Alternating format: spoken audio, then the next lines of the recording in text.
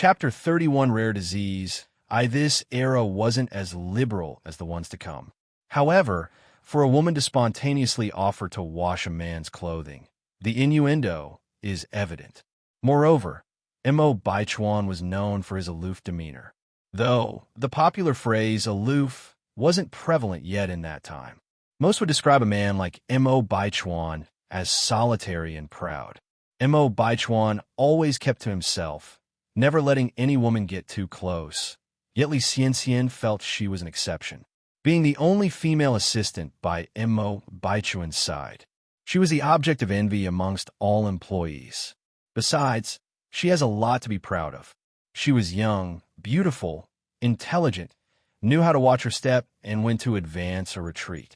She stood out from the crowd, and she was personally chosen by the Mo family. Although they never explicitly said so, Li Xianxian saw herself as the future matriarch of the Mo family and the prospective wife of Mo Baichuan. Furthermore, she was confident that Mo Baichuan held affections for her as well. It was just that societal norms made it unseemly for him to express his feelings. Since Mo Baichuan was too shy to voice his feelings, she felt she had to make the first move. Frowning coolly, Mo Baichuan declined. "No need. You may return." He was only 26, still in his prime, but his family was in a hurry, fearing that he'd end up as a bachelor.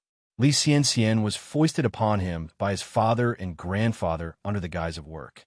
Outside of work, he never gave Li Xianxian any inappropriate signals. The perfect partner in his mind didn't have to be the prettiest, but certainly had to be the one he loved. This brought to mind the word love. The face that emerged in his mind was distinctively fun, yet gorgeous. Such a young girl already possessed qualities that could make men lose their senses. Unfortunately, she was already taken by an unknown older man.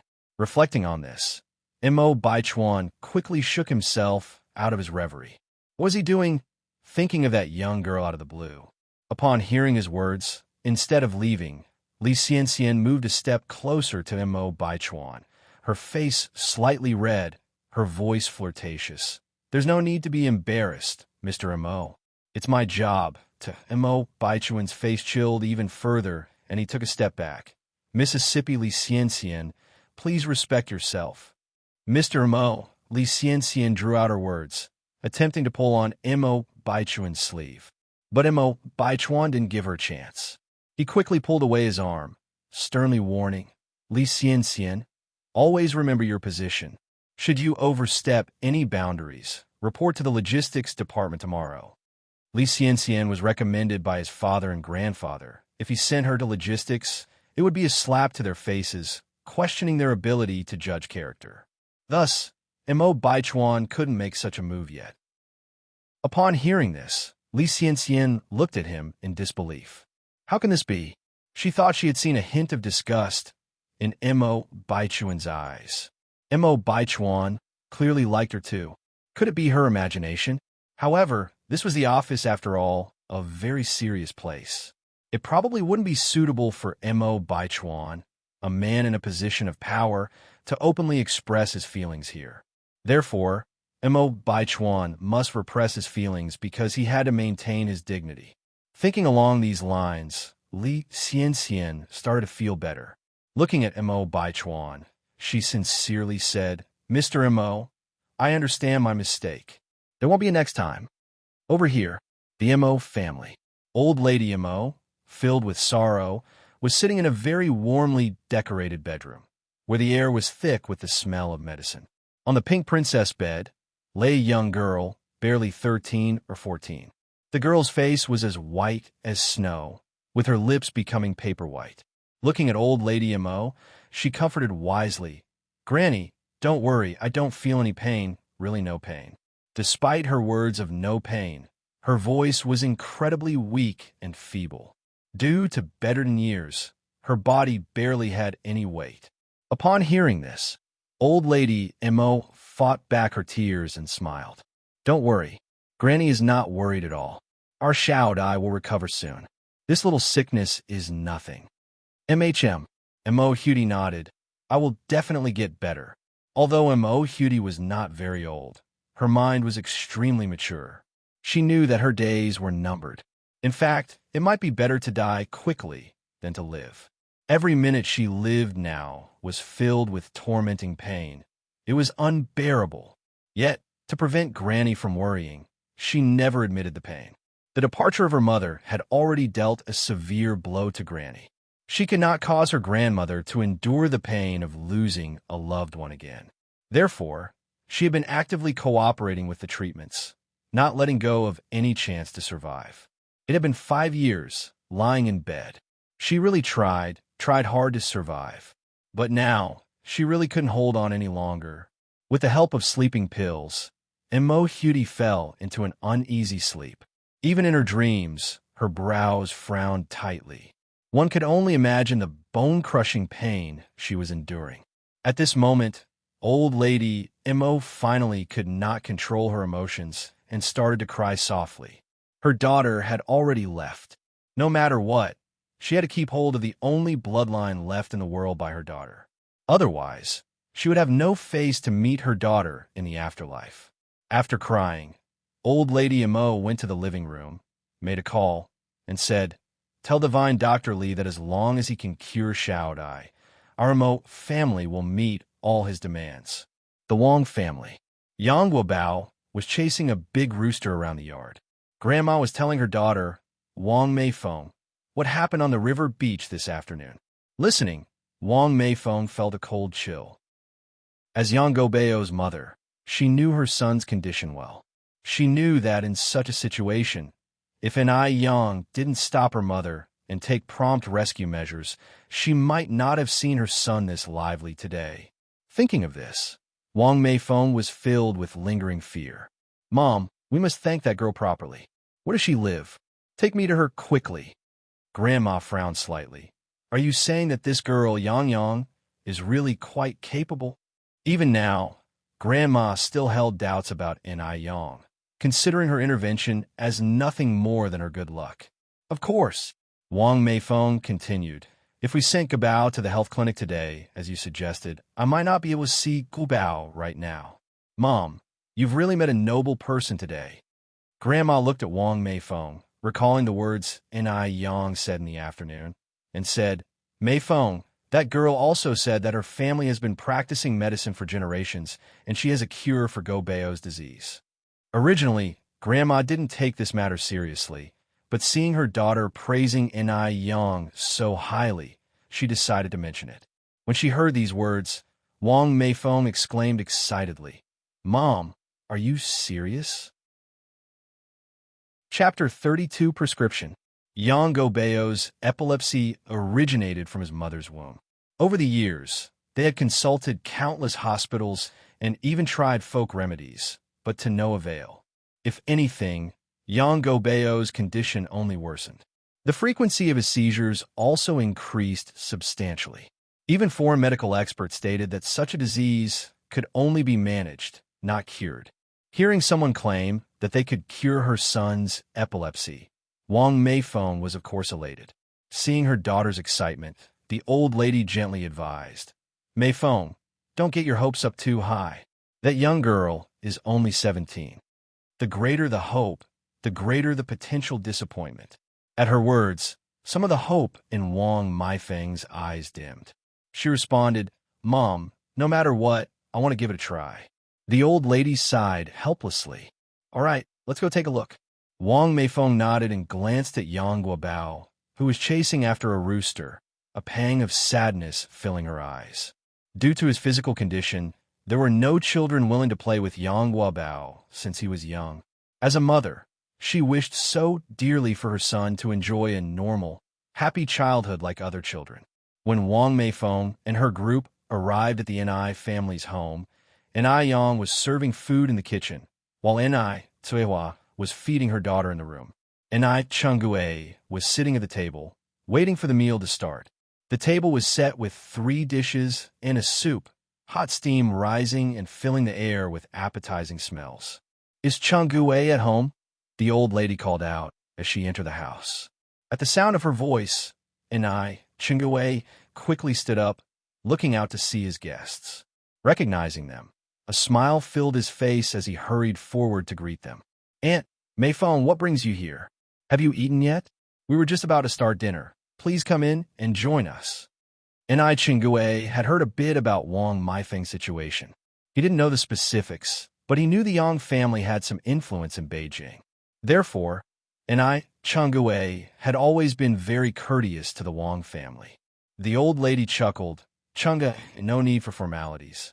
We've already eaten. By the way, is that girl called Yang Yang staying here with you? Yes, that's right. Enai Chingue nodded.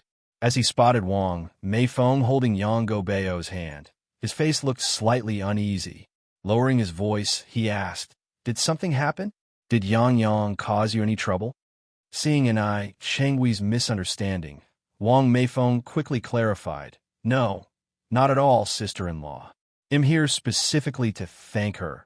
After that, she briefly explained the situation. Enai Chingue let out a sigh of relief, laughing. One knew it. Yang Yang's a clever and capable girl. She wouldn't cause any trouble. She's inside, come in. Finishing his sentence, Enai Chingue leaned in and asked in a lower voice, Really though, is Yang Yang that amazing? Having lived with Enai Yang for so long, Enai Chingue knew that she was no ordinary girl. However, he was clueless that she could also treat illnesses. Yes, she is. Wang Meifeng nodded, holding Yang Gobeo's hand as she followed Enai Chingue into the house. As they entered, Enai Yang was just bringing out 3 bowls of rice. Upon spotting Enai Yang, Yang Guobao immediately ran over, smiling, Sister, Guobao. Enai Yang calmly put the bowls on the table, then squatted down to pat Yang Gobeo's cute little head, smiling gently. Did you have dinner yet? Yes. Yang Guobao nodded, pointing at Wang Meifeng and introducing, Sister, this is my mom. Wang Meifeng approached Enai Yang, smiling gently. Young comrade, hello. 1 A.M. Gobeo's mother. Thank you for what you did this afternoon. Her words fell, then she respectfully bowed deeply. Enai Yang quickly reached out to support Wang Meifeng. Auntie, you're being too kind. It's the duty of a doctor to save lives and heal the wounded. As long as Guobao is okay, that's all that matters. At her words, Wang Meifeng looked into Enai Yang's eyes with added admiration and surprise. What was surprising was that Enai Yang, despite her young age, had a character that was as clear as jade, calm and composed. She was beautiful as well. Her eyes and eyebrows had the quality of fine artwork, and her every smile and frown was like a scenic view, even surpassing the female teachers at school in terms of demeanor. What she admired was that Enai Yang did not act arrogantly simply because she saved someone's life. She was very indifferent as if she wasn't the one who saved the life. Wang Meifeng, who has seen countless people, could tell that Enai Yang wasn't putting on an act. No matter what, we must thank you properly. Wang Meifeng motioned to Yang Guobao. Guobao, hurry and thank your sister. Most people would avoid Yang Guobao as soon as they saw him convulsing, fearing that they could get involved. But Enai Yang was the only one who not only did not avoid him, but also saved him. Thank you, sister. Yang Guobao bowed slightly. Enai Yang's eyes curved, and she reached out to touch Yang Gobeo's head. Guobao, wait here for a moment. I need to talk to Annie outside, okay? Okay. Yang Guobao obediently nodded. Auntie, Enai Yang looked up at Wang Meifeng. Wang Meifeng immediately understood and followed Enai Yang's footsteps. Outside, the sky had darkened, with frog calls and insect choruses filling the air.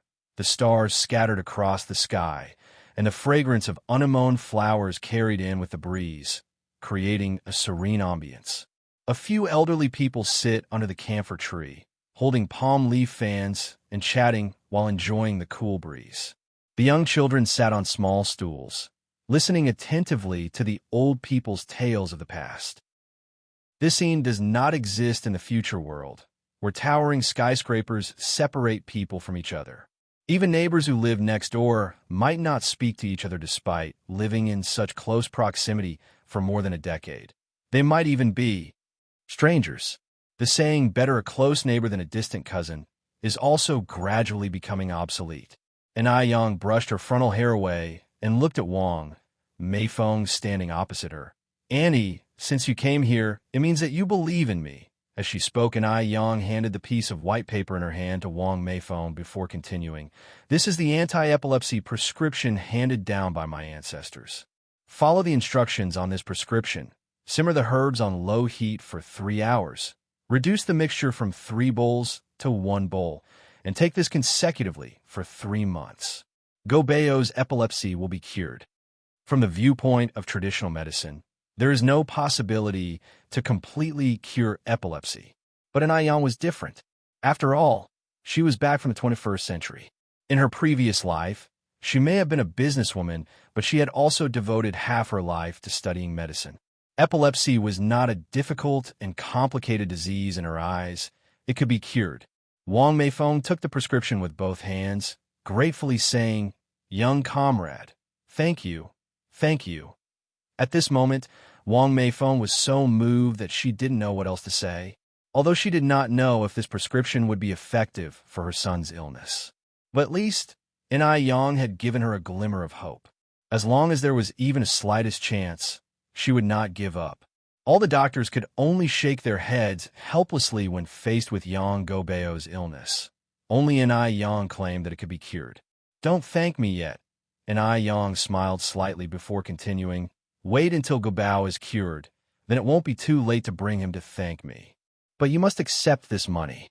Wang Meifeng stuffed the prepared money into Ai Yang's hand. She was in a hurry and hadn't brought any gifts. Moreover, in this era, there was nothing more practical than giving money as a. Chapter 33, Long-Term Development. Wang Meifeng handed over the money, which Ai Yang couldn't refuse, so she accepted it. "Aunt, then I won't stand on ceremony with you." "There's no need for ceremony, young comrade. This money is what you deserve," Wang Meifeng said with a smile. For her son's life was more important than anything else. What's the significance of this money? Wang Meifeng was really fond of Ai Yang. This young lady was delicate in her thinking, even considering to avoid discussing these matters in front of the child. Ai Yang faintly smiled. "Aunt, since you said not to stand on ceremony, you could just call me Yang Yang." "All right, Yang Yang," Wang Meifeng cheerfully agreed. When she returned to the room, Ai Tsuehua had already come out of her room and was chatting with the old lady, and Ai Cheng. Yang Guobao sat quietly at one side, as demure as a young girl. Ai Yang took the initiative to introduce, "Mom, this is Aunt Yang, Gobeo's mom." Ai Tsuehua looked somewhat discombobulated at Wang Meifeng. "Hello." "You." Wang Meifeng was well-educated, and her husband's family was also very affluent, hence she was dressed neatly and was elegant. She was obviously not an ordinary person. Born and raised in a rural area, Ai Tsuehua felt somewhat inferior when seeing Wang Meifeng. Wang Meifeng grasped Ai Tsuehua's hand warmly. "Sister, you are really blessed to have such an outstanding daughter." Ai Tsuehua relaxed a bit and laughed. "My Yang Yang has been sensible since she was a child." After a while of chatting, Wang Meifeng and the others left the NIS house. Ai Cheng stared at Ai Yang with disbelief. "Yang Yang, I never thought you would have such skills, even medicine." Ai Tsuehua blinked in confusion, but didn't speak up. She remembered that her daughter didn't know medicine, and the Mu family wasn't a family of doctors. Ai Yang laughed and said, "Aunt Chenggu, it's not as exaggerated as you think. It's just a minor skill. Let's eat soon.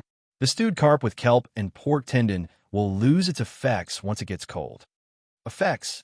Ai Chenggui's attention was immediately drawn to this. "What effects does this soup have? There's kelp and pork's feet and carp in it. Can we really eat it?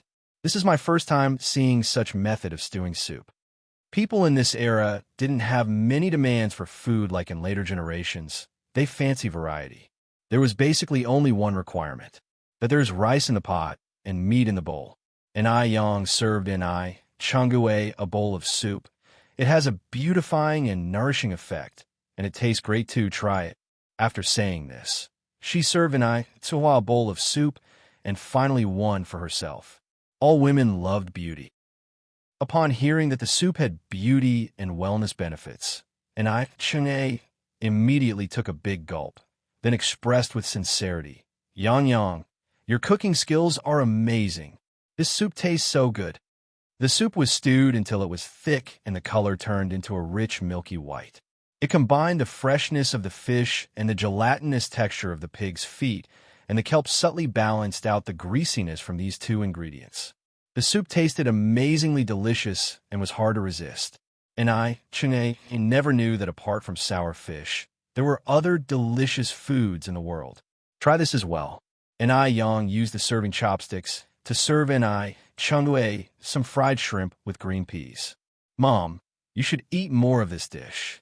All 3 dishes and 1 soup on the table, including the main course leek porridge, were meticulously researched and created by Yang, which greatly beneficial to the human body. In addition to being delicious, these dishes also had beauty and wellness benefits. The culture of traditional Chinese medicine is profound. Beauty comes from a substantial diet. In this life, Yang was not going to shortchange herself, neither externally nor internally. After eating and prepping the pickled cabbage fish soup and the noodles for the next day, Yang went to bed. She slept soundly, deeply, and peacefully that night. Since leaving the big village, everything has been moving in a positive direction. At 3:30 in the morning the next day, Yang got up. At this time, it was still dark out. The stars were brilliant in the sky. After Yang had prepared everything and cooked breakfast, she set off on her bicycle.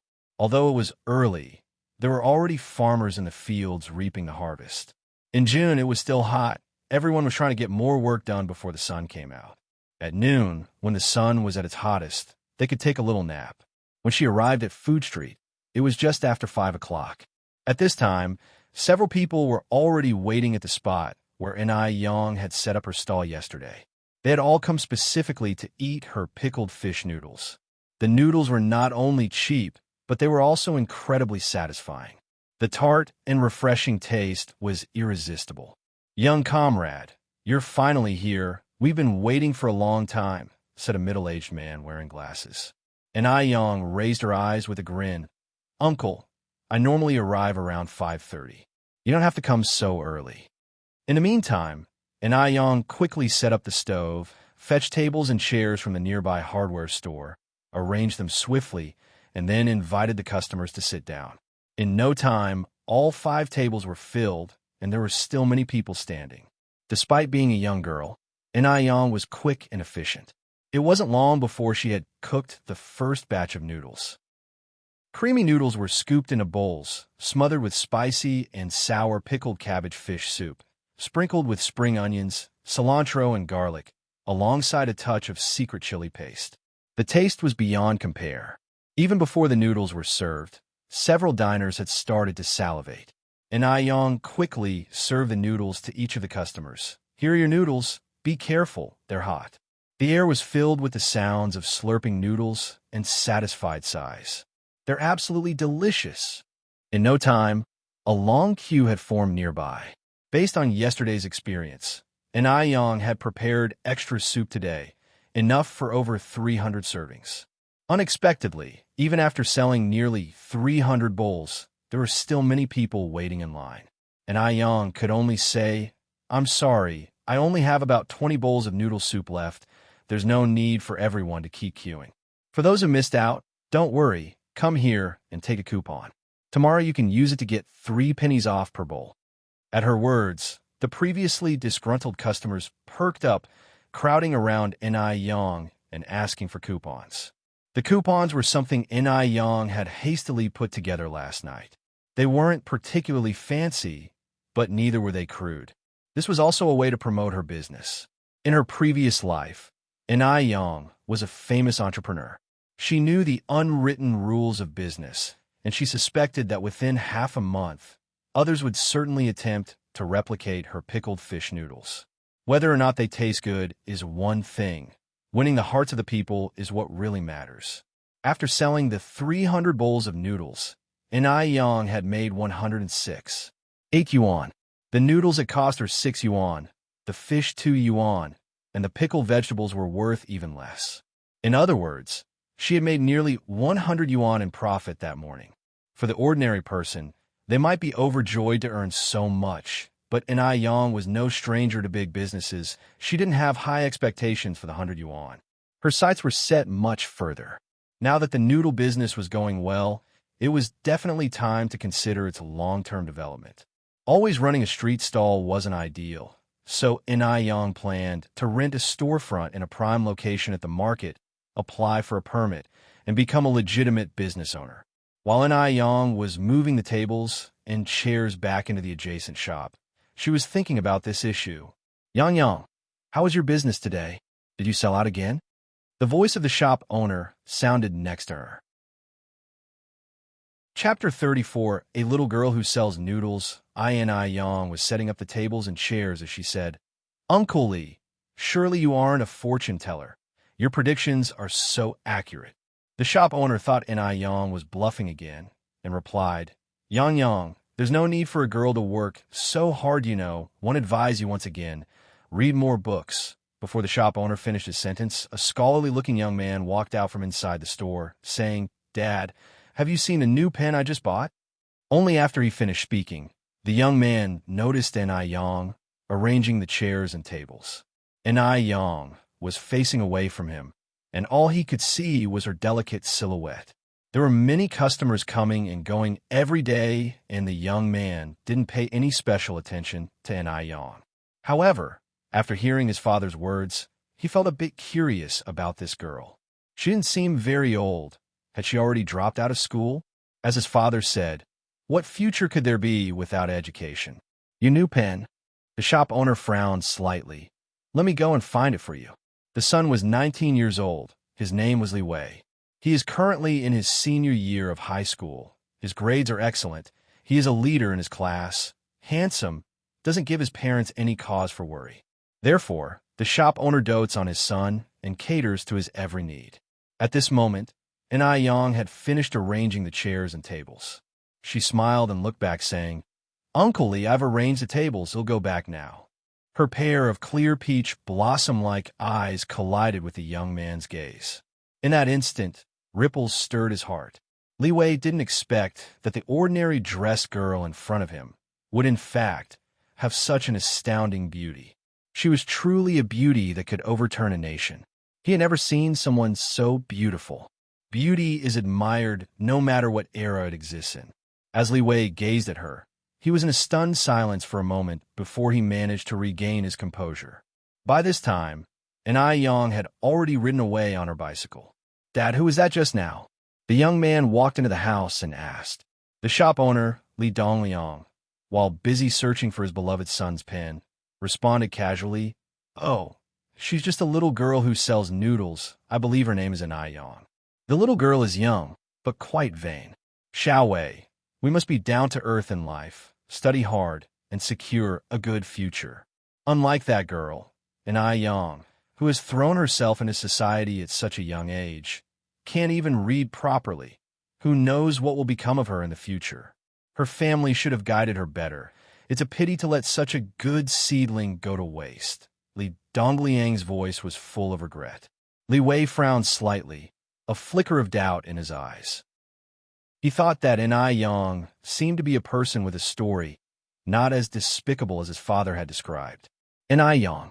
Although he didn't know which characters made up her name, he instinctively imagined the character Inai from the phrase King Mingxian Inai Sc and Yin from Fu, Yin Yao Niao.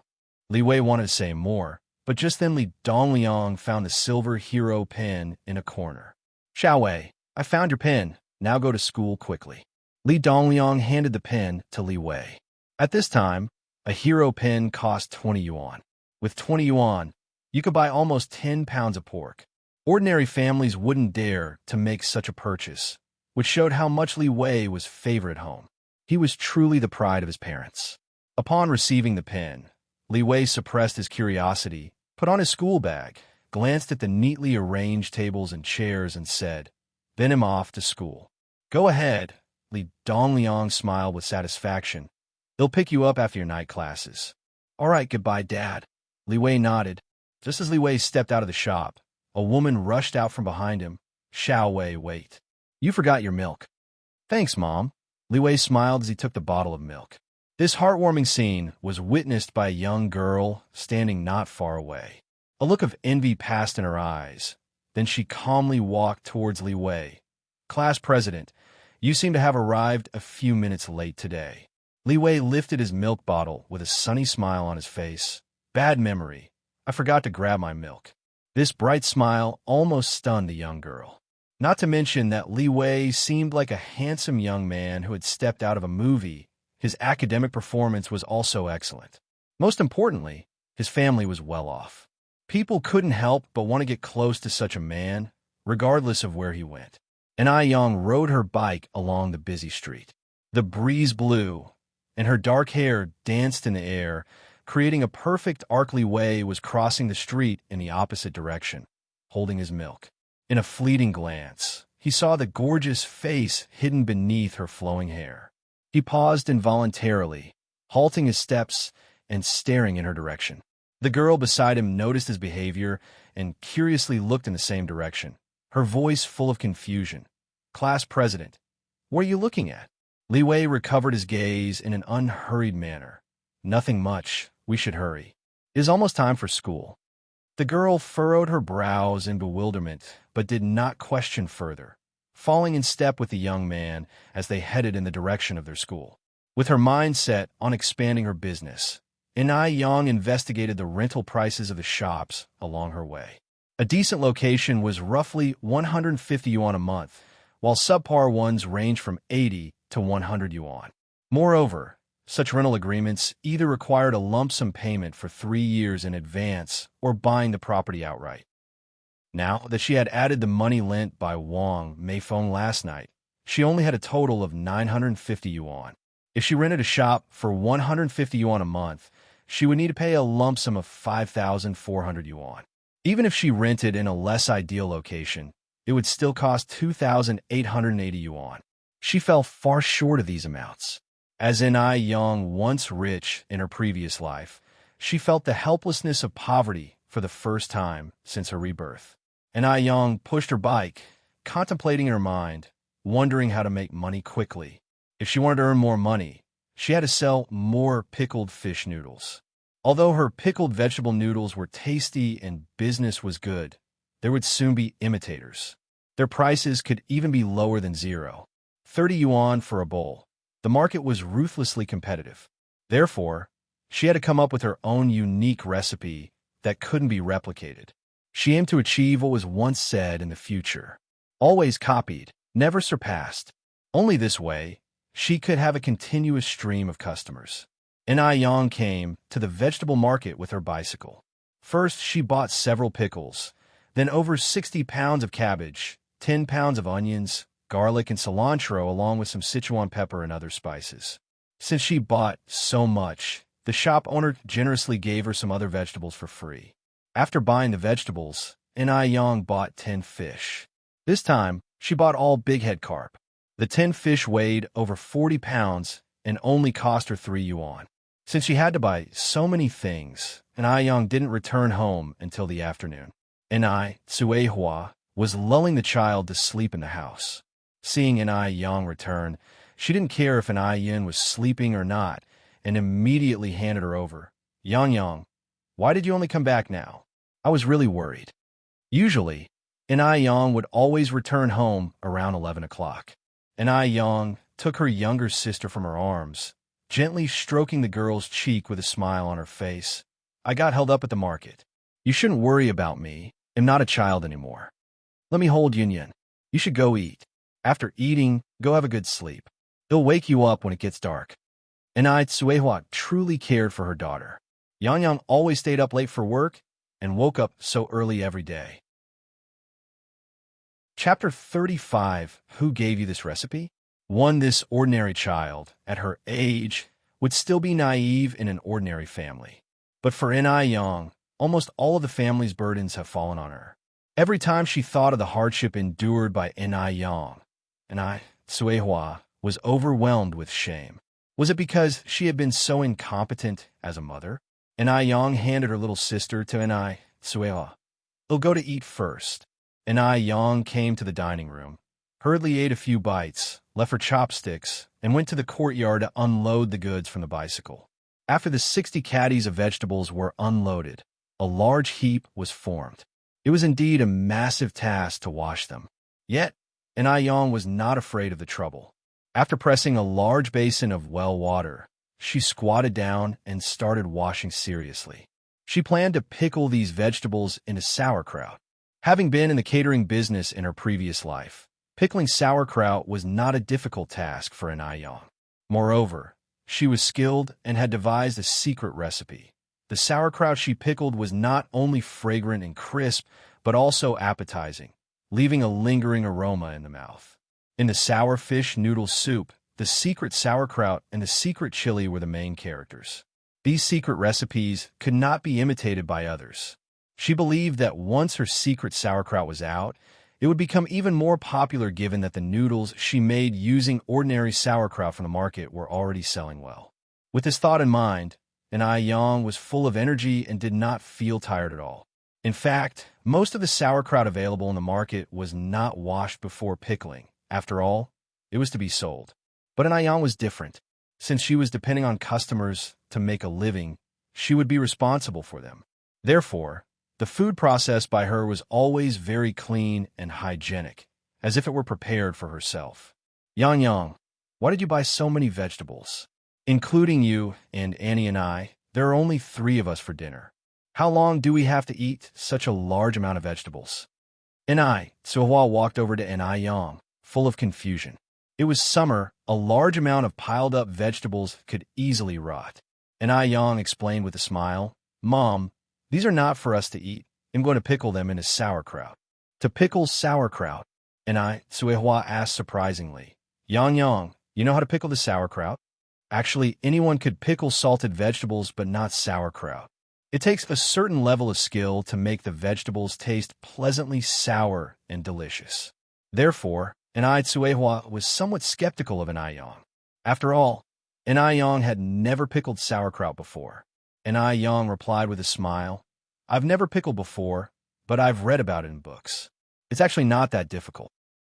The sauerkraut from the market is expensive, costing 1 cent for a caddy, while the fresh vegetables one bought cost 1 cent for 5 caddies.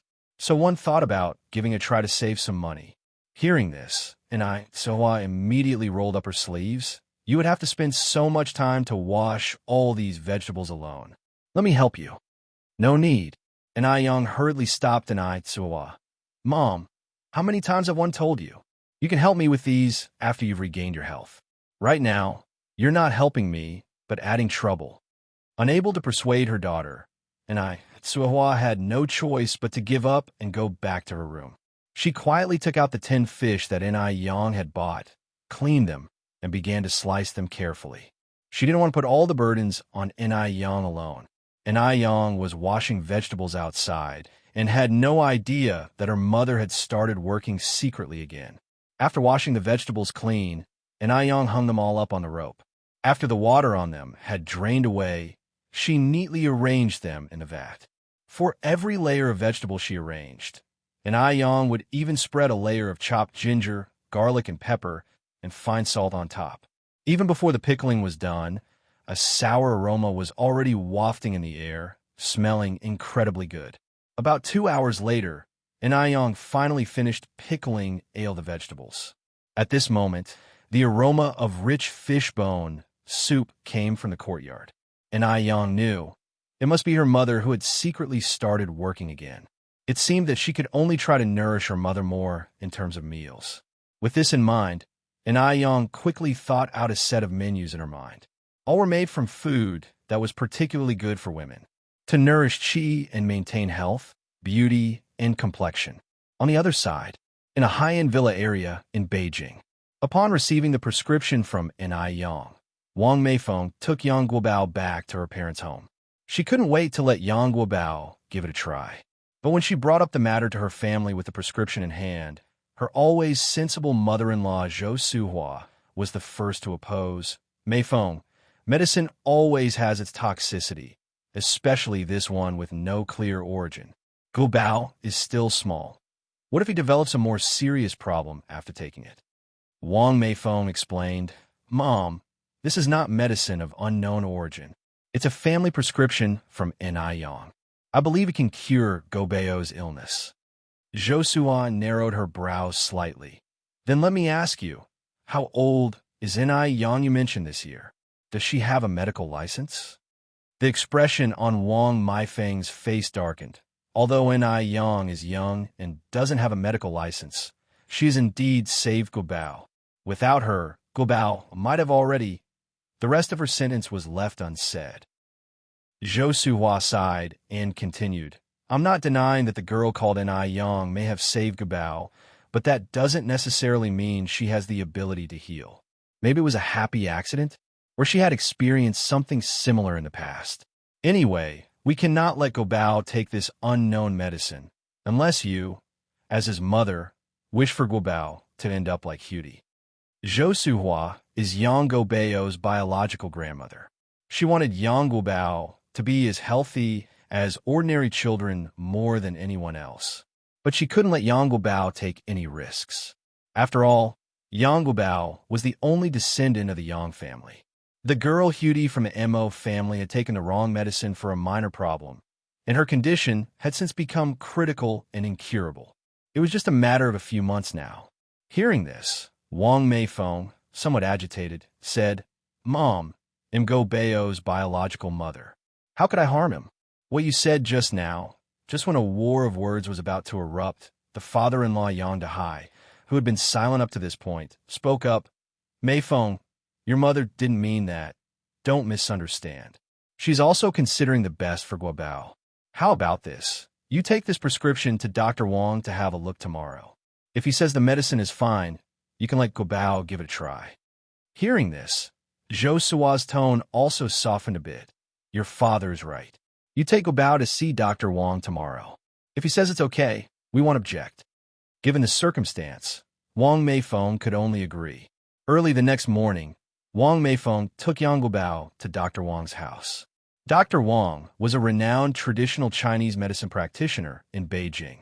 With a long goat beard and a pair of reading glasses, he looked like a wise old man. After examining the prescription in Wang Maifeng's hand for a moment, he slowly asked, Who gave you this prescription?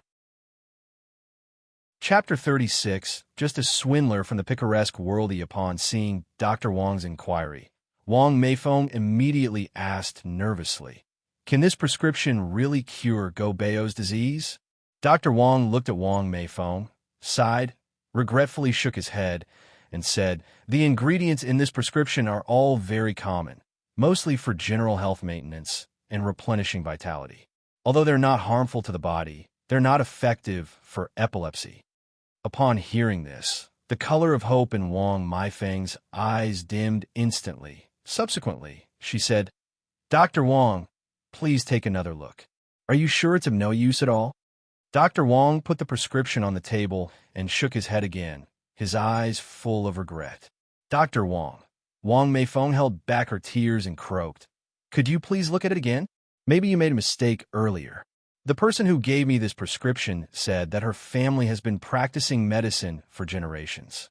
She told me that as long as we persistently take this medicine, Gobeo's disease can be completely cured. Dr. Wang stroked his beard, then opened his mouth. Generations practicing medicine? One thing, it's just a quack. You need to understand, Guobao has epilepsy. My great-grandfather was appointed by the emperor for his superior medical skills to be an imperial doctor. Do you know what an imperial doctor is? They treat the emperor.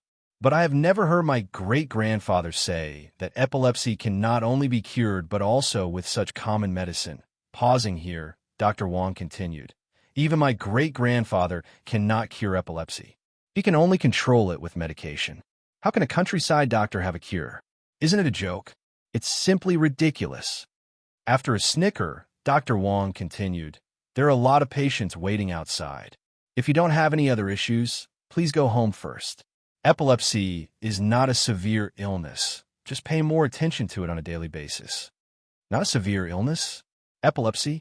Dr. Wang spoke in such a nonchalant manner. Only Wang Meifeng knew how hard life had been for her son. Because no one knew when the disease would strike, almost no children wanted to play with her son. Everyone was afraid of being implicated. Moreover, once the epilepsy attacks, it's terrifying with froth coming out from the mouth and limbs twitching. If not handled properly, one may lose their life, and no schools were willing to admit such students. She never dared to let Yang Guobao go out alone. Wang Meifeng took a deep breath. Okay, I understand. Thank you, Dr. Wang. She turned around and began walking towards the door. As soon as she left the consultation room, patients who had been waiting in line pushed the door and went in. Yang Guobao was obediently waiting for Wang Meifeng in the courtyard. Although many patients were clearly waiting outside the clinic, Yang Guobao's small figure looked terribly lonely, as if he was cut off from the world. Wang Meifeng adjusted her emotions, smiled, and walked over to Yang Guobao. Guobao, are you hungry? Mom will take you to breakfast. Mom. Yang Guobao looked up at Wang Meifeng, his innocent eyes dark and deep. Did Grandpa Wang say that my disease is incurable? His voice was very calm, as serene as if they were discussing the weather. Wang Meifeng didn't expect Yang Guobao to say something like that. She was first stunned, then laughed. Silly kid, what are you talking about? You're not sick. You're healthy. When an epilepsy attack occurs, the sufferer falls into a brief, unconscious state, so the Yang family has always been concealing it from Yang Guobao. But while she could keep herself quiet, she could not keep others from talking. There has been much gossip outside. Although Yang Guobao is young, he is as clear-minded as a mirror. Mother, Yang Guobao continued, didn't Sister and Yang give you the prescription? Don't you believe Sister and Yang? For a moment, Wang Meifeng didn't know how to respond to Yang Guobao. By now, if she still believes in Yang, what would that be other than self-deception? After all, Dr. Wang is a famed physician, and Yang, on the other hand, is just a young girl. Guobao, Wang Meifeng squatted down, supporting Yang Guobao's shoulder, gazing at him and saying gently, it's not that Mom does not believe in Sister and Yang, but Sister and Yang's prescription is of no use to you. Trust your mother. Mom will definitely make you better, even if it means traveling to the ends of the earth. By now, Wang Meifeng did not want to continue lying to her child. Yang Guobao just looked at Wang Meifeng, his round eyes slightly reddening. He croaked, Mom, one want to be like normal children. One believe in Sister and Yang. This was the first time Yang Guobao spoke so directly to Wang Meifeng. Their words were simple and sincere, but they come from deep within their hearts. Wang Meifeng couldn't control her emotions. Tears streamed down her face instantly. She hugged Yang Guobao tightly, choked with sobs. Guobao, I'm sorry. It's my fault. I'm incapable of giving you a healthy body. Yang Guobao blinked his big eyes, very sensible, patting Wang Meifeng's back, comforting her. Mom, don't cry. I'm fine. We should trust Sister and Yang once again. I'm not afraid of taking medicine, nor am I afraid of bitterness. One will be obedient in the future. He was afraid of nothing, except loneliness and solitude. He yearned for freedom. He yearned even more to be like other children, to play freely and make a group of close friends. Wang Meifeng felt like her heart was about to break. She couldn't bear to object Yang Guobao. She quickly nodded, all right. We will trust Sister and Yang once again. 111 take you to medicine store now. Dr. Wang said that this medicine didn't have any harm, but instead had nourishing health effects. If her son trusted in Yang to this extent, then she couldn't put out the faint light in his eyes. Thank you, Mom. Yang Guobao smiled happily. He believed that Sister and Yang would definitely be able to cure his disease. Even if she couldn't, it wouldn't matter. After all, as the saying goes, gold has impurities. No man is perfect. No matter what, he couldn't bear to let Sister and Yang's efforts go in vain. Wang Meifeng took Yang Guobao to the traditional Chinese medicine store to get the medicines. She got the medicine for 3 months directly, 3 big bags in total, which cost them less than 50 yuan. No wonder Dr. Wang said these medicines were too common. Just taking Yang Guobao to the hospital for a checkup costs more than 100 yuan. How could medicine that costs less than 50 yuan possibly cure epilepsy? Wang Meifeng sighed deeply. Once they returned home, she didn't reveal the truth of the matter to her in-laws and her husband. Instead, she lied and explained that Dr. Wang had approved of the prescription. If her in-laws knew that these medicines had no effect, they would definitely prevent Yang Guobao from taking them. For now, she had to conceal the truth. Meifeng, if Gobeo's health improves in 3 months, we must thank Comrade and I Yang properly, said Zhou Suhua, her face beaming with a smile. Wang Meifeng's face didn't express much emotion. As she simmered the herbal decoction, she just nodded gently. She daren't imagine what Zhou Suhua's reaction of disappointment would be once she found out the truth. However, Yang Guobao was very happy, bouncing around cheerfully and saying, "Grandma, don't worry. Sister and I Yang is very amazing. I will definitely get better." Morning market. It was already past 9 o'clock. Usually during this time, an Yang would have already closed up shop. However, at this moment, an Yang was still busy at her stall. She had prepared 2 large buckets of pickled cabbage fish soup today, more than 500 bowls of noodles in total, 200 bowls more than the day before. All 5 tables were filled, and there were even customers still standing in line, waiting. The air was filled with the sour, spicy, and umami flavors of pickled cabbage fish soup, stimulating everyone's appetite. The stall owners nearby, whose businesses were slow, all looked at Yang with envy. The aroma of the pickled cabbage fish was so enticing, and the queue was so long. If it weren't for the fact that they were in the same line of business, they would have wanted to try a bowl for themselves. This young girl, though not old in age, was a formidable businesswoman. Chapter 37 Good Wine Needs No Bush _1 Yang was away for only 5 days, but she has already brought a considerable amount of foot traffic to the morning market. With her good looks and deliciously made pickled vegetable noodles, there were even people who came specifically to try her pickled fish noodles. This validated an old saying, "Good wine needs no bush." Even those who had been doing business for more than a decade were outperformed by the young girl. The more they thought about it, the more ashamed they felt. Look at how she sways her hips. What a flirt. I can't tell if she's here to sell noodles or to sell flesh. A mother and daughter pair selling buns exclaimed indignantly, casting hostile glances in Yang's direction. Selling flesh. This was an insinuation that Yang was using her looks to attract customers. The mother's name was Sun Chuanxiang and her daughter's Zhu Yonghong. Zhu Yonghong watched Yang busily serving customers, feeling a sourness welling up inside her. Yang, who looked even younger than her, was not only attractive but also very business savvy. In just a few days, she had taken all their business away. While Yang's stand buzzed like a bustling marketplace, her own sat silent and deserted. Zhu Yonghong was overwhelmed with frustration. Before Yang arrived, their buns were the best-selling, and out of everyone on the street, she was known for her striking features and was affectionately called the Dumpling's Beauty. Now, Yang not only stole her business but also her honor. Noodle Beauty will surely emerge soon. Zhu Yonghong thought bitterly. No, she absolutely cannot let this happen. She would not let anyone take what's hers. Sun Chunxiang looked disdainfully at Yang. This kind of business, which depends on selling flesh, won't last long. We will just wait until she cries. You're right, Zhu Yonghong responded. Narrowing her eyes, she added in a soft voice, "Who knows if someone will find something filthy in her noodles one day?" Hearing the implication in her daughter's words, Sun Chunxiang looked at Zhu Yonghong in surprise. Hong. Zhu Yonghong folded her arms, smiling. "Don't worry, Mom. I know my limits." Zhu Yonghong was a street expert. She knew many bad guys in society through selling buns. If she really wanted to do something, it would be easy peasy. Although this period was marked by a strict crackdown on crime, there were still many who dared to take risks. By the time Yang sold out all of her 500 bowls of noodles, it was already 10:30 in the morning.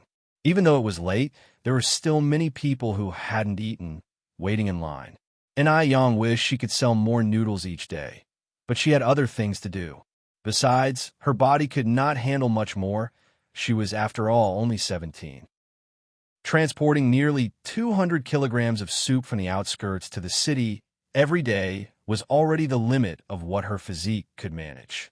Today, she sold over 560 bowls of noodles, making a total of 168. 3 yuan. If she could sell over 500 bowls a day, then she would make 5,040 yuan a month. After deducting expenses and daily overheads, she could make around 4,800 yuan. With this pace, she could rent a shop space in 2 months. For 1,800 yuan might be considered a common monthly wage in later generations, but in this era, it was considered a huge amount of money. After all, a worker's salary was only tens of yuan a month at this time. However, the reputation for private enterprise was not great during this period, which is why most families were unwilling to start businesses. It's for this reason that many people who ventured into business in the 1980s eventually became billionaires. Start with small money, then make big money. After tidying up the table and stove, Ai Yang moved all her stuff to the neighboring shop. Usually, Ai Yang came around 8 o'clock, and Lu Dongliang would always be waiting at the door on time. But today, due to her delay, Lu Dongliang was nowhere to be found. After arranging the tables and chairs, Ai Yang called out habitually, "Uncle Lu, are you in?" After putting down the stuff, it was necessary to greet the shop's owner. Shortly, the footsteps inside the house could be heard. It must be Lu Dongliang about to make his appearance. Without lifting her head, Ai Yang declared, "Uncle Lu, I've put the table and chairs away. If there's nothing else, I'll leave first." My father left for some errands." A strange male voice sounded in her ear. His voice was as gentle as jade, a stark contrast to Lu Dongliang's coarse voice. Upon hearing this, Ai Yang looked up in surprise. Standing in front of her was a teenager about 17 or 18 years old. He was tall, dressed in the most popular plaid shirt, and was wearing top-quality pants. In the parlance of later generations, he was indeed a handsome young man. During their eye contact, Lu Wei's face turned slightly red, and he broke into a nervous sweat. People of this era were truly innocent like this. Ai Yang withdrew her gaze indifferently and smiled. "Since Uncle Lu isn't here, could you please tell him that Ai Yang stopped by? He knows me." Lu Wei nodded in response. "Sure." After a pause, he added, "My name is Lu Wei, Lu as in Liu Bei, and Wei as in greatness." Ai Yang returned the gesture politely with a smile. "Nice to meet you. I have things to take care of, so I'm heading home now." With that, she got on her bicycle and left. The bicycle was large and had big iron buckets attached at the back. Despite her slender figure perched atop the bicycle, she exuded an air of unyielding beauty. Indeed, when a person is attractive, they make everything around them beautiful. Watching Ai Yang's figure gradually disappear into the distance, Lu Wei let out a huge sigh of relief. It was strange. He had never been so nervous in the presence of a young girl. Even the belle of his class seemed ordinary to him, but Ai Yang was different. This girl, whom he had only met twice, had left a deep impression on his heart. Unfortunately, she had already dropped out of school. In the future, he was going to university to do great things. A girl who didn't even graduate from junior high school was no different from an illiterate. He couldn't possibly introduce such a girl to others. Remembering this, Lu Wei jolted back to reality, mentally slapping himself. What was he thinking? Today, Ai Yang bought another 60 kilograms of vegetables and 20 fish. Since it was summer, she had to ensure the taste of her pickled cabbage fish soup noodles, so she needed fresh live fish. Dead fish were absolutely unacceptable. Moreover, dead fish weren't good for health. Doing business must be in good conscience. Only then can it last. When she got home, Ai Yang washed the vegetables and prepared them for pickling. After a quick meal, she made her way up the mountain with her bamboo basket. The main reason for her trip to the mountain was to find herbal medicines for her mother and Suwa. She had checked at the pharmacy before. The herbal medicines she needed were too expensive. Also, many herbs were not available for private sale, so she had to go up the mountain herself to dig for them. The mountains of this era had not yet been exploited, so the mountains were filled with treasures. Chapter 38 Treasure Hunt in the Mountains. Ai Yang walked along a mountain trail with a small bamboo basket slung on her back.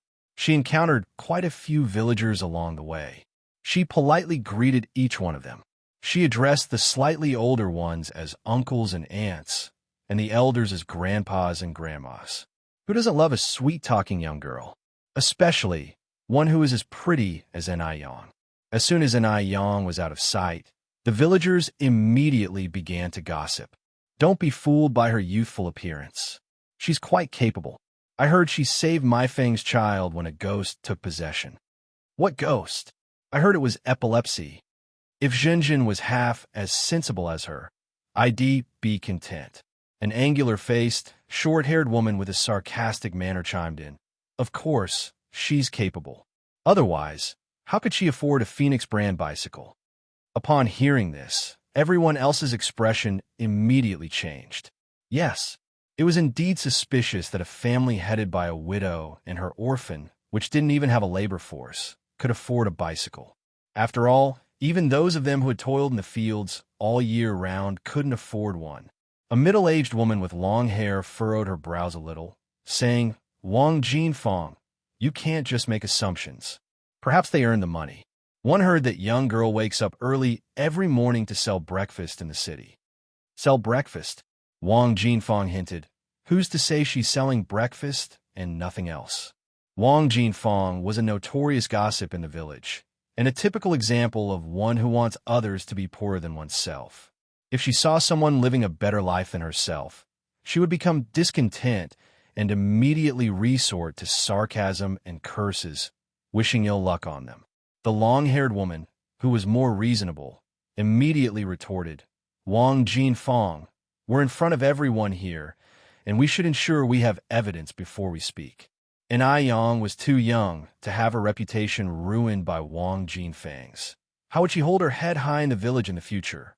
Looking at the long-haired woman, Wang Jinfang spitefully shot back. So you witnessed her selling breakfast in the city? Or are you her business partner?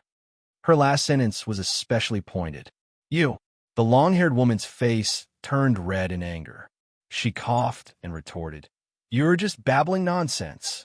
You're just stirring up trouble for no reason. Am stirring up trouble?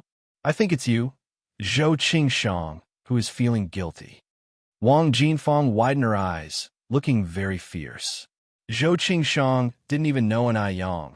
She must have seen her buying the bicycle and wanted to ingratiate herself, so she stood up for her. Otherwise, why would she be so kind-hearted? Hypocritical. Shameless. Ahem. Am feeling guilty? Ahem. Wang Jinfang. You tell me now, for what reason should I feel guilty? Seeing that the argument was escalating, someone immediately stepped in to mediate. Enough is enough already. Let's not quibble over an outsider.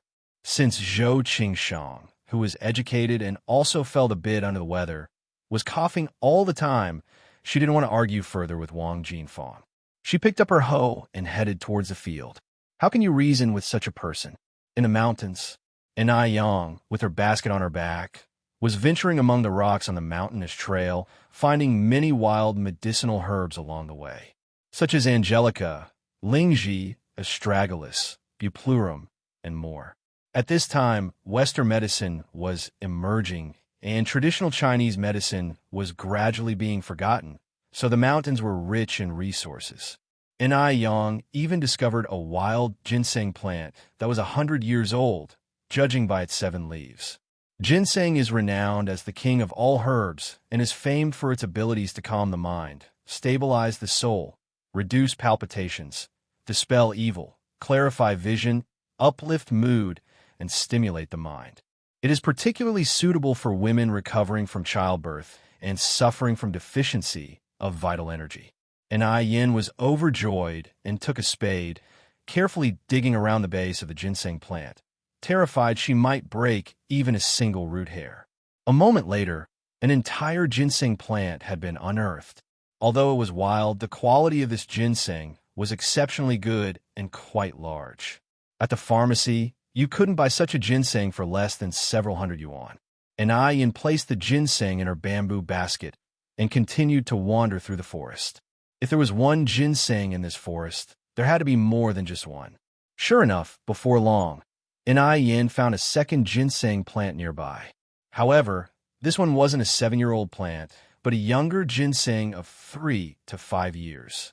Even though it was not an older plant, the effectiveness of this young ginseng still exceeded the ones sold in the pharmacy. Having dug out the second ginseng, Yin was unable to find a third. Ginseng is a plant that one stumbles upon rather than actively seeks. Yin didn't persist in looking for more ginseng, but started to dig up some other herbs. During this process, she also discovered a cluster of aloe vera plants. Aloe vera is a valuable asset. It not only enhances beauty, but also serves as traditional medicine and can reduce inflammation, detoxify, dissipate blood stasis, and kill parasites. It treats ocular inflammation, constipation, leukorrhea, hematuria, childhood epilepsy, retained phlegm, burns and scalds, hemorrhoids, scabies, abscesses, bruises and injuries, and many more ailments. Yin picked up her spade, dug up a few aloe vera plants, and put them in her basket. She planned to plant them in front of her home when she returned. After finishing all these tasks, Yin slung her bamboo basket over her back and started descending the mountain. The lush vegetation and the mountain breezes refreshed her spirit and soothed her mood. As Yin walked, she started to hum a little tune filled with happiness. Just then, Yin perceived a slight movement and immediately froze in her steps, looking towards a bush nearby. There was a grinding, gurgling noise coming from the bush. Something was in that bush. Having realized this, Yin stepped towards the bush and with a swift motion of her hand, parted the foliage. There, hidden within the bushes, were 7 or 8 gray baby bunnies. No bigger than the size of a palm, the bunnies looked at Yin, issuing sibilant warning sound from their mouths. Such adorable bunnies. They'd undoubtedly be more adorable when they grew up, and their meat would be delicious. Yin could almost see roasted rabbit, stewed rabbit, braised rabbit, spicy rabbit, and other delectable dishes waving at her. Yin counted. There were 9 bunnies altogether. She took 8 out and put them in her basket, leaving 1 for the mother rabbit. Looking at the spoils of her venture in the bamboo basket, Yin's lips curled in satisfaction. Today's harvest was excellent. The sun was setting, and Yin shouldered her bamboo basket, making her way home swiftly. At this time, a middle-aged woman with long hair walked towards Yin, constantly breaking into fits of coughing. The woman was none other than Zhou Qingshang, who had spoken up for Yin in the afternoon. Although unaware of the incident in the afternoon, Yin courteously greeted her, "Hello, Auntie Wang." Zhou Qingshang laughed. "Oh, it's you, Yang. Have you just come down from the mountain?" She burst into a fit of coughing before she could finish, her eyes red from the intensity. People suffering from flu get worse at the beginning and the end of the day. Yin nodded. "I have picked some herbs from the mountain. Auntie Wang, have you caught a cold? Have you been to the hospital?" Zhou Qingshang dismissed it casually. "It's just a minor cold, 111 be fine in a few days." Villagers usually react this way because they're keen to save money. They endure both major and minor illnesses on their own, only opting for a hospital visit when absolutely necessary. Many have even turned minor illnesses into major ones, eventually leading to fatalities. A cold is not a trivial matter. If the cold virus enters the bloodstream, it can lead to complications such as pneumonia and hypoxia. Yin cautioned while taking a few plants that appeared similar to a bamboo leaf from the basket and handed them to Zhou Qingshang. She continued, "Auntie Wang, this is a medicinal herb called buplurum. After you go home, strip off the leaves and twigs, clean the roots and stems thoroughly, and then boil them to drink.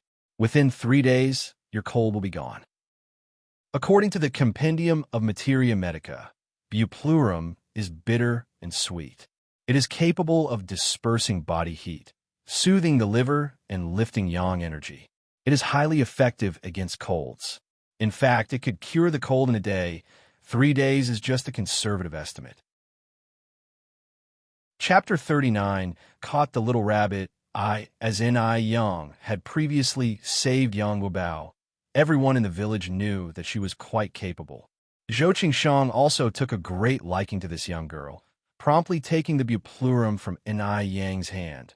laughing as she said, "Thank you so much, Yang Yang. I'll decoct it into a drink as soon as I get home." And Ai Yang gave a slight smile, speaking softly. "Annie Wong, no need for formalities."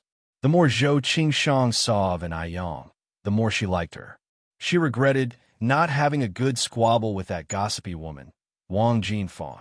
If she heard the gossipy woman badmouth an Ai Yang again, she herself would certainly give her a slap. After saying goodbye to Zhou Qingshang, an Ai Yang continued on her way home. It was already 5:30. Since it was June, the sun was still high in the sky. When an Ai Yang returned home, her younger sister, an Ai Yun, was wailing loudly, while an Ai Tsuwa was trying to calm her down. However, the little girl seemed to have suffered some wrong. The more she cried, the louder she became, refusing to stop despite the placating efforts. "Mom, what's wrong with my little sister? Why is she crying so pitifully?" As an Ai Tsuwa pedaled back and forth to shush the child, she said, "All children are like this, it's fine. She'll stop crying in a while. You just go about your business." An Ai Yang had never had or cared for children in her previous life, and was clumsy at consoling children, so she could only first leave the room, allowing an Ai Tsuehua to soothe her alone. An Ai Yang went into the yard, and suddenly remembered that she still had 8 cute little rabbits in her basket. So she found a large cardboard box from her house, and put the little rabbits inside it. The little rabbits were highly adaptable, and as soon as they were placed inside the box, they began to happily hop about. Thinking that the little rabbits hadn't eaten anything all afternoon, an Ai Yang took a few veggies from the kitchen and placed them in the box. The sight of the greens made the rabbits' eyes practically glow, and they immediately began to nibble on the leaves. After settling the rabbits, an Ai Yang took the aloe vera and herbal medicine that she had dug up from the mountain, selected a few plants, and planted them in the ground in front of the door. This was originally a wasteland that hadn't been cultivated for many years, but an Ai Tsuehua was diligent. After reclaiming the wasteland, she not only sprinkled vegetable seeds on it, but also built a fence around it to keep chickens and ducks away. The vegetable seeds that an Ai Tsuehua had planted a few days ago had already sprouted. Before long, they would be able to eat the vegetables they had grown themselves. It hadn't rained for several days, so after she finished planting the aloe vera and herbs, an Ai Yang watered the vegetable sprouts. After doing all these, an Ai Yang finally had time to prepare dinner. There were still some river snails she had found before. Tonight, she could cook spicy stir-fried snails, and also a pig's feet and clam soup, carrots stir-fried with meat, and stir-fried leeks. Except for the spicy stir-fried snails, the other 3 dishes all have beauty benefits. Some dishes can help with breast growth, some are good for the skin, smoothing wrinkles and anti-aging, while some are good for the hair. The taste is excellent. She could cook even the most ordinary ingredients into a feast, causing one to be unwilling to stop eating. When dinner was ready, it was already past 7. At this time, an Ai Chungue just got off work and came back home. "Yang Yang, your cooking skills have improved greatly. I could smell it from far away. Should we wash our hands and eat now?" After living together for these days, an Ai Chungue had fallen in love with an Ai Yang's cooking. Moreover, an Ai Chungue had surprisingly found that his physical condition had also undergone considerable changes recently. For instance, the wrinkles at the corners of his eyes seemed to have lightened a lot, and his complexion was not as dull as before. He felt that all these changes should be attributed to the delicious meals that an Ai Yang cooked. "Annie and I is back. Dinner is ready. We can start eating now," an Ai Yang replied, bustling about in the kitchen. "Then I'll go wash my hands." An Ai Chang-a made a beeline to wash his hands with quick steps. Eating meals had become the thing he looked forward to the most after work every day. In a short while, an Ai Chengwee's surprised voice echoed from outside, "Wow, what delightful little rabbits. Yang Yang, did you buy these rabbits?" An Ai Yang laughed as she explained, "No, I caught them in the mountains this afternoon." And Ai Chengwei marveled, "You could even catch rabbits in the mountains. Yang Yang, you are really lucky." And Ai Yang nodded, "Yes, quite lucky. Annie and I, please come in and eat." "All right, I'm coming." 3 people sat around a table, chatting and laughing together in a lively atmosphere. The next morning, and Aiyang got up before dawn as usual. After making breakfast, she headed out to set up her stall at the morning market. Today, she had also made 2 barrels of fish soup, enough for more than 560 bowls. The noodles were selling incredibly well today, with a long queue that never seemed to shorten. Seeing the success of Aiyang's business, Zhu Yonghong gritted her teeth in frustration. Observing the long queue, Zhu Yonghong decided to take action. She announced loudly, "The price of meat buns has dropped. 6 meat buns for just a cent." Vegetarian buns, which usually cost a cent for 3, were now 6 for a cent, and they were filled with meat. Even if she didn't make a profit, she couldn't let Aiyang benefit today. As some of the customers in line heard the announcement, they were tempted to run over there. "They'll take 6 meat buns." Zhu Yonghong smiled as she took the money. "Sure, just a moment." Seeing that she had taken half of Aiyang's customers, Zhu Yonghong felt even more smug, her mouth curling into a satisfied smile.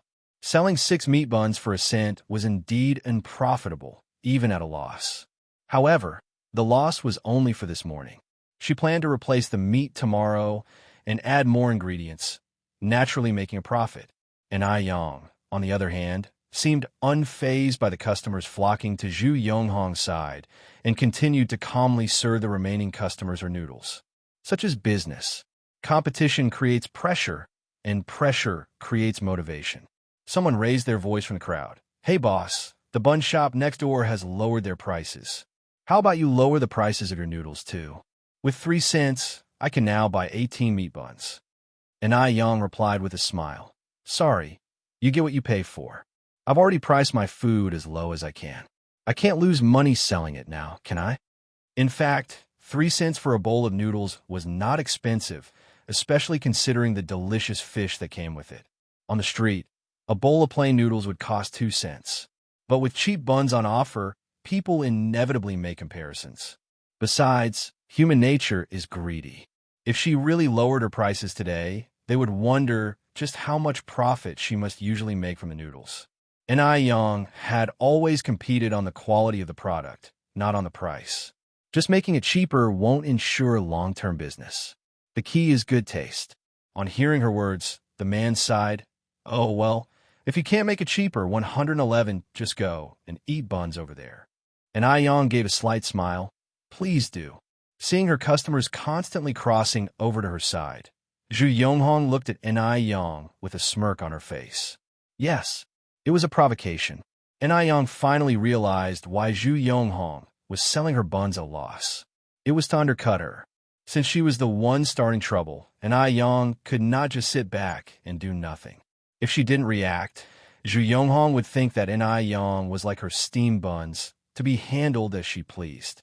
Aiyang raised an eyebrow and met Zhu Yonghong's gaze, a faint smile on her lips. Although her smile was slight, Zhu Yonghong couldn't help but feel a chill.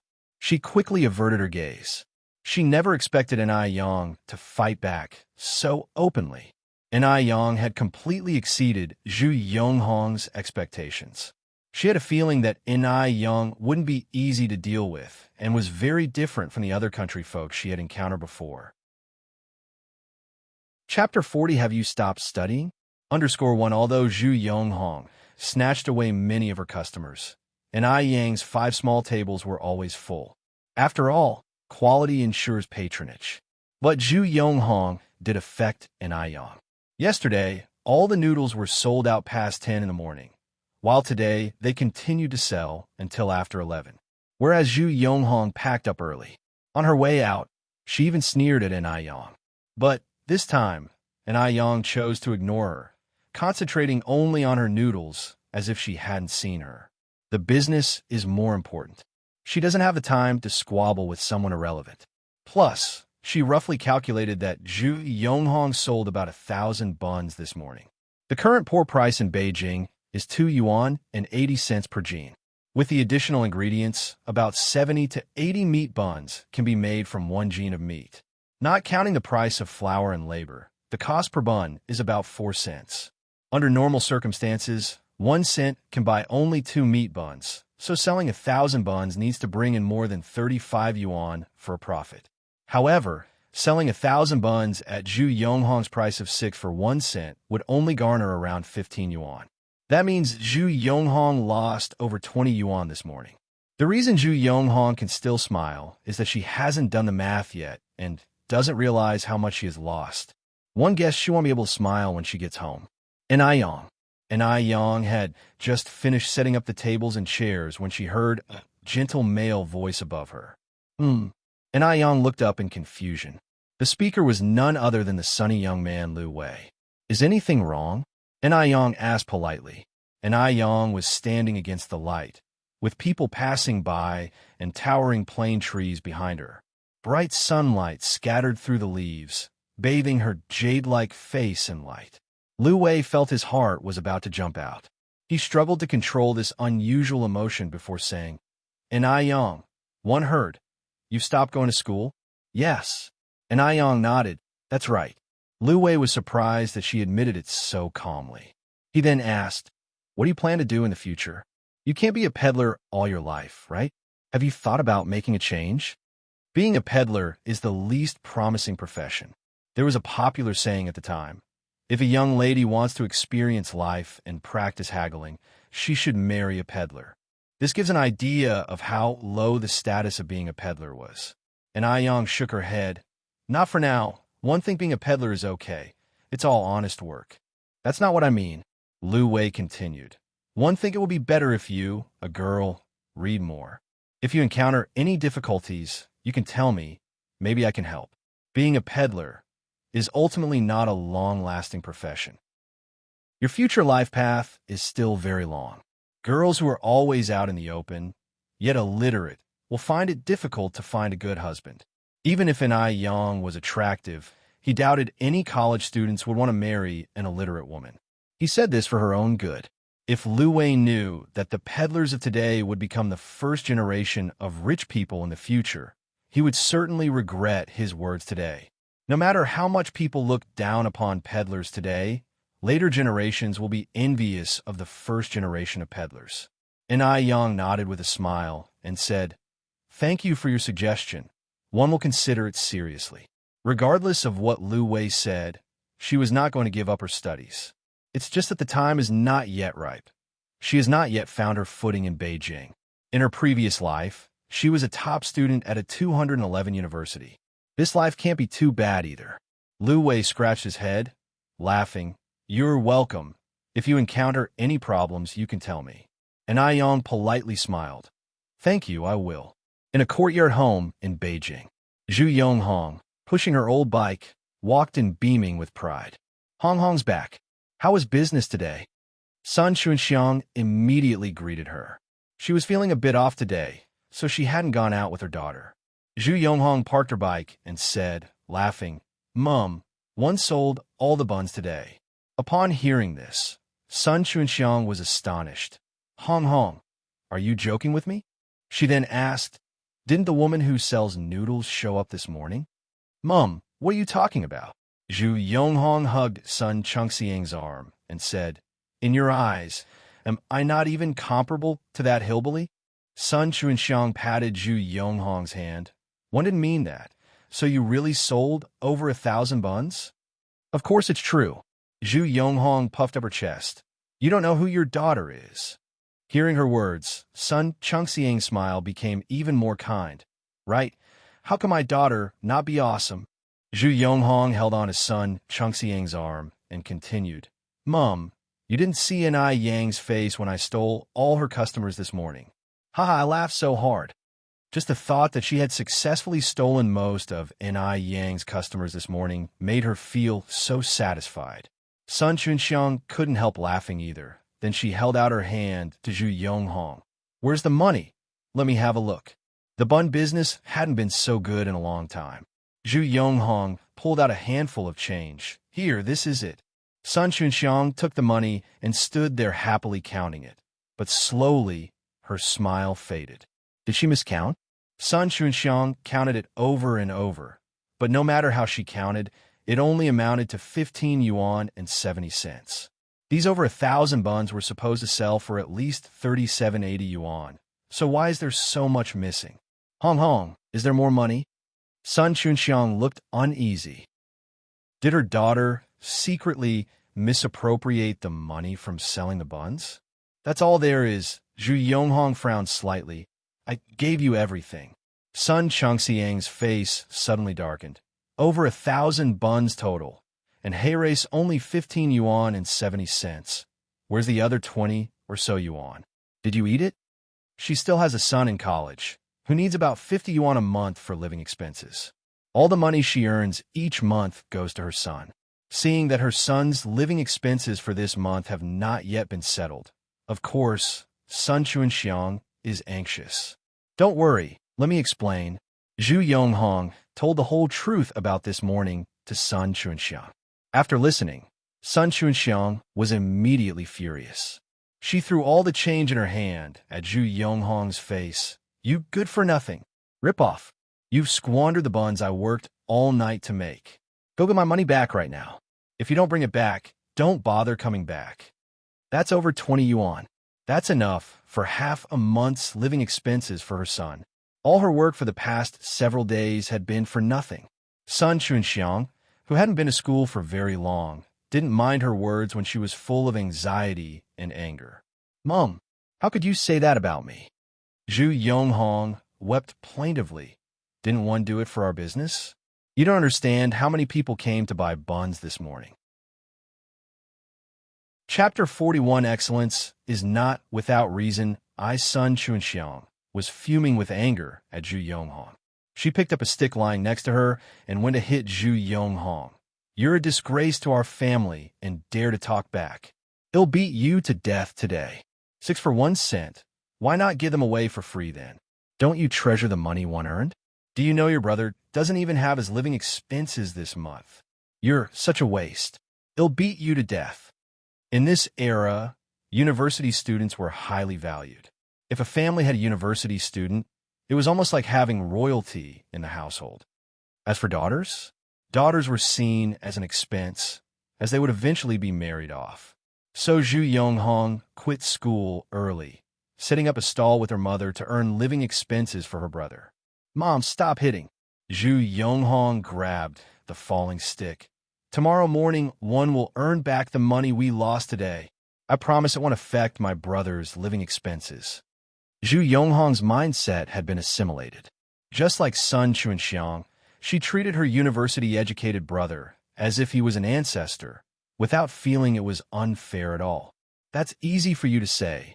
How are you going to earn it? Sun Chunxiang asked, her face full of anger.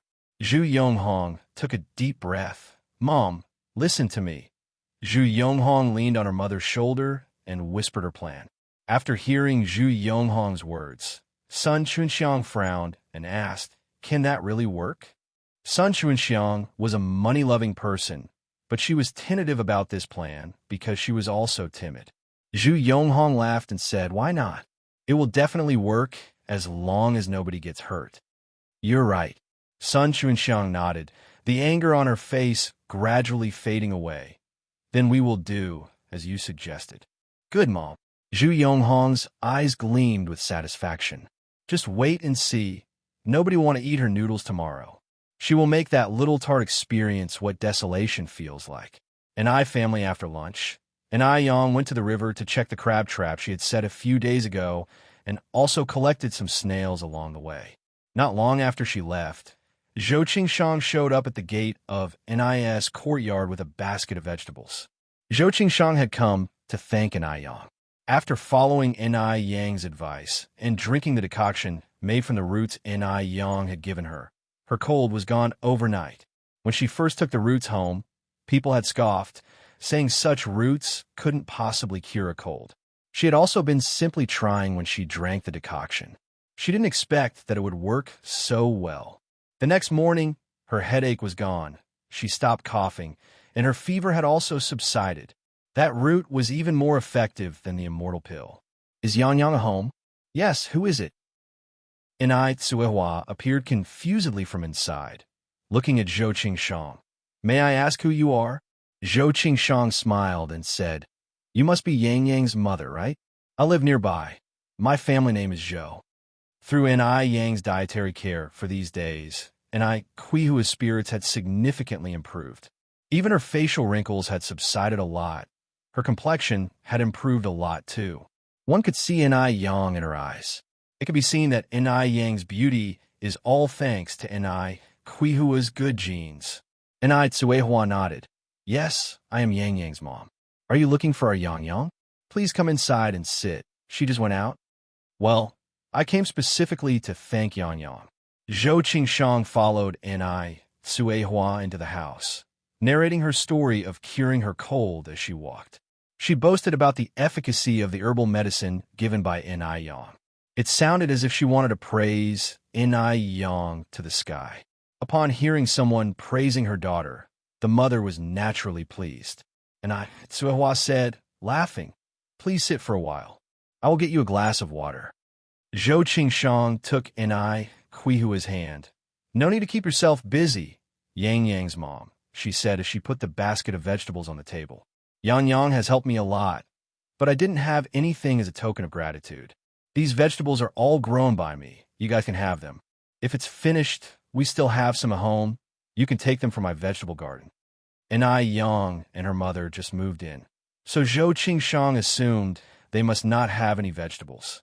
That's why she brought over some fresh vegetables. This was indeed a help in urgent need. The basket was filled with yard-long beans, tomatoes, pak choy, cilantro, bitter gourd, celery, spring onions, etc. "Big sister, you are too polite. Actually, Yang didn't do much. We can't accept these vegetables." Tsuehua is a straightforward person. She felt like they didn't do enough to deserve such a big advantage. Since one have already brought them, there is no reason to take them back. Unless, Yang's mom, you are disparaging my vegetables because they are not valuable, said Zhou Qingshang, feigning an upset face. Seeing this, Tsuehua immediately explained, "That's not what one meant." Zhou Qingshang immediately said, "Since that's not what you meant, then accept them. They are not something valuable." Having no other choice, Tsuehua had to accept. "Big sister, wait a moment. I will empty out the basket for you." With that, Tsuehua took the basket of vegetables into the kitchen. Zhou Qingshang stood in the living room, looking around. It was evident that Tsuehua knew how to manage a home. Everything was neat and orderly. Even there was no trace of dust on the tables. All the furniture was arranged neatly. After a while, Tsuehua came out from the kitchen with the basket. It was not empty. It held 2 apples. Reciprocating kindness is a virtue passed down through thousands of years in China. She surely couldn't let someone return with an empty basket. It's not only a virtue, but also a matter of propriety. Though Tsuehua has not received any formal education, she deeply understands the principles of life. At that time, apples were quite expensive, costing 5 to 6 cents a gene, and 2 apples were about half a kilogram. Zhou Qingshang insisted on not taking them. She had grown her own vegetables, whereas the apples were bought with money. Tsuehua held the basket tight, not allowing Zhou Qingshang to remove the apples. "Big sister, take them back for your kids to taste. If you refuse to take them, we will have to refuse the vegetables you brought." Tsuehua was determined. With no other option, Zhou Qingshang reluctantly accepted, thinking to herself, "It's no wonder that Yang is so sensible. She has a wise and understanding mother." By the river, Yang gathered her fishing trap. This time she got quite a few fish and shrimps, one of which was a grass carp weighing about 7 or 8 gene. Altogether, including the snails that Yang had just picked, there were 2 buckets. As Yang was resetting the trap in the river, Wang Xiaohong approached her from the other side of the riverbank. Wang Xiaohong looked at Yang, who was busy with her fishing trap in the river. A smirk appeared on her face. Her chance for revenge had come. Yang naturally noticed Wang Xiaohong. She immediately saw the ill intention in Wang Xiaohong's eyes. Yang calmly placed the fishing trap, then walked towards the shore. Seeing Yang approaching, Wang Xiaohong felt vaguely uneasy and hurriedly walked in the other direction. "Stop!" Yang extended her hand and blocked Wang Xiaohong's path. "Well, what's the matter?" Whenever Wang Xiaohong saw Yang's face, She felt both hatred and fear. What she hated was that Yang dared to hit her that day. What's more, she had curried favor with Yang Babao before her. What she feared was that Yang hit her once before. Now she was alone and no match for Yang. Yang cracked a faint smile. Why do you think I'm stopping you? Don't you have an idea in your mind? Chapter 42. Gooden with high EQ. Wang Xiaohong swallowed nervously, took a step back, and stammered, well, what do you mean? Wang Xiaohong hadn't anticipated that Yang would see through her so easily, or that Yang would proactively confront her. In theory, Yang, being an outsider, should have been acting more low-key. But was she? Rather than acting submissively, Yang was assertive and intimidating. No one could humiliate her even in the slightest. Wang Xiaohong looked at Yang, immediately meeting a pair of sharp eyes with a clear division between black and white. The depth of her eyes shimmered with the reflection of light. This gaze was unlike any of her peers, or even adults, that Wang Xiaohong had encountered before. It was pure, transparent, confident, and calm.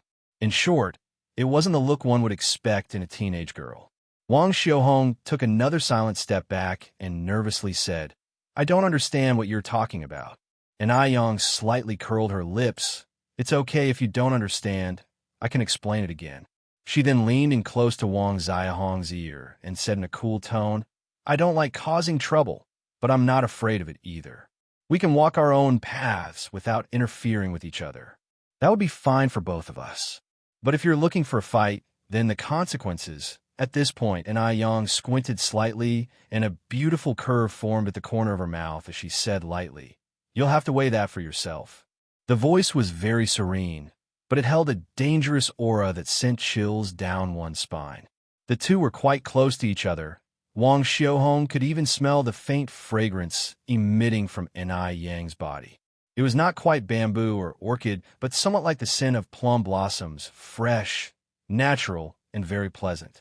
Wang Xiaohong had heard that there was a 200 yuan bottle of high-end imported perfume sold at the department store in the city. Surely, the fragrance on Yang must be from such a perfume. Thinking about how Yang could afford a 200 yuan bottle of perfume added to Wang Xiaohong's envy and resentment. Although they were of the same age, Yang was able to use a 200 yuan bottle of perfume, while she, Wang Xiaohong, had to haggle with her parents for several months just to get some pocket money, even if it were just a couple of cents. Wang Xiaohong bit her lip, the glimmer in her eyes filled with discontent. She said, I don't understand what you're talking about, then lowered her head and scurried away. Yang watched her receding figure, a slight smile playing at the corner of her lips.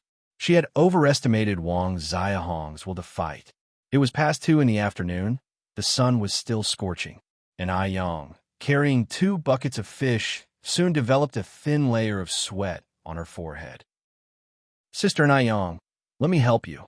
A dark-skinned, shirtless boy came running from the distance. Gooden, why are you here? Don't you have school today? Yang said with a grin. Gooden was hopping around. Sister Yang, you're so silly. Today is Sunday. He then took one of the buckets from Yang. Though Gooden was young and not very tall, he was very strong. He handled the bucket of fish as if it were weightless. Sister Yang, give me the other one, too.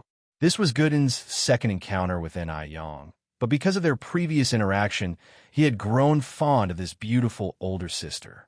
Yang was not only beautiful, but also very kind. Unlike Sister Xiaohong, who, thinking herself so pretty, looked down on everyone and loved bossing the children in the village around. Yang smiled gently, declining Gooden's offer. Thanks, Gooden, but I can carry this myself. You're still young. You shouldn't strain yourself, or you might stop growing. It's okay, Sister Yang. Gooden didn't seem to mind at all. I regularly carry water buckets at home that are twice as heavy as this. Yang laughed, wow. Gooden, you're so strong. Gooden lifted his cute little head, boasting proudly.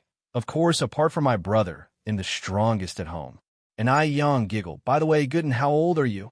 I'm 10 this year, but how about you, Sister Yang? Gooden looked up at Yang. I'm 17, Yang replied. Gooden continued. So you were the same age as my brother. He's also 17 this year.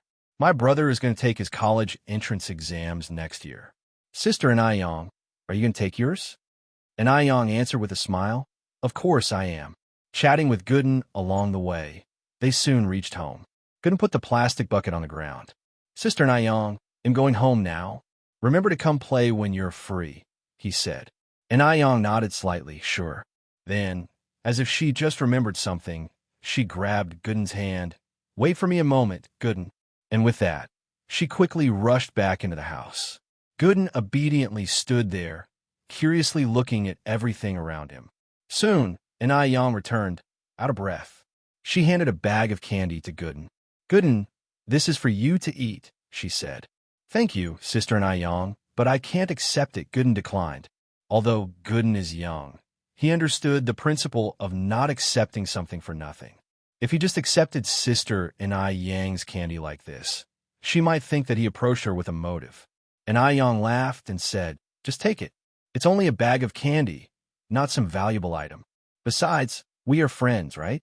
If you don't take it, it means that you do not want to be friends with me. Gooden quickly said, I want to be friends with Sister and Ayong. Then take it, and Ayong reaffirmed, shoving the candy back into Gooden's hand. Thank you, Sister and Ayong. Gooden continued, Sister and Ayong, can I share some of this with my other friends? Candies were quite a rarity in those days. Children usually couldn't eat candies unless it was during the New Year. And Ayong nodded with a smile. Of course you can. The candy is now yours. You can share it with whoever you want. Gooden thanked her again. Thanks, Sister and Ayong. We'll be going now. Off you go. And Ayong nodded slightly. Goodbye, Sister and Ayong. Gooden waved at Ayong and ran off. Gooden arrived at the usual spot where his friends were playing and gave each of them a piece of candy. One of his friends curiously asked, Wow, Gooden, did your family strike it rich? Smugly, Gooden replied, This is given to me by Sister and Ayong, and she told me to share it with all of you. Do you guys know who Sister and Ayong is? She's the best-looking lady in our village. I'm now good friends with Sister and Ayong. Gooden is a good boy. He knew that some adults had misunderstandings about Sister and Ayong and had even defamed her. So he wanted to build up her image in front of his friends. After all, Sister and Ayong is genuinely good. He didn't want those adults to keep misunderstanding her. At his words, all his friends looked at Gooden with envy. I know that Sister and Ayong. She's even prettier than Sister Xiaohong. Wow, Sister and Ayong is so nice. I like Sister and Ayong. I like her too. Thanks to Gooden's endorsement, the term Sister and Ayong started to spread among the children. Sister and Ayong also became the most popular person among the children. Everyone knew that the new Sister and Ayong is gentle and kind. Not only is she beautiful, but also she's much softer than Sister Xiaohong by at least 10 times. Chapter 43. The old lady has no appetite recently. After Gooden left, and Ayong turned back to the kitchen, processed the free-range chicken she had bought from the market that day, blanched it, and simmered it on low heat in a casserole. After the water came to a boil, and Ayong added the ginseng she had dug up from the mountain yesterday, followed by a few large jujubes. Soon, the small kitchen was filled with the fragrance of chicken soup. Looking at the soup simmering in the casserole, and Ayong poured the fish and shrimp from the bucket into a large basin and kept them in fresh water, planning to kill them later in the evening to make sour fish soup. Anticipating that she would catch fish from the traps, and Ayong only bought 18 fish from the vegetable market this morning. As Ayong was busy in the kitchen, and Suehua, came in carrying a child, Yang, these vegetables were sent by Aunt Zhou. She said you cured her cold and wanted to thank you with these. In the corner was a pile of fresh vegetables with a bundle of homemade sticky noodles nestled in the middle. And Ayong said with a smile, Aunt Zhou is too courteous. Mom, let's have sticky noodle tonight. Sticky noodle? And Suehua asked puzzled. What is sticky noodle? And Ayong gave a mysterious smile. You'll know by tonight. And Ayong was a person of strong execution. She announced that they would have sticky noodle for dinner, and immediately cut off the tail of the snails, cleaned them thoroughly, heated the wok until it was red hot, drizzled it with rapeseed oil, added 2 spoonfuls of bean paste, and fried until the red oil was out. She then put in the chopped green onion, ginger, garlic, star anise, and Sichuan peppercorns, and stir-fried them. After these ingredients were stir-fried to bring out their fragrance, she added the snails and stir-fried them over high heat for 5 minutes, then added water. After the water boiled, she put in the cut hog bones, simmered it on a low heat for 3 hours. By then, the broth was ready. The flavorful and aromatic broth is the essence of the whole sticky noodle. With the broth ready and early in the evening, around 5 o'clock, the chicken soup that had been simmering was also ready. And Ai Yang took the lid off, scooped out a large bowl of chicken soup and chicken meat, and handed it to Enai Tsuehua. This ginseng chicken soup was intended to nourish Enai Huihua's body. Enai Tsuehua was currently weak and needed more nourishment. Clear chicken soup with a thick layer of yellow fat floating on top. All the chickens at this time were free-range, revered as free-range chicken in later generations. Not only was it nutritious, but it also tasted amazing. Adding a bit of salt made the soup delicious, and the chicken melt in the mouth. In the beginning, Enai Tsuehua refused to drink the chicken soup. Enai Yang tricked her by telling her that she had already had some herself. Only then did Enai Tsuehua hesitantly drink it. Evening came in a blink of an eye, and it was time for Enai Chang'e to return home. Enai Yang boiled a pot of water, blanched the sticky noodles, greens, and black fungus in it, scooped them out into a bowl, then poured the prepared snail broth on top and sprinkled it with spring onions and cilantro. If you liked chili, you could add a spoon of chili sauce and fragrant vinegar. A bowl of fragrantly steaming sticky noodle is then ready. As soon as Enai Yang brought the blanched noodles to the table, Enai Chang'e returned. She smelled the fragrance just as she arrived at the door. Yang, what's for dinner? It smells so good. Enai is back home. We're having sticky noodle for dinner. Enai Yang replied with a radiant smile. Enai Tsuehua laughed and said, Our Yang loves to make these exotic dishes. Dishes like sour fish, stewed carp with kelp and pork feet, potato mushroom soup, and so on. She had never heard of these dish names before, but they were created by Enai Yang. These were clearly unconventional cooking methods, yet the taste was superb. Enai Chang'e hung her bag on the coat rack and asked curiously, Sticky noodle, does it have snails in it? I've never heard of sticky noodles in all these years. Sticky noodle is a signature dish from Guangyu. In fact, it existed as early as the Qing dynasty. Due to limited transportation and information channels at this time, sticky noodles were only popular locally, not being featured in snack shops on every street and alley like in later times.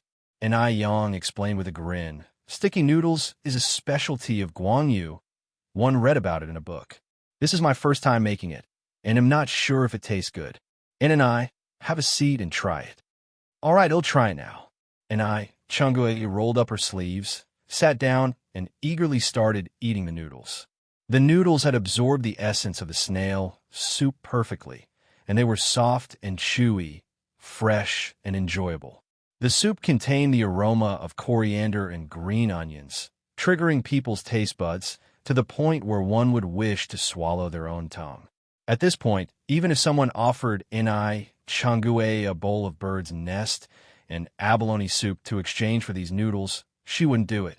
Delicious. It's really delicious. Enai Chang'e directly gave a thumbs up and lamented, Yang, whoever marries you in future would have their household's ancestral graves spewing green smoke. Sadly, she didn't have a son, otherwise she would definitely make Enai Yang her daughter-in-law. In addition to sticky noodles, Enai Yang also made 2 stir-fried dishes. Fried shrimp with green peas and stir-fried carrots with white fungus. Green peas and shrimp had a breast enhancement effect. The combination of carrots and white fungus had the effect of nourishing the skin. Eating beauty foods every day would make anyone beautiful, even if they didn't want to be. Last night, while bathing, Enai Yang noticed that her bust size had grown an entire size larger since she first arrived in Beijing. Her eyes also looked more vibrant and alive. It's not just her. The changes to Enai Tsuehua and Enai Chang'e were also significant. Having prepared a large amount of rice noodles and 2 plates of stir-fry, and Ai Yang was initially worried that there might be leftovers. However, it turned out she was overthinking. The large pot of rice noodles and the 2 plates of stir-fry were consumed thoroughly. Even the bottoms of the plates were shining brightly, reflecting the sight of their consumers. No one would believe the fighting strength of 3 women if they did not witness it themselves. Looking at her creations being so welcoming, and Ai Yang felt very gratified. On the other side of Beijing, the Mo family villa. The Mo family's old lattice appetite has not been good lately. Nothing tasted good, partly because she was worried about her granddaughter Mo Hudy, and partly because as she aged, her appetite gradually declined. Everything tasted bland to her. Was her time drawing to an end? The old lady of the Mo family sat in the living room with a face full of worry. No, she hasn't seen her granddaughter get better yet. She absolutely must not fall first. A servant came over at this moment and whispered, "Old lady, you haven't eaten all day. This is the ginseng soup the kitchen has prepared for you. You should at least drink some, or else your body won't be able to hold up." All right, the old lady of the Mo family nodded. She had just picked up the bowl and took a sip of the ginseng soup when she frowned. After a bout of nausea, she spit out the ginseng soup. "Take it away," she said, waving her hand weakly. The servant unhappily took the tray and went down. Just then, a young man in a suit and leather shoes walked in from outside. Seeing the servant, he asked in a mild tone, "What happened to grandmother?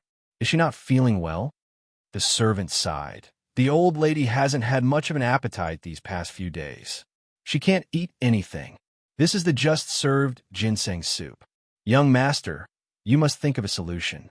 This man was the son of the Mo family's second daughter, Song Beicheng. In this upright and proper family, Song Beicheng was an exception. He was a businessman, and a very successful one at that. In his early 20s, he already had tens of millions in assets and was a bona fide billionaire. Hearing this, the assistant following Song Beicheng said, "Madam Wu, is the old lady not having a good appetite?" "Yes." The servant nodded. The assistant then said, "Second master, I remember that the old lady loves noodles. There's a noodle stall on Yurtist Road that makes very tasty noodles with a unique way of eating. Hundreds of people line up there every morning. How about I buy a portion for the old lady tomorrow morning? Maybe she'll regain her appetite. It's a street stall." Song Beicheng frowned slightly. Could the old lady who couldn't even swallow ginseng soup stomach street food? Additionally, was the food from that stall safe to eat? Is it hygienic? The assistant smiled and said, "Second master, don't judge that unassuming stall on the basis of its appearance. The prices there are not expensive, but the noodles are really delicious. I've never tasted such delicious noodles since I was a child." Song Beicheng glanced at his grandmother, who was sitting listlessly on the sofa, looking pale. After hesitating for a moment, he said, "Then I'll have to trouble you to buy a portion of noodles for my grandmother to try tomorrow morning." Chapter 44, still overcrowded. Upon hearing this, the assistant was pleasantly surprised. "It's not difficult. It's what I should do." He didn't expect the second master to take his suggestion seriously. He was extremely moved for a while. After all, when had people as high-ranking as Grandma Mo ever tasted street food? However, the taste of that roadside stall was indeed good. The noodles, the pickles, the fish slices, you would want to eat it a second time, a third time after tasting it once. He believed that Grandma would really like it. If Grandma's appetite improved because of this, he would also be credited with great merit. As an assistant, he had to share the boss' worries. Song Beicheng nodded and walked towards Grandma Mo. "Grandma, Beicheng is here." Grandma Mo quickly stood up with a face full of smiles. Grandma Mo was a kind elder. She got along well with all her grandchildren. Song Beicheng helped Grandma Mo sit down. "Grandma, I heard from Mom Wu that you're not eating properly again." Grandma Mo sighed. "Oh, when you get old, your appetite isn't good. One can't eat." Song Beicheng smiled and said, "Grandma, you're not old at all." Shally said that the morning market recently introduced a new way of eating noodles. It tastes very good. "Want to let have him buy it tomorrow morning and bring it to you." Grandma Mo waved her hand. "No need to trouble him. It would be a waste. Song Beicheng poured a glass of water for Grandma Mo. Grandma, for Shout Eye's sake, you should at least try. You can't eat nothing, right? Mentioning Mo Hudi, the expression on Grandma Mo's face dimmed a little. She compromised. Okay, let Shally send it to me tomorrow morning to try. In all these years, I've never heard of any new way to eat noodles. In fact, Song Beicheng didn't know what kind of magic this noodle had, but he still mysteriously said, "You'll know by tomorrow morning." Grandma Mo understood Song Beicheng's filial piety and chuckled. Then he'll look forward to tomorrow morning. Song Beicheng chatted with Grandma Mo for a while, then went to see Mo Hudi before leaving the Mo family. Time went by quickly, and it was the next morning before they knew it. Zhu Yonghong came to the morning market half an hour earlier than usual. She had originally thought that her stall would certainly be crowded this morning, but she didn't expect it to be in Ai Yang's place that was actually overcrowded. And Ai Yang hadn't arrived yet, but a queue had already formed there. Zhu Yonghong gritted her teeth in anger, then put on a smile and shouted, "Meat buns are cheaper, 6 for 1 cent, 6 for 1 cent. She had prepared more than 3,000 meat buns today. Surely she would be able to make up for the money lost yesterday. Contrary to Zhu Yonghong's expectation, these people did not swarm over like yesterday, when they heard 6 meat buns for 1 cent. Only 2 or 3 people came over to buy some, because it was cheap.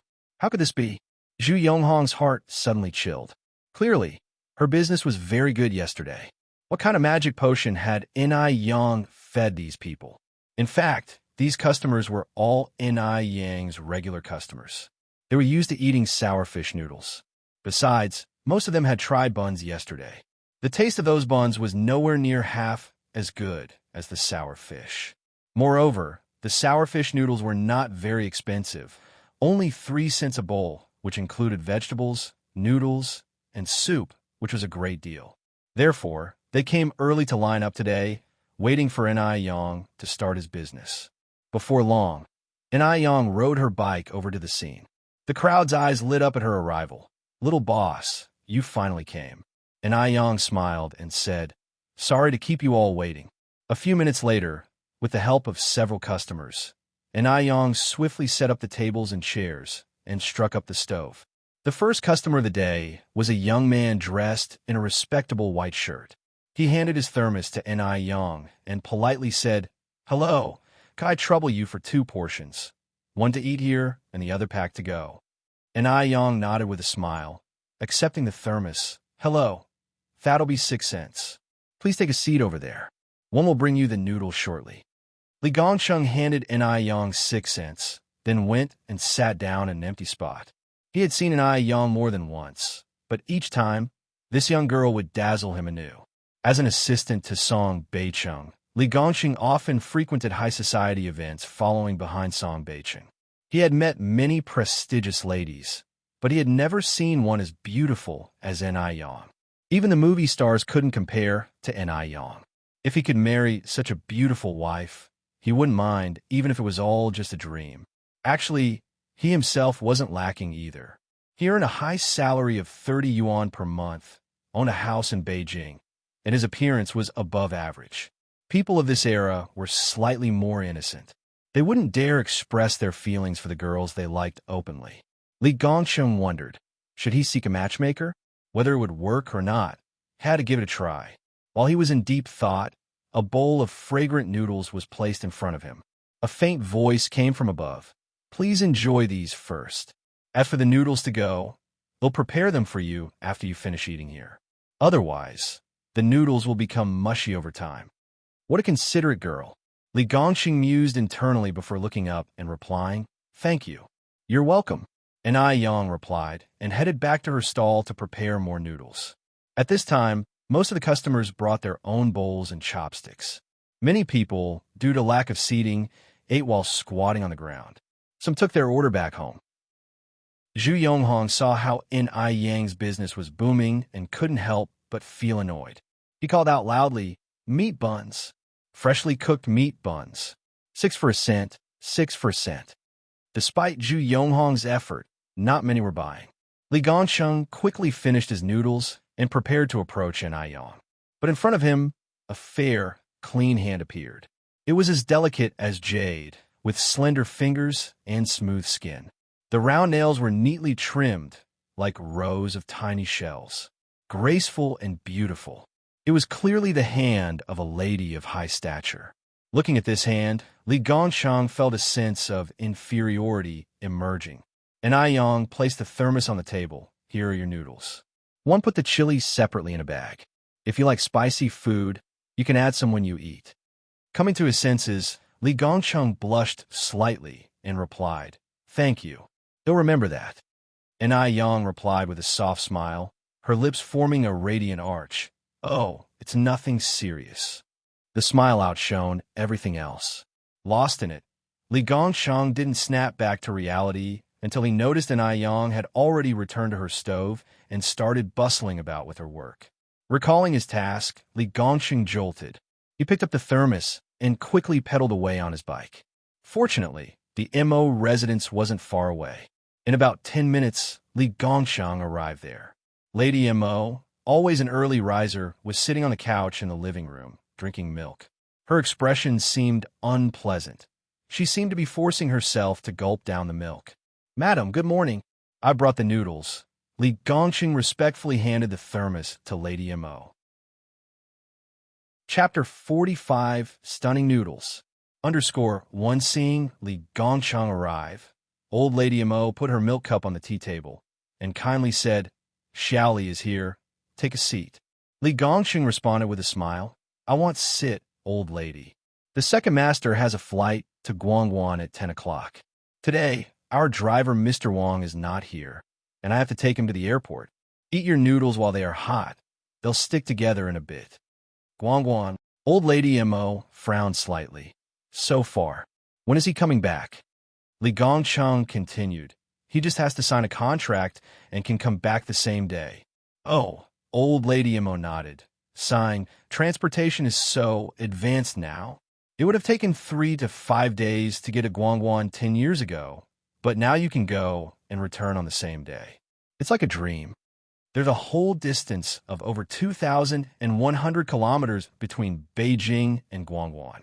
Li Gongshang scratched his head. "Indeed, our China is becoming more and more powerful, and it will only get better in the future." He continued, "Old lady, these noodles taste really good. Eat them while they are hot. Oh, there's homemade chili in it too. You can add some if you like spicy food. Won't have to go now. I'll come and visit you when I have time." "Sure, go ahead.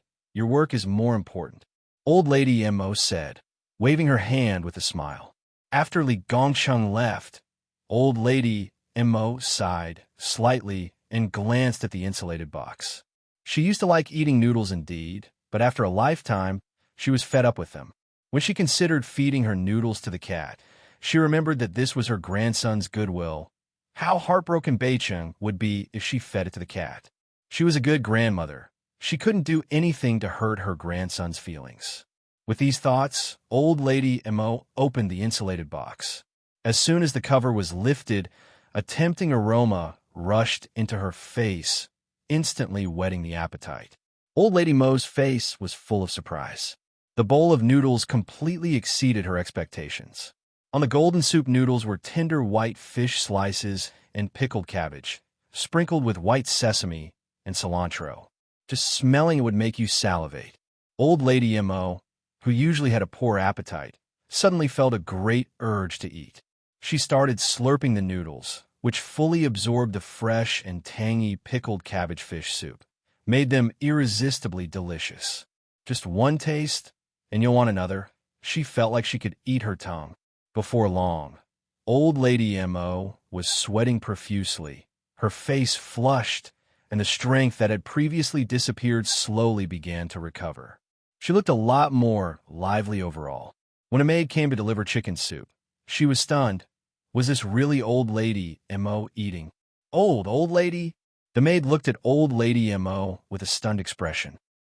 How long has it been since you last saw Old Lady MO enjoying her food so much?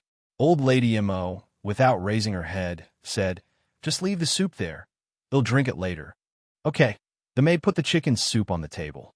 When she had finished, Old Lady MO gulped down the noodle soup from the thermos. looked at the maid, and said with an unsatisfied expression, "Mother Wu, get me another bowl of noodles." Old Lady Mo was never a foodie, but she had been conquered by these noodles. She had never known that a simple bowl of noodles could be so delicious. Despite fish being in it, there wasn't even a hint of fishy taste. The meat was incredibly tender. Only then did Mother Wu, stunned, say, "Old lady, should I ask the kitchen to cook you some noodles?" Only then Old Lady Mo realized that the noodles were bought from outside. She laughed and said, "Never mind, our kitchen can't make them as tasty. 111 just call Beicheng." With that, Old Lady Mo made the call.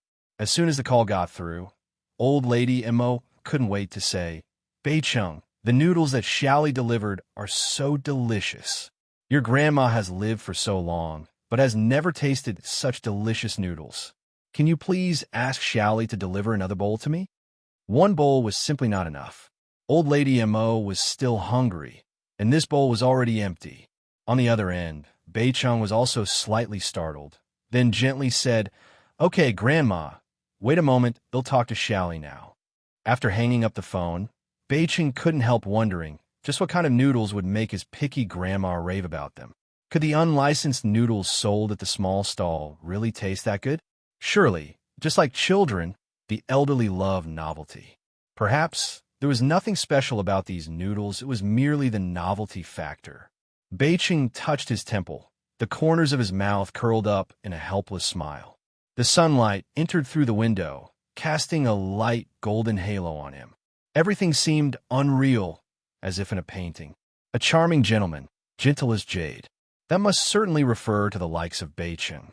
After hanging up the phone, Old Lady Mo sat on the sofa, eagerly awaiting Li Gongcheng's delivery of the noodles. Upon seeing this, Mother Wu, with a beaming smile, said, "Old lady, Master Zhou is truly a considerate and good boy. It's been years since I've seen you enjoy eating so much." Old Lady Mo also replied with a smile. "Beicheng has always been so thoughtful." Before she could finish her sentence, the phone rang. Mother Wu quickly ran over to answer it, but as she listened, her face turned a strange shade. After hanging up the phone, Old Lady Mo immediately asked, "What's wrong, Mother Wu?" Mother Wu looked at Old Lady Mo with a complicated expression, then said, "It was young Master Zhou who called. He said the noodle stall has closed for the day, and we can only ask Xiaoli to bring it to you tomorrow morning." At this, Old Lady Mo looked disappointed. "Is that so?" Mother Wu nodded. "That's what Master Zhou said." Then she handed over the chicken soup to Old Lady Mo. "Drink some chicken soup first." Old Lady Mo, who had tasted the delicious pickled fish noodles, couldn't even drink half a sip of chicken soup. She waved her hand and said, "Forget the chicken soup. Go get me some porridge and some pickles." "Okay." Mother Wu turned around and left. Soon, Mother Wu came back in with porridge and pickles. Because the pickled fish noodles she had before were appetizing, Old Lady Mo ate the porridge very deliciously. Her appetite was much better than usual, which also brightened up her spirits. After finishing the meal, the old lady went for a walk in the back garden. Old Lady Mo's appetite had always been a concern for everyone in the Mo family. After all, to have a healthy body, you need to have a good appetite. Eat well, and you'll be twice as healthy. Mother Wu excitedly called everyone in the Mo family to share this news. Chapter 46. On the verge. Lni Yang closed her stall really early today. It was just 10:30, and the noodles were already sold out. In contrast, Zhu Yonghong not only had not sold half of her buns, but also had a lot of customers come into question, why aren't today's buns as delicious as yesterday's? While Zhu Yonghong explained with a smile on her face, she was cursing in her heart, thinking, what a bunch of disgusting poor men, having the audacity to ask why the buns sold 6 for a cent were not as tasty as yesterday's. Are they brainless? Can they eat pork with a cent? Don't they calculate how much pork costs per pound? As for what kind of meat was in today's buns, perhaps only Zhu Yonghong knew best. Many customers expressed that they would never eat Zhu Yonghong's buns again, and some even brought back buns for refunds. Customers are not fools. When pork was replaced with something else, anyone could taste the difference. Damn Ni Yang, the little bitch. If not for Ni Yang stealing her business, she would not have stooped to such a level. Now look at the mess. Not only did she not make up for the losses from yesterday, but she also lost more money. Eiler Brothers' living expenses were still pending, and her mother definitely wouldn't let her off. The more Zhu Yonghong thought about it, the angrier she became, so angry she wanted to tear Ni Yang apart. She walked up to Ni Yang, lifted her chin high, biting her lip, and her eyes seemed poisoned. The fire of jealousy was about to burn Ni Yang to ashes, and she grinded her teeth and said, Ni Yang, you're something else. Upon hearing this, Ni Yang turned around and looked at Zhu Yonghong, giving a faint smile, speaking in a calm tone. Well, no, I'm excellent. Thanks for the compliment. You, Zhu Yonghong seemed to have punched cotton, so exasperated she couldn't speak, pointing at Ni Yang. Seeing this, Ni Yang's smile grew bigger. She took 2 steps forward, speaking with a sage-like tone. Anger harms the liver. You're still so young. Why hurt your own body? You're not young anymore. Stop doing things that are not above board. You should know, the gods are watching over your head. As she said the last sentence, Ni Yang took another 2 steps forward, looking down at Zhu Yonghong with a hint of a smile at the corner of her mouth. Eiler's gaze at Zhu Yonghong was like looking at a clown. Zhu Yonghong was like a mute eating coptis root, having trouble speaking. She can't possibly admit to her jealousy of Ni Yang that she had switched the pork in the buns with other meat, resulting in a failed sneaky move that benefited Ni Yang. Ni Yang couldn't be bothered to say anything more to Zhu Yonghong. She turned around, pushed her bike, and walked away. Zhu Yonghong looked at Ni Yang's back, her fists clenched tightly. Wait and see, you bitch. She would not swallow this bitter pill just like that. Ni Yang took a round at the vegetable market, bought some ingredients, and then rode her bike home. It rained last night. The way back to the village was muddy and tough to walk. Plus, Ni Yang had a cart full of stuff with her, making the journey even harder. Under the circumstances, Ni Yang had no choice but to stop riding the bike and push it forward instead. At this moment, a group of children came running from afar. It's Sister Ni Yang. That's Sister Ni Yang. It's Sister Ni Yang. The children started to cheer. The cheering startled Ni Yang. When did she become so popular among the villagers?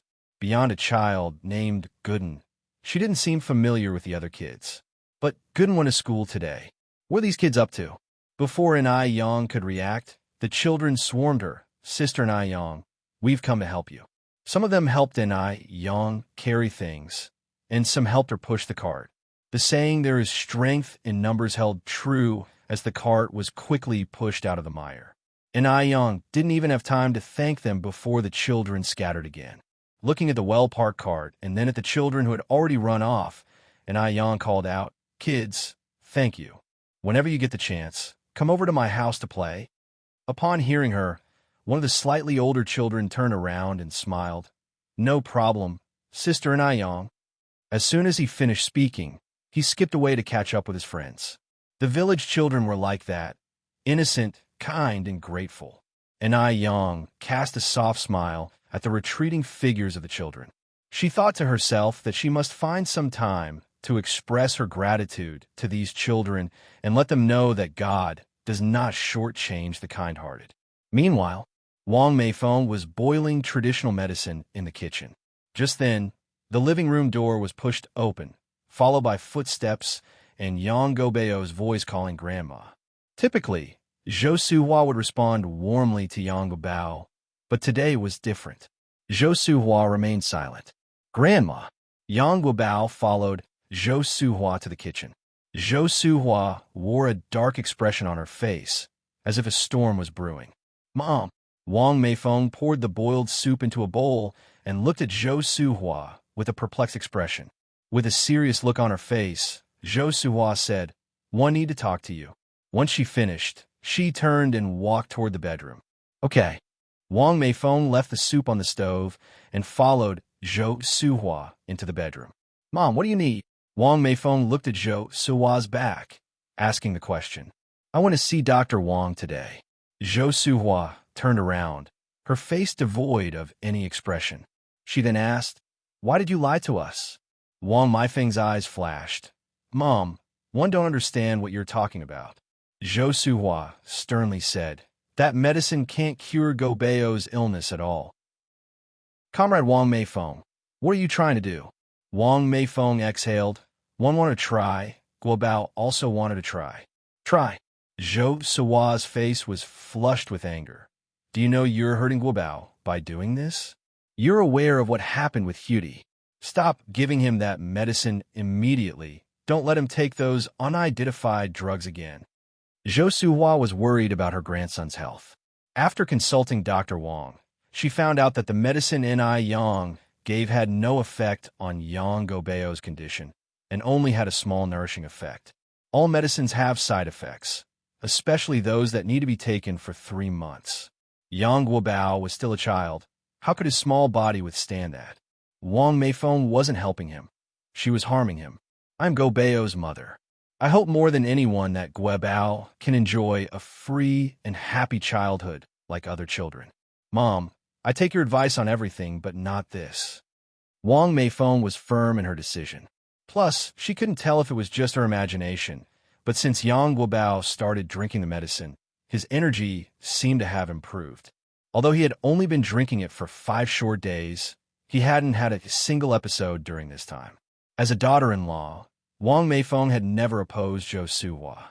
Now Zhou Suhua was furious, her whole body shaking. She said sternly, "Wang Meifeng, you received a higher education. How could you be so foolish?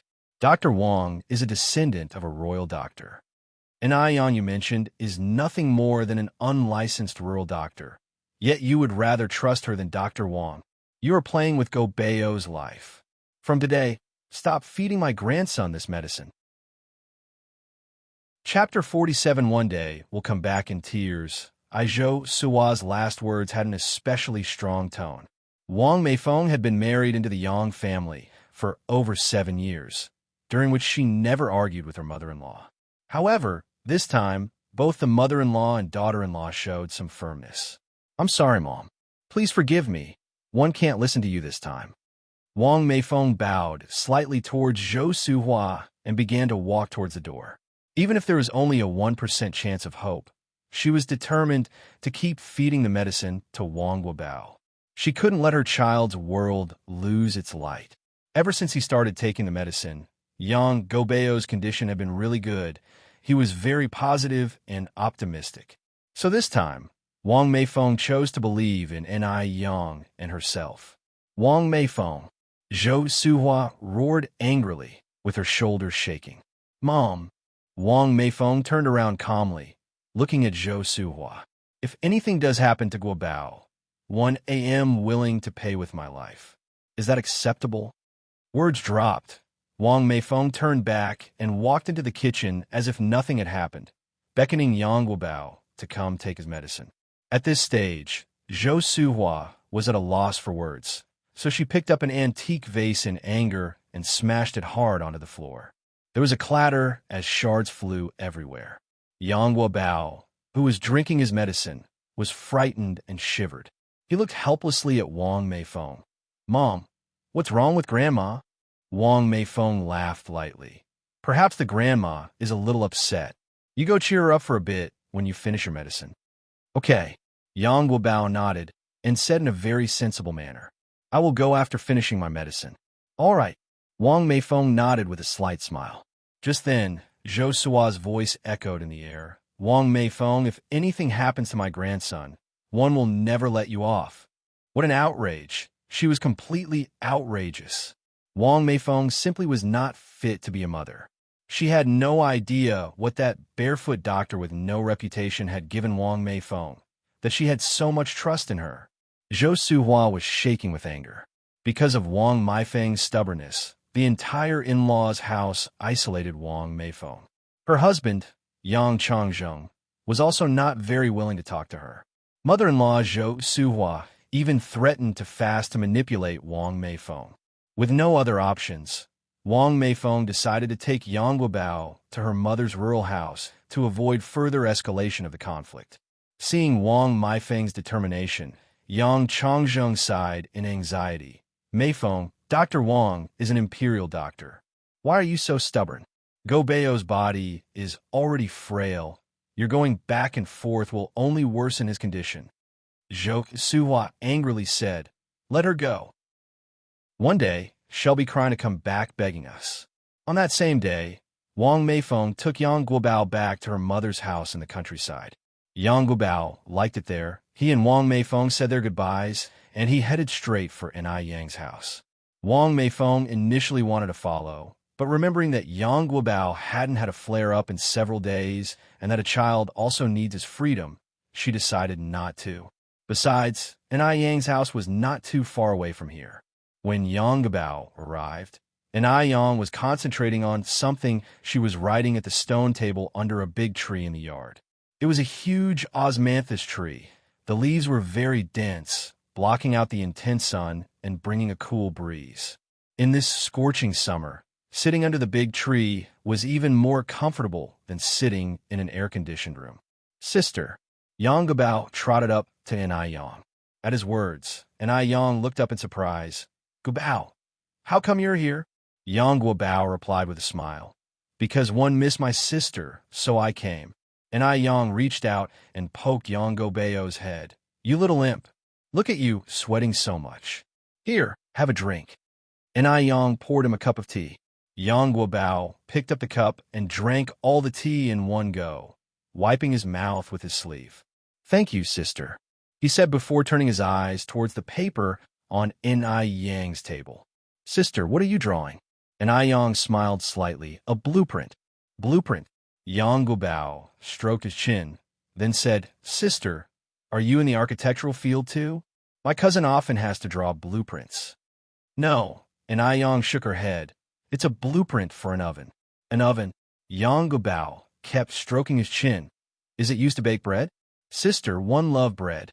His eyes shone enthusiastically with his last sentence. In 1983, bread was still a novelty.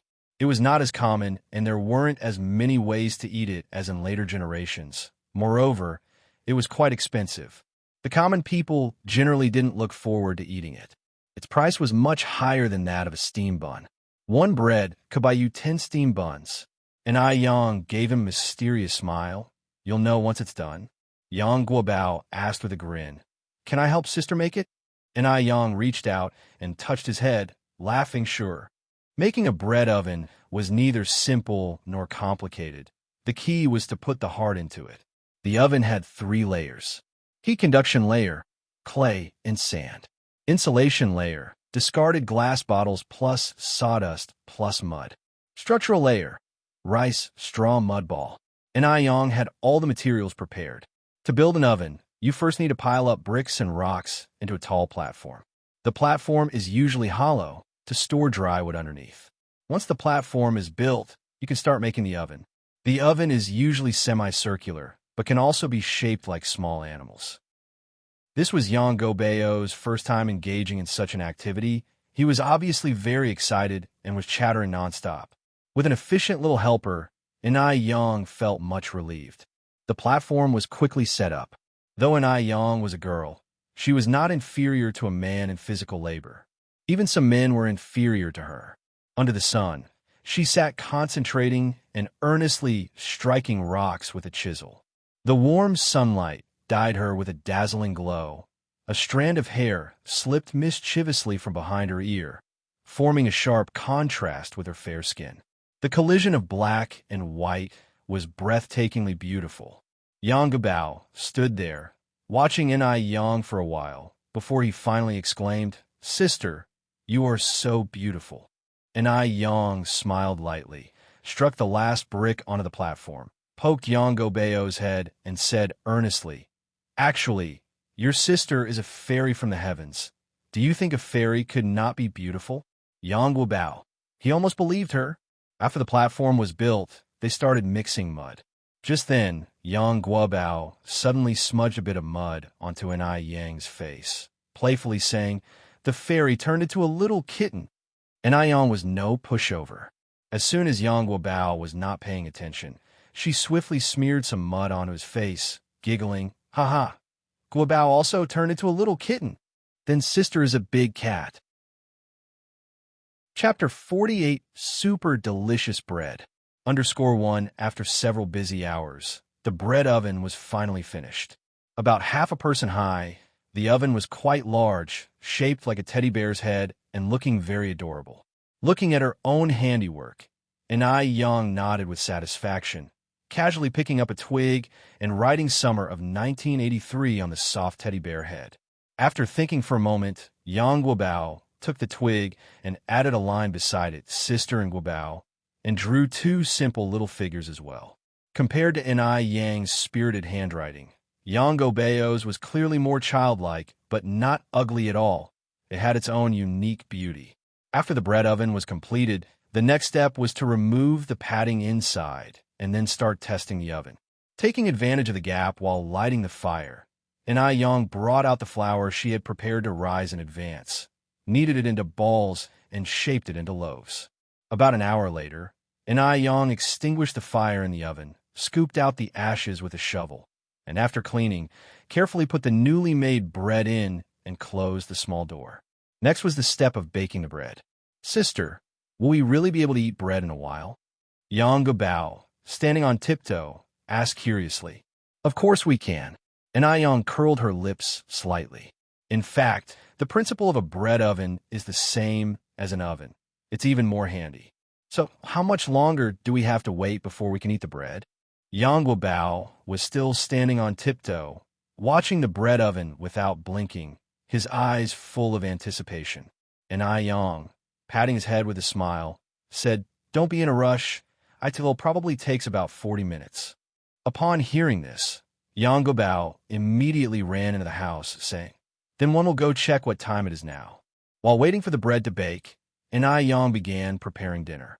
Yang washed 2 ears of corn, planning to cook corn porridge for dinner to eat with the baked bread. Although corn doesn't contain much protein, it has plenty of carbohydrates and dietary fibers that can promote bowel movement, can dilate blood vessels to guard against hypertension and delay aging, and can nourish the skin. After rinsing the corn and rice, she put both in the casserole with water to boil, and soon a fragrant aroma filled the air. While the porridge was simmering, Yang prepared 3 small dishes: sliced cucumber, stir-fried egg with chili, and fried shrimp with green peas. Cucumber, known as refreshing vegetable, not only has a delicious taste, but also effectively beautifies and helps in losing weight.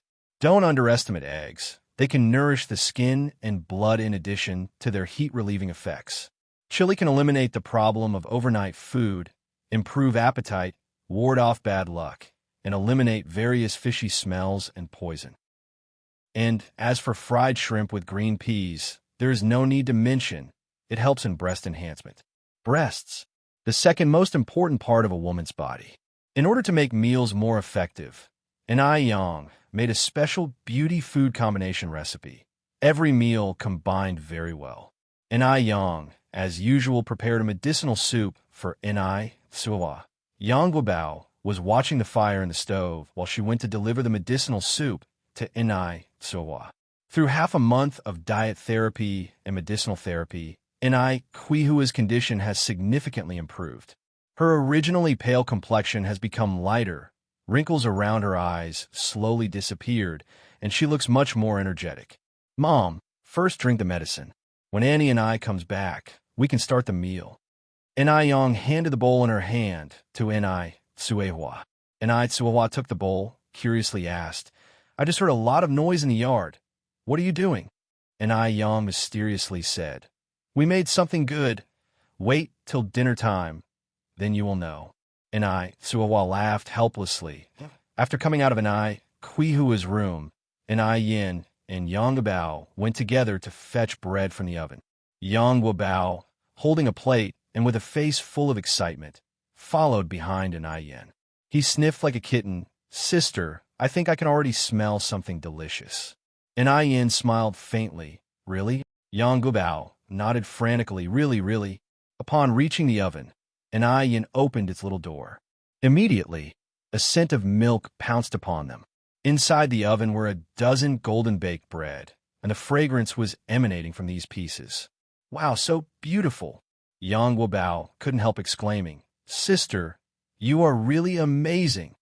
The bread crust was crispy and scrumptious, and the inside was incomparably soft.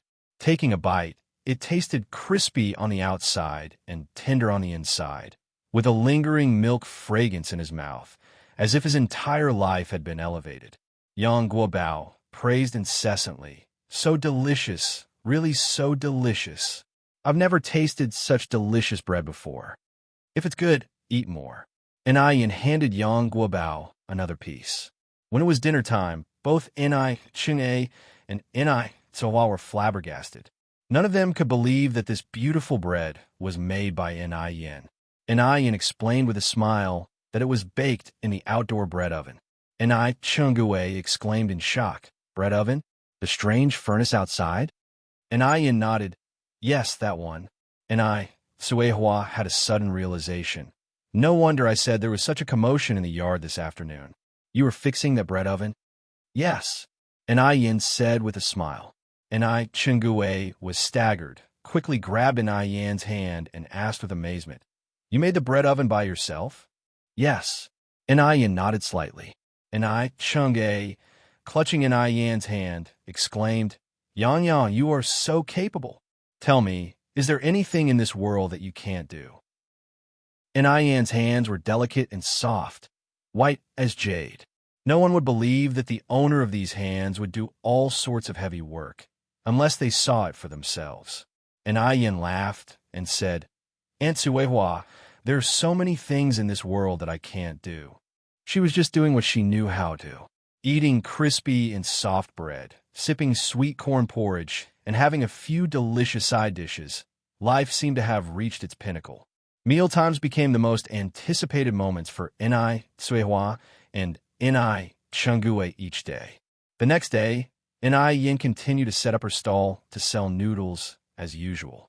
It was still Li Gongcheng who was first in line in the morning. 3 bowls of noodles, 2 to go. Ni Yin took the money handed over by Li Gongcheng. Glanced at him. She had a deep impression of this customer.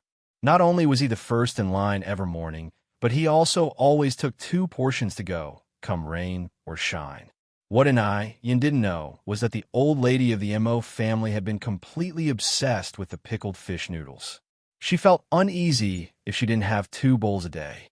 If the noodles could be kept for a long time, she would have wished to have them for every meal. The Mo family was very grateful for the pickled fish noodles. If it weren't for these pickled fish noodles, who knows what might have happened to the old lady by now. The morning customers were still plentiful, and the long queue never seemed to shorten. Zhu Yonghong's buns were still selling at 6 for a cent, and although the business wasn't doing particularly well, her mood was excellent in the morning. She hummed tunes and sneak peeks towards Yin's direction every now and then. "Wait and see. Little bitch, after this morning, no one will compete with her for business ever again." Thinking of this, a smug smile tugged at the corner of Zhu Yonghong's mouth.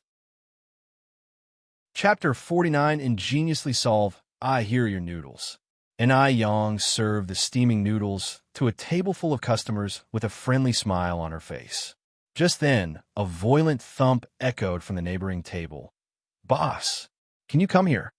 Yang slightly furrowed her brows and turned around in confusion. She smiled and asked, "How may I first assist you?" The table was occupied by 2 stocky, frowning, and fierce-looking men who seemed to be troublemakers. Yang could predict how things were going to unfold.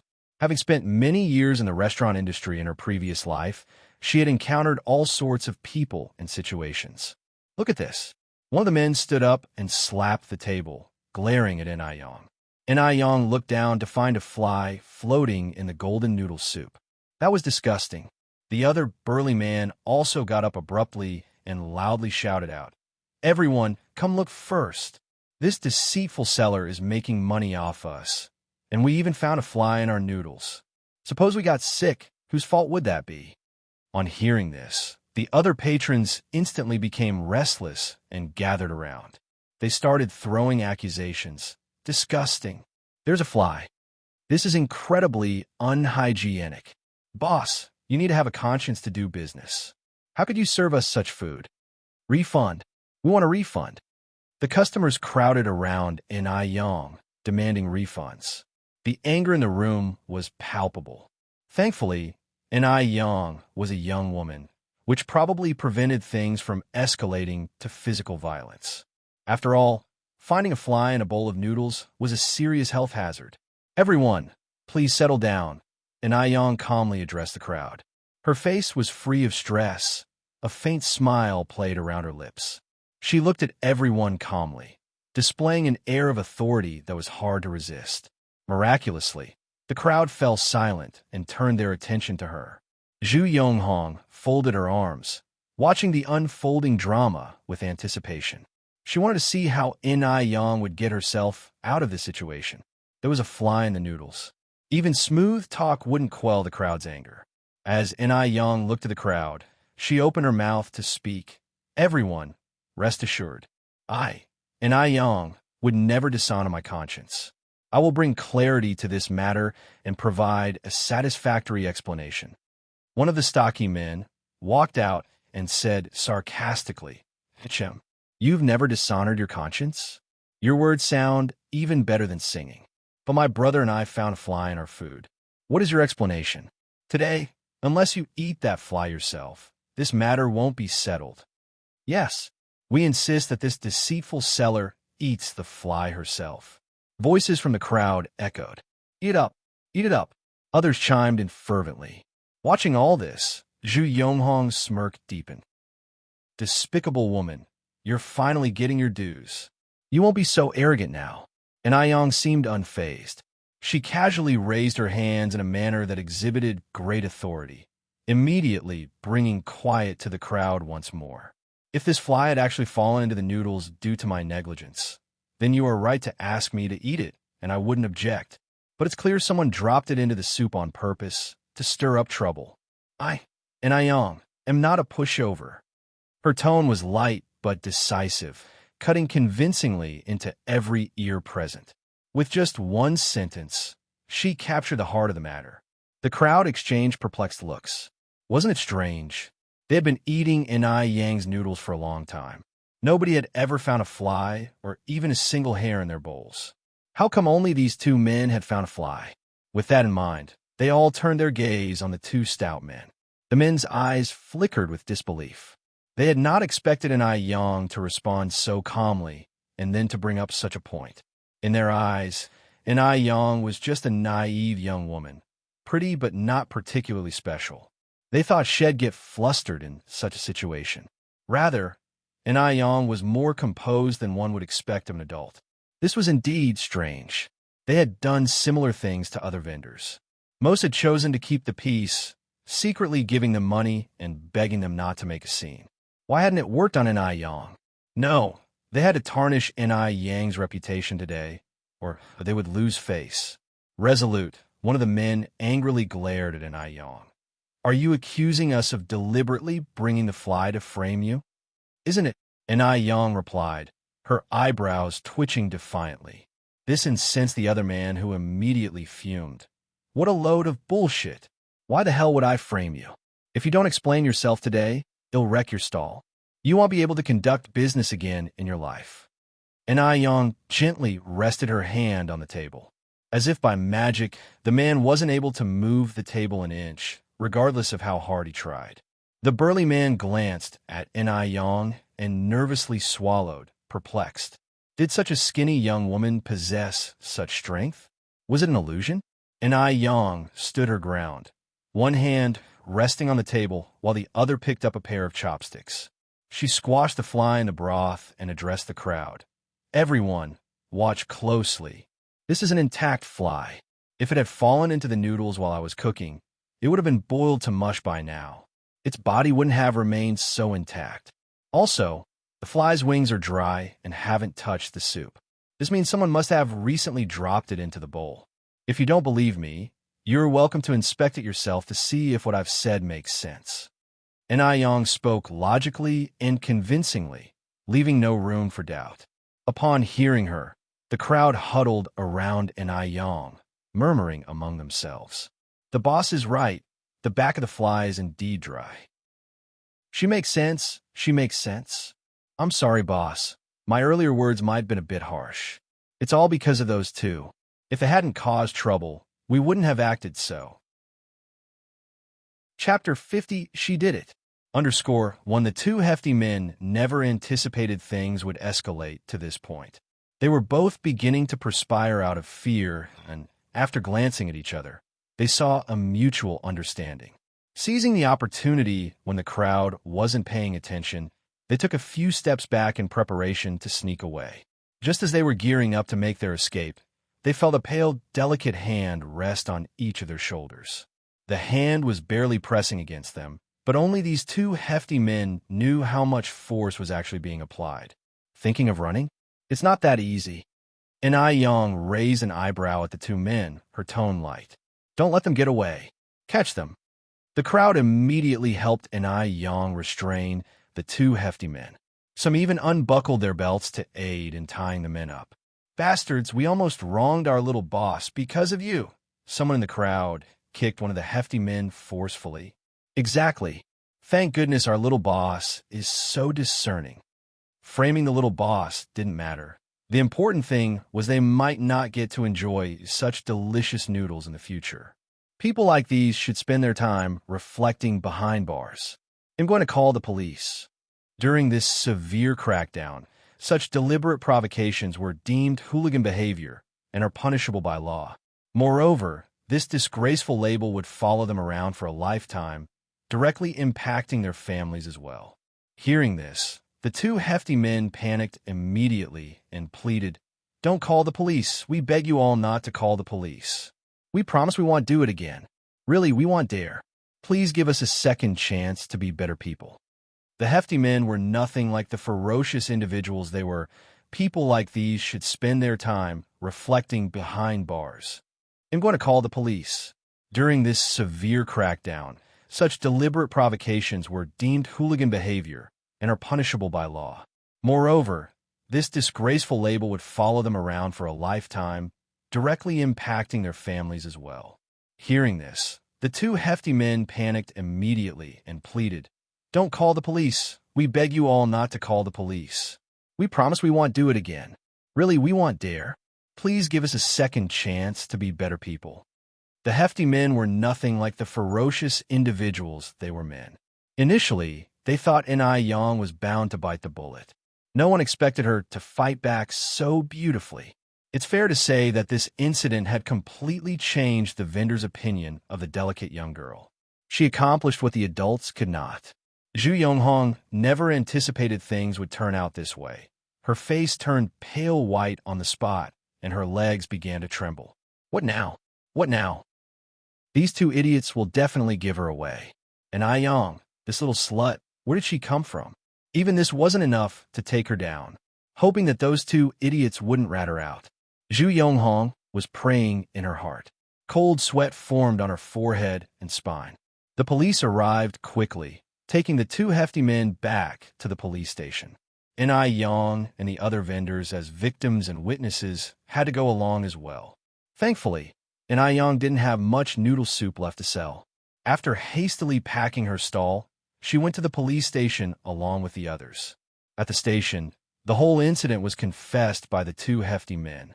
As it turned out, Zhu Yonghong, the bun seller, was the mastermind behind everything. Learning about the truth, the other vendors couldn't help but lament. Who would have thought that young Zhu Yonghong was this kind of person? TSK, TSK, TSK. She looks decent, but she carries out actions that are inhumane. I knew from the look of that mother and daughter that they were no simple figures. How could we have such people on our street? Now that the truth surfaced, Zhu Yonghong was destined to pay for her crimes behind bars. When the police arrived at Zhu's house, Zhu Yonghong was having dinner. She had held a ray of hope deep down. The moment she saw the police, she was so scared that she dropped her chopsticks. By the time En-Yang left the police station, it was already 12:30 in the afternoon.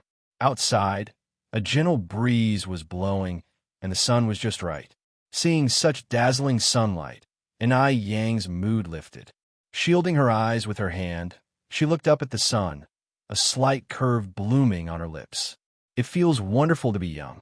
Just like this, En-Yang gazed at the sun, feeling a wave of unprecedented ease. The moment Mo Baichuan stepped into the courtyard of the police station, he was captivated by the scene before him. The person in the sunlight was smiling faintly, radiant as a summer flower, bathed in golden light. A gentle breeze blew, causing her hair to dance in the air, forming a perfect curve. It was indeed a stunning scene, as if depicted in a painting. The person seemed familiar. Mo Baichuan slightly narrowed his eyes. His deep phoenix eyes were filled with darkness, his lips almost drawn into a thin line. The aura around him instantly turned cold. He remembered. This was Mu Yang, the same little rural girl who had saved him, and then conveniently stole his watch. Such a good-looking face, he wouldn't forget. The young girl was so pretty, it was puzzling why she had to resort to stealing. What a waste of a beautiful face. Furthermore, had she seen him? If she had seen him, why would she act so indifferent? Was it a tactic of playing hard to get? However, according to Li Xiangxian's investigation, Mu Yang was already married. Since she was already married, why play hard to get? Couldn't she behave more modestly? Also, why did she steal his watch? For a moment, hundreds of thoughts ran through Mo Baichuan's mind. Just then, his assistant reminded him, "Mr. Mo, it's time for our meeting with Mr. Lin."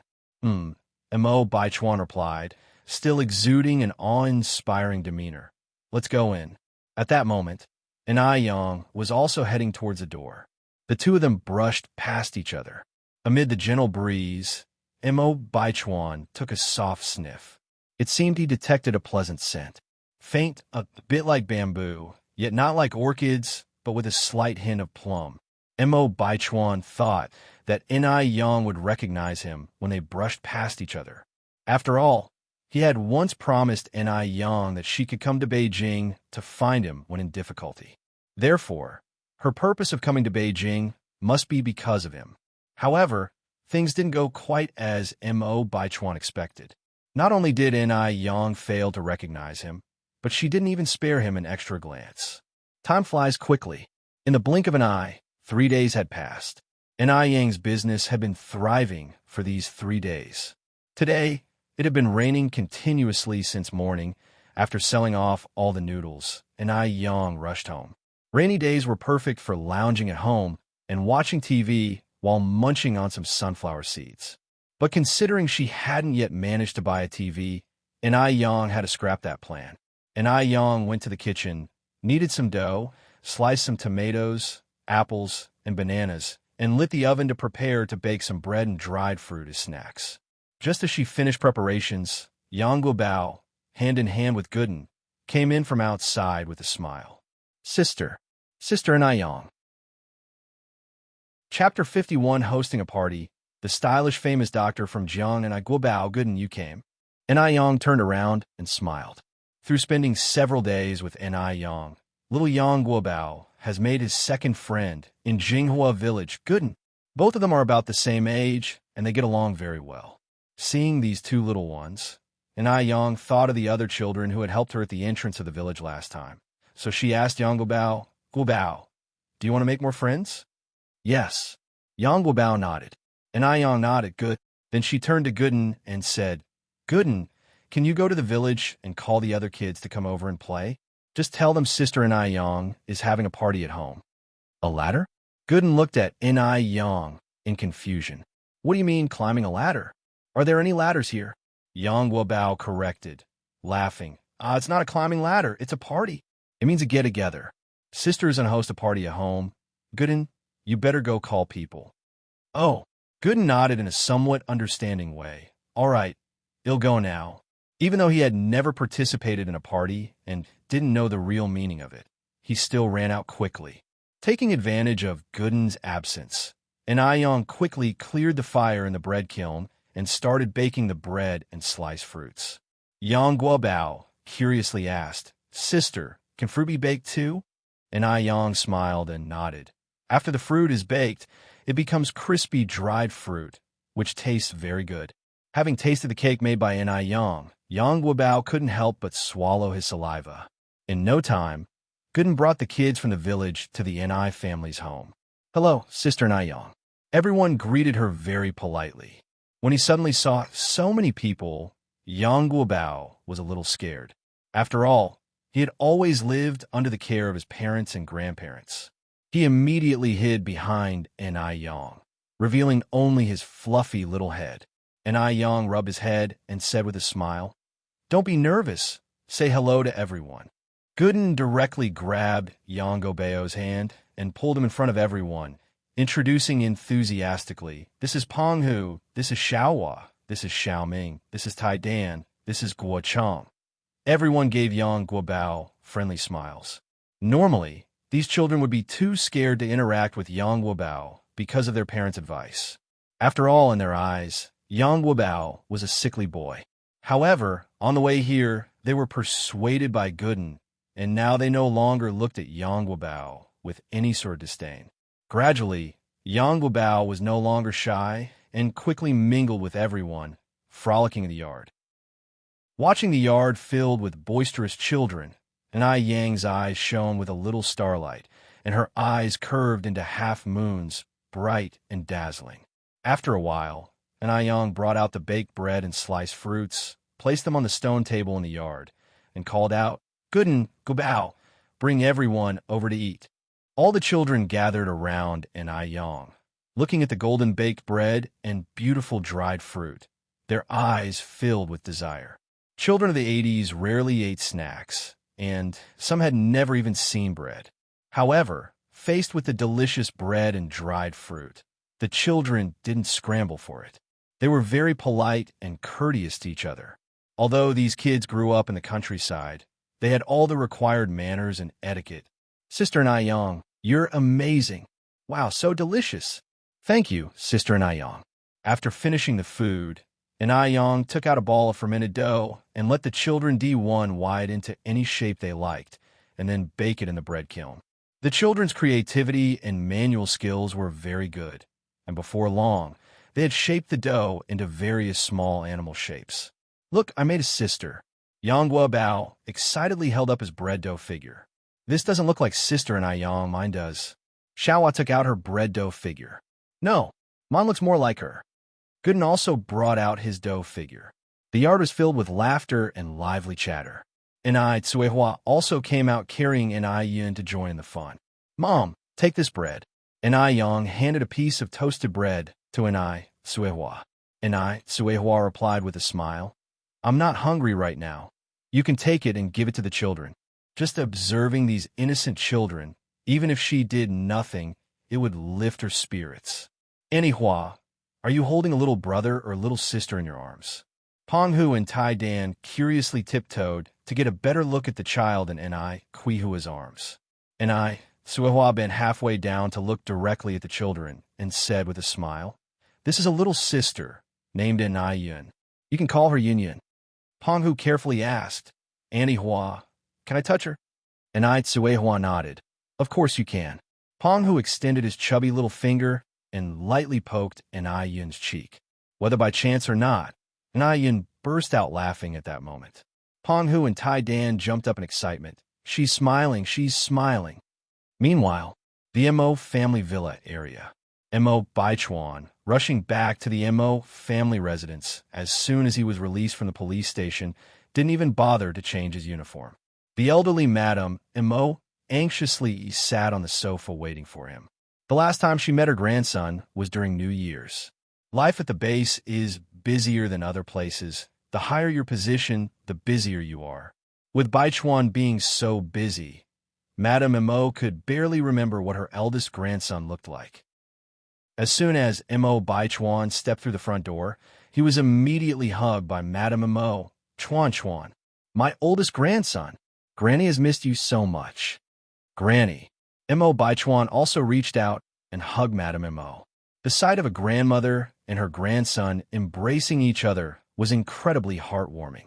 Mo Baichuan, helping Madame Mo to the couch, said, "Granny, how have you been feeling lately? A while ago I heard from Madame Wu that you haven't had much of an appetite." Madame Mo replied, "I'm okay now, but it's all thanks to Beicheng. If it weren't for him sending me pickled vegetable noodles every morning, I'd probably have starved to death." Her words about starving were far from an exaggeration. The time when Madame Mo lost her appetite. She couldn't eat anything at all. She's 89 years old now, and even the slightest discomfort could directly jeopardize her life. Mo Baichuan continued. Beicheng is thoughtful, and am grateful for his care while I was away. Madame Mo gripped Mo Baichuan's hand tightly. You all are good kids who respect your elders. By the way, how has Xiaodai been doing lately? Mo Baichuan asked. Mo Hudi's illness was nearly incurable. At the mention of this, Madame Mo's expression darkened. Still the same, Mo Baichuan continued. Didn't we hear about a famous doctor from Jiangnan who may be able to cure Xiaodai's illness? Madame Mo sighed. We did send someone to invite him, but the doctor has a high-status ego and flat-out refuses to treat anyone with the surname Mo or Yang. One have no idea how our two families managed to offend him. How could this happen? Mo Baichuan frowned. Suddenly, Madame Mo seemed to remember something. That's right, Chuan, that Jiangnan doctor was recommended by Xian. If you have time, ask Xian about it. Maybe she can persuade the doctor to come. Mo Baichuan nodded. Madame Mo sighed. Xian is so considerate, remembering Xiaodai's illness. If that doctor from Jiangnan can indeed cure Xiaodai, then Xian will truly be our family's benefactor. Just then, Song Beicheng, dressed in a tailored suit, walked in through the door. Mo Baichuan immediately rose from the sofa, walked towards him with a rare smile on his dignified face, and opened his arms slightly. Beicheng. Song Beicheng hugged Mo Baichuan. Third brother, welcome back. The two embraced tightly. One was in a sharp uniform, the other in a well-tailored suit. The former was rebellious and cold, emitting an intimidating aura of an elite. The latter, standing tall, his eyes gleamed like stars, radiating an aura of a scholar. Both standing together, even without doing anything, were a sight for sore eyes, outshining the pretty boys on the silver screen. Moreover, the two brothers, just 1 year apart, have shared a deep bond from childhood, even better than that of biological brothers in other families. Chapter 52, Please Come Back. First update. 1. The ages of the pair of cousins were only 1 year apart. They loved each other deeply from childhood and were closer than most siblings. Third brother, are you going to stay at home a little longer this time, to spend more time with our grandmother? Song Beicheng spoke lightly. Coach Mo's eyes were also filled with anticipation as she looked at Mo Baichuan. Mo Baichuan knitted his brows slightly. I might not be able to. I came with duties this time. I'll have to go back the day after tomorrow. Coach Mo was surprised for a moment. So soon? Then, she added regretfully, I was planning to get you to meet the Zhou family's daughter tomorrow. Mo Baichuan was quite old, but he hadn't even held a girl's hand yet. Coach Mo was really anxious. Every day, she thought about arranging a blind date for Mo Baichuan, but to her disappointment, he was always too busy. Hearing this, the memory of a beautiful face appeared in Mo Baichuan's mind. He fist bumped his lips to disguise his embarrassment and said seriously, I'm still young, there's no rush. You are already 26. Still young? Coach Mo couldn't help but feel anxious. When your grandmother was at your age, your aunt was already running around. I don't care. You must meet the Zhou family's young lady tomorrow. I'm telling you, not only is she a beauty, but she's also a top-grade student who studied abroad. Anyways, your grandmother is very satisfied. The person that Coach Mo really liked was Li Xianxian. But Mo Baichuan had no interest in Li Xianxian at all. With no other choice, Coach Mo had to introduce other girls to Mo Baichuan as a backup plan. Mo Baichuan pulled Song Beicheng to his side as to take the bullet for him. Beicheng is only a few months younger than me. Isn't he also a bachelor? Song Beicheng mercilessly added, I only just broke up with my girlfriend. Unlike you, a perennial bachelor who has not even held a girl's hand before. Coach Mo nodded in agreement. What Beicheng said is right. He doesn't have a girlfriend because he hasn't found the right person yet, which is not like your case. Speaking of this, Coach Mo looked at Mo Baichuan, then continued, Tell me, what do you think about the little lady Xianxian? When Li Xianxian was mentioned, Mo Baichuan said casually. Nothing special. Granny, please tell Grandpa not to pair me with any more random people. Upon hearing this, Coach Mo's expression changed. What do you mean by random people? Xian is not a random person. She's a savior of our family. It's okay if you don't like her. These things take time. Plus, I've already arranged a meeting for you with the young lady from Zhou family. Tomorrow morning, you'll meet her at the cafe at the intersection of West Street. She's an overseas student, so when you go, it would be best if you bring a bouquet of flowers. Anyway, you have not yet fallen for Xian, so it's no problem meeting other girls. The expression on Mo Baichuan's face changed as he tried to change the topic. Beicheng, I heard that these days your people deliver a very delicious type of noodle to Grandma every morning. Is that right? Song Beicheng understood the meaning behind his cousin's words and cooperated. Yes, a couple days ago Granny lost her appetite. It was thanks to those noodles that she ate something. Coach Mo frowned.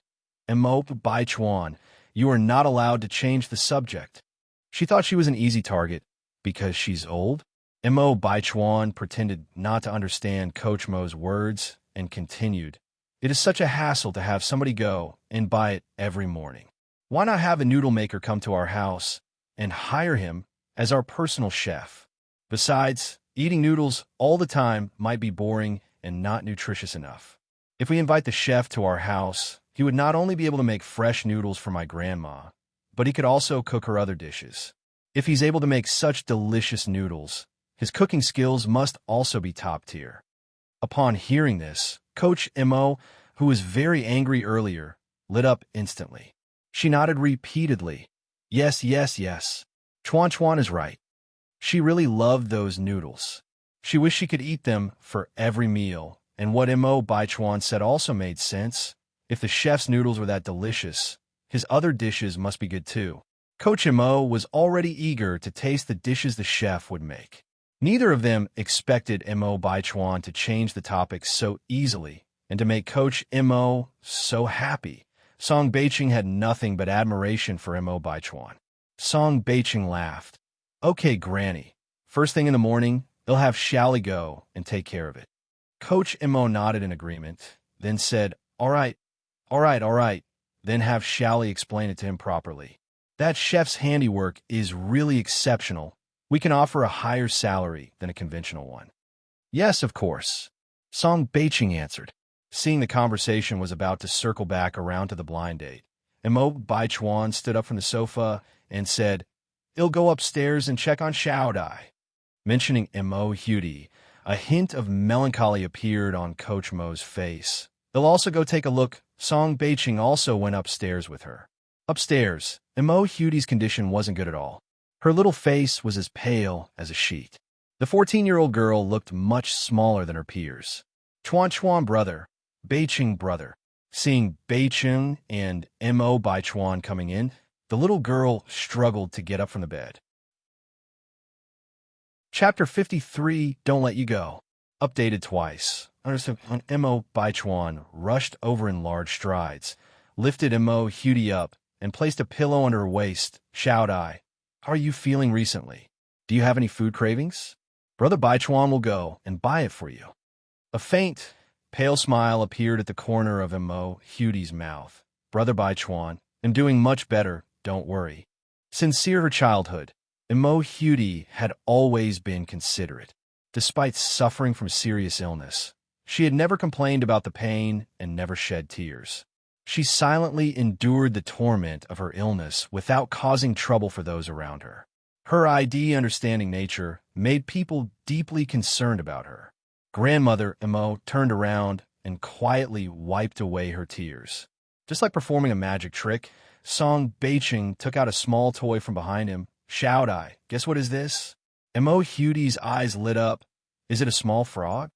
Right, it's a little frog. Song Beicheng wound up the clockwork, placed the tin frog on a table nearby, and the frog started jumping around. Mo Hudi kept staring at the green tin frog with eyes full of longing. She wondered when she would be able to run around freely like that frog. She had almost forgotten what the outside world was like. In a moment, Mo Hudi turned her gaze towards Grandmother Mo's back, Granny. Grandmother Imo quickly dried her tears, put on a smile, pretending that nothing had happened, and turned around. "What's wrong, shouted I?" Imo Hudi then said, "Why hasn't Guobao come to see me these days?" Due to their shared suffering from illness, Yang Guobao was Imo Hudi's best friend, and they talked about everything. Grandmother Imo hesitated and then said, "Shouted I, prepare yourself mentally. You may not see Guobao for a while." Imo Hudi was startled. Why? Grandmother Imo sighed and told her about Yang Guobao's situation. Upon hearing this, Song Beiqing frowned and said, "If that's the case, Yang Changzheng is being reckless. After all, Guobao is his son. How could he let a woman run rampant? If anything goes wrong, it'll be too late for regrets." Mo Baichuan said, "God sent divine doctors from among ordinary people. What if that person really cures Yang Guobao? Even though Dr. Wang is an imperial doctor, it doesn't mean he could do everything. After all, there are always people better than us, and there is always a higher sky above the one we see." Grandmother Mo added, "But I heard from Guobao's grandmother that the barefoot doctor who claimed to be able to cure Guobao is a 17-year-old girl. How many 17-year-old divine doctors have you seen? Even the divine Dr. Hua To only became famous in his 30s. I think she's probably a fraud. And to think that Wang Meifeng is a college student. How could a college student make such a mistake?" With a sigh, Grandmother Mo continued, "Poor Guobao. I hope Wang Meifeng realizes her mistake soon, brings Guobao back before it's too late, and doesn't let any accident happen." The Yang family was also very worried. Yang Changzheng has been wanting to go to Jinghua village to bring back mother and son, Wang Meifeng and Yang Guobao. But this idea was obstructed by Zhou Suhua. People like Wang Meifeng should suffer a bit more. Otherwise, she will never know her mistakes. You are not allowed to go and pick her up. I want her to come back and beg us on her knees." Zhou Suhua said angrily. Yang Changzheng frowned. "Mom, it's been almost a month. Meifeng didn't even bring any medicine for Guobao. Guobao needs to take his medication every 2 weeks. I am worried about his health. Anyway, you're not allowed to go." Zhou Suhua insisted. "Wang Meifeng is an adult. If something happens to Guobao, she should pay for her actions." Yang Changzheng was distressed. "But Guobao," Zhou Suhua continued, "if Wang Meifeng can't take it anymore, she will come back to beg us. If you go and bring her back this time, next time, won't Wang Meifeng take advantage of me, her mother-in-law? A daughter-in-law should know her place." Zhou Suhua would never allow Wang Meifeng to challenge her authority as a mother-in-law. Seeing his mother behave like this, Yang Changzheng sighed helplessly and decided to follow his mother's suggestion. He hoped Wang Meifeng would realize her mistake sooner and bring Yang Guobao back. In the Ni family's house, Ni Yang got along well with the children of the village that day. From then on, every time the children heard the adults discussing anything unfavorable about Ni Yang, they would immediately defend her. Never underestimate the power of kids. Through their efforts, the village undoubtedly had fewer rumors about Ni Suihua and her daughter, Ni Yang. Even children liked them. They couldn't be bad people. The next day, Ni Yang set up her stall as usual. At the same time, it was also her first morning selling homemade pickled vegetables. As usual, Li Gongchen was the first in line. After paying, he thought for a moment before asking, "Young boss, what time do you usually close your stall?" Ni Yang looked at him strangely. "Around 11:30. Do you need anything?" Li Gongchen averted his gaze, feeling a little awkward. He then said, "Can you wait for me to come after 11 o'clock? If Ni Yang really agrees to become a chef at the Mo family, then he won't have many opportunities to see her anymore." Due to his selfishness, Li Gongchen hoped Ni Yang would refuse. Ni Yang nodded slightly. "All right." One's appearance mirrors one's heart, and Ni Yang could see Li Gongchen wasn't a bad person, so she didn't refuse him. Maybe he really needed something from her. The customers responded well to the new pickles. Almost everyone said that this morning's pickled vegetable noodles tasted even better than a few days ago. It was almost noon by 11:30. Ni Yang officially closed her stall. At the same time, Li Gongchen came cycling from a distance. Panting heavily, he ran to Ni Yang. I'm sorry for being late, young boss. And I Yang smiled lightly. No problem. I just started to pack up. Please take a seat. All right. Li Gongcheng sat in front of an Yang. Facing an Yang, Li Gongcheng was so nervous that his hands were sweating. He didn't know where to put them. An Yang broke the silence first. Did you want to discuss something with me? This made Li Gongcheng look up at an Yang. He nodded and said, yes, my name is Li Gongcheng. I came over to discuss something with you. Chapter 54, Loss of Superiority, Second Update. Lu Wei looked at N.I. Yang, surprised. You know English? N.I. Yang replied nonchalantly, One learned a little before. N.I. Yang's company had gone international in her previous life. How could she not know some English? And in her past life, she had graduated from a 211 university. But Lu Wei was shocked, because in his heart, aside from being beautiful, N.I. Yang had nothing else going for her. After all, N.I. Yang was just a simple village girl from the countryside, while he was an intellectual. How could N.I. Yang possibly know English? And she spoke so well. Could it be a fluke? Preserving this line of thought, Lu Wei continued. Then can you come over and see if there's any difference between these two words? N.I. Yang walked over, looked at the words Lu Wei was pointing out, then said, This one is pronounced admiring. One, although it and admirable are both adjectives. The former refers to things or people that inspire admiration, often serving as a predicate or a descriptive word. The latter means worthy of admiration and can be used to describe things or people, primarily as an attribute. Her tone was gentle, pure, and measured, like breezes in April, pleasing to the heart and delightful to the mind. After N.I. Yang explained, Lu Wei was stunned. He couldn't help but ask, N.I. Yang, what's your educational background? I have a junior high school education. N.I. Yang replied calmly. I just passed high school last year, but for some reasons, one didn't go. She learned English in junior high? Lu Wei furrowed his brows. What was happening? Or did N.I. Yang just happen to know these two English words? And even if N.I. Yang had indeed studied, she was a junior high school student, she couldn't possibly know more than he, a high school student? He was an excellent student and the class monitor. How could he be worse than a junior high school student? Thinking of this, Lu Wei's eyes were filled with complicated emotions. He felt quite uncomfortable. N.I. Yang didn't have time to guess what a teenager in puberty was thinking. She continued, I've put the things away. I'm leaving first. Okay. Lu Wei came back to his senses, waving at N.I. Yang. Goodbye. Goodbye.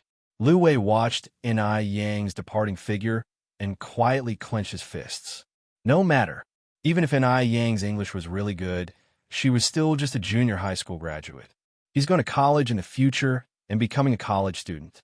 How could N.I. Yang, a junior high school student, compare to himself, a future college student? And N.I. Yang was still a country bumpkin. Even if he ended up with her in the future, she would be the one reaching up. Today was the day N.I. Suahua completed her first month postpartum. So N.I. Yang went to the vegetable market and bought a lot of vegetables, planning to celebrate at home tonight.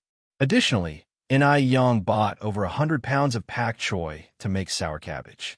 She now used almost 15 pounds of sour cabbage every day, so she needed to stock up more, or else green vegetables would increase in price when winter comes, and the taste of the sour cabbage made in summer is more pure and tangy. On the way back, N.I. Yang ran into many villagers. She clearly felt that the villagers' attitudes towards her were much friendlier than before, and their smiles now seemed more genuine. When N.I. Yang got home, she cleaned and pickled the pak choy, then went to the river to catch fish, picked up some river snails, and then went home to prepare dinner. N.I. Yang bought pork ribs, pig's feet, free-range chicken, tofu, cucumber, lettuce, and many other vegetables today, enough for several days without having to buy more. N.I. Suehua chuckled. It's not a big day, there's no need to prepare so much food. N.I. Yang fed the broken lettuce leaves to the little rabbits. You finished your sitting month, and my little sister is 1 month old today. Isn't it a major event? One will prepare a few more dishes tonight to celebrate fully. Over the past month, the little rabbits had grown much fatter. They hopped around each day, adding a lot more vitality to the yard. N.I. Suehua continued, Actually, there's no need to waste money. It isn't easy for you to earn money from your business. And Yang grabbed Kuihua's hand, looked at her, and said, Mom, we have money now. You don't have to be like before. Things will only get better from now on. In fact, Suehua had changed a lot over the past month, not only in terms of personality, but also appearance and figure. Her skin had become much fairer, the wrinkled Es around her eyes had lightened, her chest had become firmer, and the skin on her face had clearly tightened a lot. Compared to a month ago, Suehua seemed like a different person. At these words, Suehua nodded, a warm light gleaming in her eyes. She knew how much it took for a mother and daughter to get to where they were today, especially Yang, just a 17-year-old girl, shouldering all the burdens alone. From now on, she, as a mother, must become strong and absolutely not hold her daughter back. Yang prepared a lot of sumptuous dishes that evening. There were roasted pig's feet, chicken mushroom stew, sweet and sour pork ribs, pig's feet and kelp braised carp, mapo tofu, and stir-fried cucumber with chili. The main course was ear fungus juju porridge and toasted bread. All these dishes were prepared by Yang based on the Buddhist needs. Not only were they delicious and nutritious, they were also detoxifying and beautifying. Especially the ear fungus juju porridge, it was beneficial for freckle removal. She didn't have freckles on her face, but this dish was preventive, and it seemed that Suehua had a few light freckles on her face. Not only Suehua and Chungue had changed, but Yang had also changed a lot. It's just that her changes were not as noticeable due to her already beautiful appearance. Chapter 55 Refusal, Part 1 Update. Yang gave a slight smile. You could just call me Xiaoni, Mr. Li.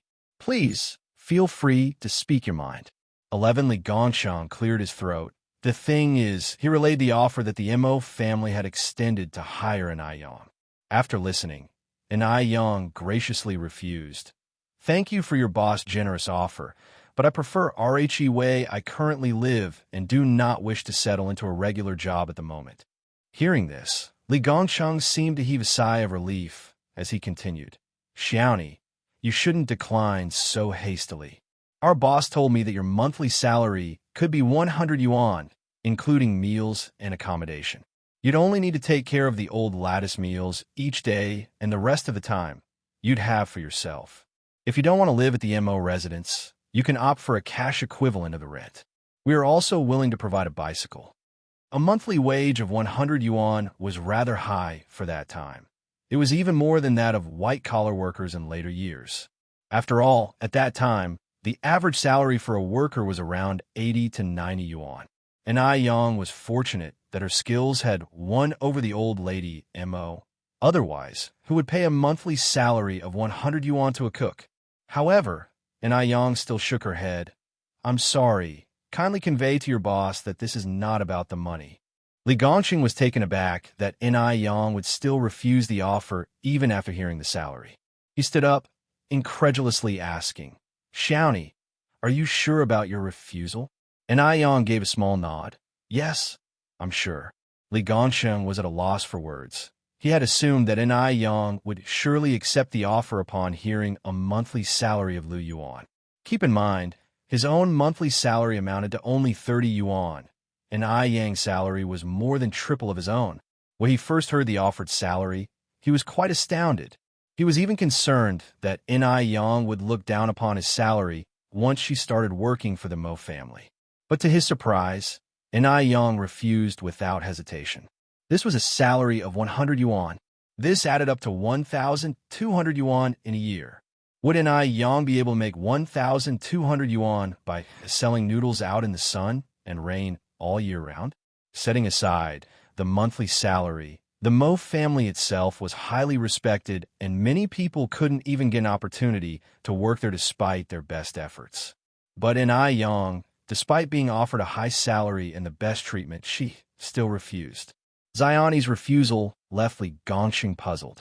It appeared that this young teenage girl was far more sophisticated than he had imagined. Her allure was not just her physical appearance. Suppressing his shock, Li Gongchun stood up and replied, "All right, Xiaoni, you'll relay your message to our boss. Sorry for taking your time." "No problem." Ni Yang flashed a small smile. After saying goodbye to Ni Yang, Li Gongxing headed directly to the Song group. In the office, Song Beicheng was reviewing cooperation case. Song Beicheng was a very energetic person who not only founded the first private enterprise in China, but all his businesses were export-oriented, earning foreign currency. Second young master. Song Beicheng put down the document in his hand and glanced up at Li Gongcheng. "Why are you here?" You could have taken her directly to the old lady. Li Gongcheng hesitated briefly, then continued. "Second young master. The noodle stall owner. She has rejected us." "Refused?" Song Beicheng one's brows furrowed slightly. Li Gongcheng nodded. "Yes." Song Beicheng asked, "Is she discontented with the salary or the remuneration?" Li Gongcheng shook his head and truthfully conveyed Ni Yang's words. "Neither. She said that she really likes her current lifestyle and doesn't want to settle into an organized work environment. Moreover, she said this is not a question of salary or treatment." Hearing this, Song Beicheng slightly arched his eyebrows. It seemed, based on Li Gongcheng's description, that this noodle stall owner was an interesting character. However, Song Beicheng never believed that there were people in this world who didn't love money. He decided, "All right then, you'll take me to her tomorrow morning." Li Gongcheng was slightly surprised. "Second young master, ew, you will go personally?" The second young master always had a multitude of things to deal with every day. How could he go personally to handle such matters? Song Beicheng nodded. "Yes, I'll go and meet her myself." "Yes." Song Beicheng wanted to personally meet the noodle stall owner. Having contested in the business world for so many years, he had never met someone who didn't care about money. Someone who was even setting up a stall, yet was claiming not to care about money. Wasn't this a joke? Hearing this, Li Gongxing was stunned for a moment, before replying, "All right then, they'll make the arrangements." "Okay." Song Beicheng nodded lightly. "You may leave now." Li Gongxing complied and withdrew. Elsewhere, Ni Yang continued with her routine of raking chairs and tables over to Lu Dongliang, the shop owner's place. Today was Saturday, and Lu Wei sat outside reading English on a small stool. In 1978, the college entrance examination resumed, and English was formally included as a subject in 1983. Prior to that, Chinese people didn't stress much on English, so even a top student like Lu Wei found it a bit challenging, especially with inadequate prior foundation. When Lu Wei read a particular word, Ni Yang looked up slightly, her lips parted to correct him. That word should be pronounced admirable. Her pronunciation was impeccable American English, even better than the radio broadcasters. Sir, the novel Fire. NT website on Google to access chapters of novels early and in the highest quality. If you find any errors, ads pop up, ads redirect, broken links, non-standard content, etc., please let us know report so we can fix it as soon as possible. Chapter 56 Visit for Mr. Song 2. During dinner, Wang Meifeng and her son Yang Guobao just happened to drop by the NIS residence. Arriving just in the nick of time, Ni Yang warmly invited them, and the mother and son duo sat down for the meal. It was Wang Meifeng's first time eating the dishes prepared by Ni Yang. She couldn't praise her enough.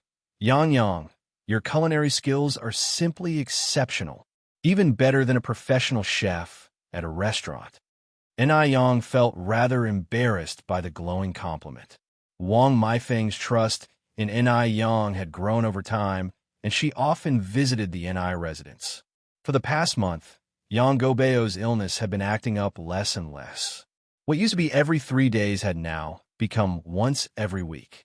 However, Wang Meifeng was not planning to return home yet. She intended to return after 3 months, and then take Yang Guobao to the city hospital for a full-body checkup. Only by returning with a medical report from the hospital would the Yang family believe what she had been through, and her grievances might well be understood. And only then could they, as mother and son, truly be accepted by the Yang family. After they finished the meal, Wang Meifeng offered to do the dishes, but Ni Yang quickly retorted, Absolutely not, Aunt Wang. You're our guest. We can't have you doing the dishes. Wang Meifeng, however, insisted. One need to return the favor. Washing a few dishes is nothing. If you refuse, I may feel uncomfortable visiting your home in the future. After such a scrumptious meal prepared by Ni Yang, it would be unconscionable if they left a whole table full of dirty dishes for Ni Yang to clean on her own. Wang Meifeng was not someone who lacked consideration. Seeing how determined Wang Meifeng was, Ni Yang reluctantly agreed. All right, then let me help by drying the dishes. In the kitchen, Wang Meifeng and Ni Yang washed the dishes. Meanwhile, Ni Chide was chatting with Ni Suehua in the living room. Looking at Ni Yun, she smiled. This child is growing so quickly, Suehua. You're fortunate to have such competent and adorable daughters. Unlike me, I only have a disobedient daughter who married and moved far away. Ni Chenghui's eyes welled up with tears as she spoke. Either life had been tough. She lost her husband before turning 40, and her only daughter married into a family far away. This made it hard for them to even meet. As she got older, she thought she wouldn't be able to count on anyone. Whenever these thoughts struck her, Ni Chenghui would feel an overwhelming sadness. Ni Suehua sighed, carefully choosing her words to console Chenghu. Have you ever thought about finding someone else? You're still young. You cannot possibly spend your life alone. Chenghu bitter laughed. My daughter is about to have child. If one get another man now, won't it be a laughing stock? This era was not as progressive as the modern times. If a woman lost her husband, she'd often stay a widow for life. Upon hearing this, Ni Suehua fell into a deep silence, tightly hugging the child in her arms. Words failed to escape her lips. Back in the kitchen, Wang Meifeng finished washing the last dish and looked at Ni Yang. Thanks to the medication you provided last time, Gobeo's condition has improved tremendously. It's been over a week since he last fell ill. By the way, I forgot to ask you last time. Are there any restrictions while consuming the medication? Like what he can or cannot eat? Ni Yang smiled. There isn't any particular dietary restriction. He just should avoid foods that can reduce the potency of the medicine, like bananas and pineapples. Although these fruits should not be eaten with traditional Chinese medicine, they were quite precious and rarely accessible, especially in rural areas. Even catching a glimpse was tough, let alone consuming them. Wang Meifeng nodded in understanding. Okay, I got it, Yang Yang. Thank you. If it hadn't been for Ni Yang, Yang Guobao wouldn't be where he is now. Over the past month, not only had Yang Gobeo's physical health improved significantly, but his mental state and personality had also undergone a tremendous transformation compared to a month ago. When Yang Guobao was in Beijing, he only had one friend, Mo Flu Dai. Since Hudi fell ill and was bedridden, no other children were willing to play with Yang Guobao. Here, however, Yang Bao made a bunch of friends through Ni Yang. Even though Yang Guobao didn't express it, her mother knew very well that her son had been genuinely happy lately. The next day, at the morning market on Yurtist Road, perhaps because of the change in pickled vegetables, the pickled vegetable noodles sold extremely well. It was barely 10 o'clock in the morning, and Ni Yang was already preparing to close her stall. Just then, a black car slowly stopped by the roadside. Li Gongsheng emerged from the driver's seat, circled over to the passenger's side, and respectfully opened the car door. Second master, we've arrived. The car door opened to reveal a neatly clad leg stepping out. The first thing to catch the eye was a shiny pair of leather shoes. Moving upward, the man was seen wearing a tailored handmade suit, a neat tie, and his fine phoenix eyes were hidden behind gold-rimmed spectacles. He stepped out of the car, and his eyes turned toward the alleyway. Is this the place? He asked, sounding incredulous. He hadn't expected that the noodles, so highly praised by the elderly lady of the Mo family, would be from such a decrepit alleyway. Yes, second master, this is the place, Li Gongsheng replied respectfully. Song Beiqing nodded slightly and said, lead the way. Right away, second master. Please follow me. Li Gongsheng strode ahead. Xiaoni. Li Gongsheng brought Song Beiqing to Ni Yang's stall and called out to her. Mr. Lee. And Ai Yong looked up in surprise, a faint smile appearing on her face. And Ai Yong was facing away from the sun. As she turned her head, it seemed as if her smile was the only thing left in the sunlight, illuminating like a starry river. Everything else became a mere backdrop. Song Beiching hadn't expected that the noodle maker would be a woman, and such a young one at that. In Song Beiching's imagination, whoever could make such delicious noodles should at least be an old craftsman with decades of expertise. Just as Song Beiching was still recovering from his surprise, Li Gongqing introduced, "Xiaoni, this is my boss. Second master, this is the noodle master, Xiaoni." The first sentence was addressed to Ai Yong, and the latter was for Song Beicheng. Song Beicheng quickly collected his thoughts and extended his hand toward Ai Yong. "Hello, Miss Ai. I'm Song." After reaching out, Song Beicheng regretted it a bit. He was accustomed to shaking hands in business environments, but this time he was dealing with such a young girl. Would she understand that shaking hands was a courtesy? At that time, China had not yet adopted the more open customs of foreign countries, and the practice of shaking hands was not widespread. If this young lady misunderstood and thought he was acting indecently, it would be quite embarrassing. Caught in this predicament, Song Beicheng didn't know whether he should retract his hand or leave it hanging midair.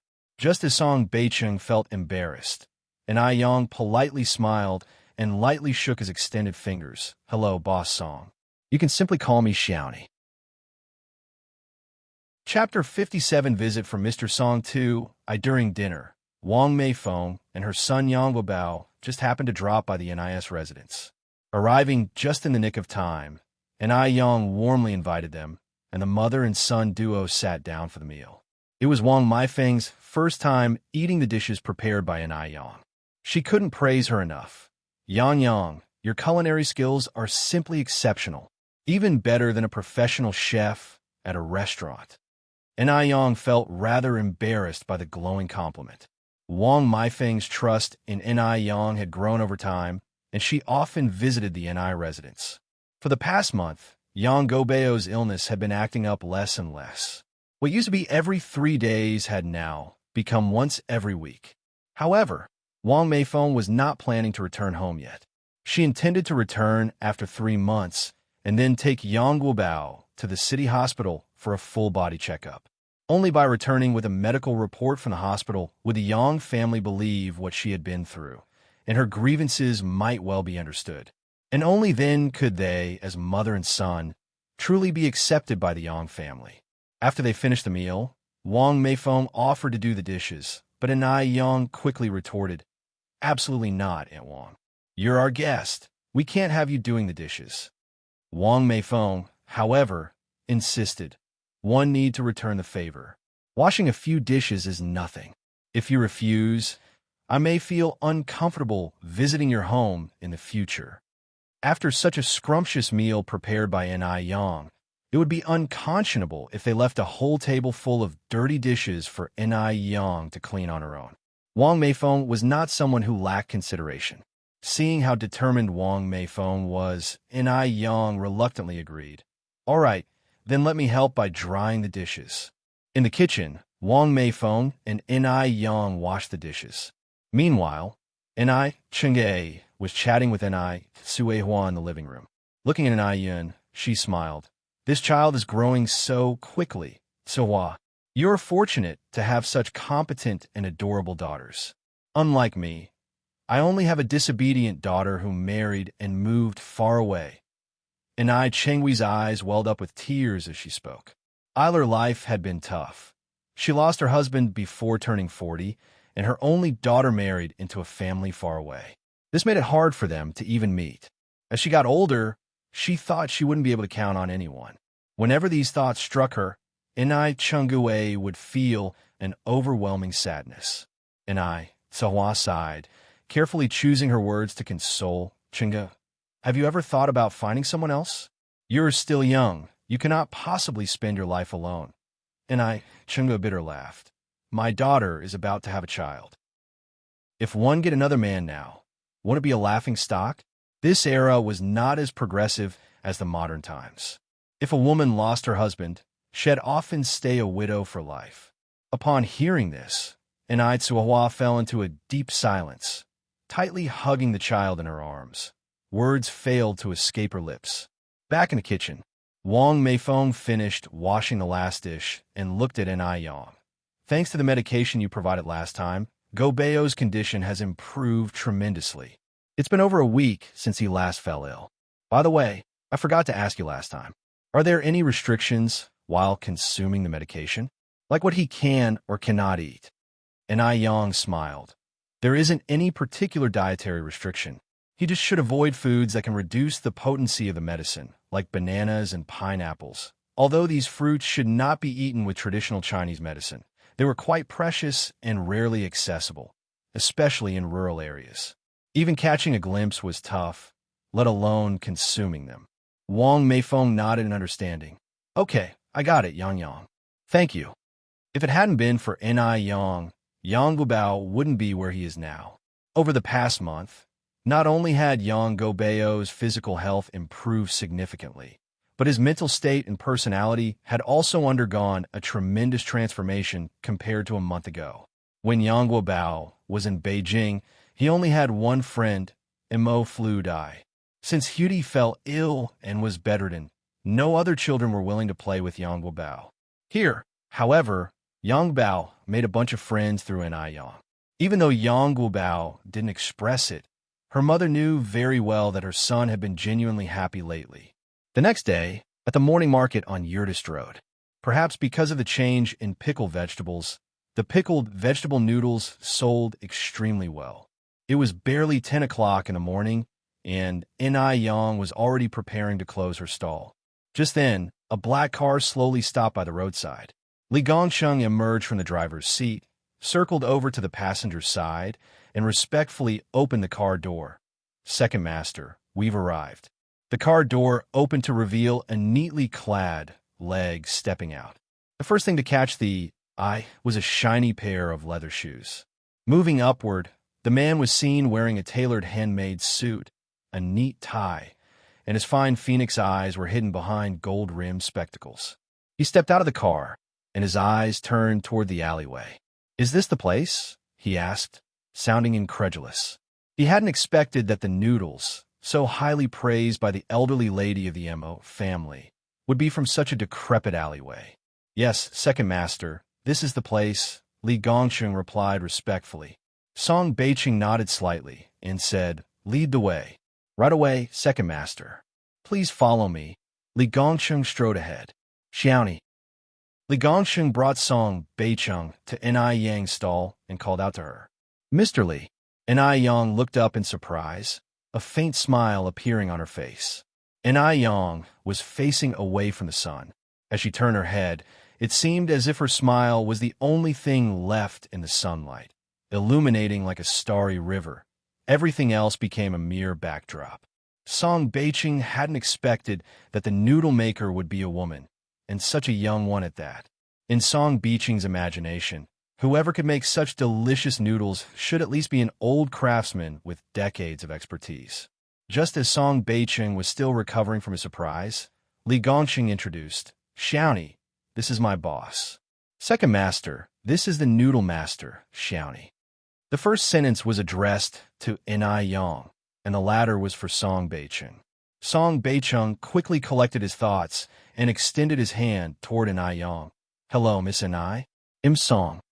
After reaching out, Song Beiqing regretted it a bit. He was accustomed to shaking hands in business environments, but this time he was dealing with such a young girl. Would she understand that shaking hands was a courtesy? At that time, China had not yet adopted the more open customs of foreign countries, and the practice of shaking hands was not widespread. If this young lady misunderstood and thought he was acting indecently, it would be quite embarrassing. Caught in this predicament, Song Beiqing didn't know whether he should retract his hand or leave it hanging midair. Just as Song Beiqing felt embarrassed, Enai Yang politely smiled and lightly shook his extended fingers. "Hello, Boss Song. You can simply call me Xiaoni." Chapter 58, Sky High Invitation. _1 The girl's hand was soft, delicate, and slightly cool to the touch. It left him with a strange sensation, as if it could reach his heart, causing him a hint of lightheadedness. What surprised Song Beicheng more was that this girl knew how to shake hands. Not only that, but she also understood the protocol very well. She barely grasped his hand, quickly let go after a light grip, showing courtesy without feeling awkward, as though she had undergone professional training. If she were some kind of socialite, that would be one thing. But she was just a noodle seller. After letting go, Yang asked, "May first know the reason for Mr. Song's visit?" Song Beicheng slowly began. "Ms. Ni, you should be very clear about the purpose of my visit. Compared to the term Miss, Comrade was more popular in this era. But since Song Beicheng was a businessman, and with his international outlook, his thinking was far ahead of most people. Yang was smart. She knew what Song Beicheng meant. Her red lips slightly parted, rejecting softly. "Thank you for your kind intentions, Mr. Song. If you are here for that matter, one must apologize. One might disappoint you." Song Beicheng smiled in response. "Is Ms. Ni really not considering it anymore?" Yang shook her head slightly. "No need." Half closing his eyes, Song Beicheng softly said, "I've heard that Ms. Ni's business is very good. Every morning people line up to buy your noodles. If you sell about 600 bowls of noodles every day, and each bowl is for 3 cents, then, including cost, you earn about 180 yuan per day, which is 5,400 yuan per month. Comparing this amount, it seems the 100 yuan monthly salary one offered was indeed too little. It was only after calculating that he realized how shocking the numbers were. This young girl might be of tender age, but her earning ability was anything but. No wonder she had scoffed at his previous offer of a 100 yuan monthly salary. It seemed that it wasn't about her not loving money, but rather his offer lacking in comparison to her appetite.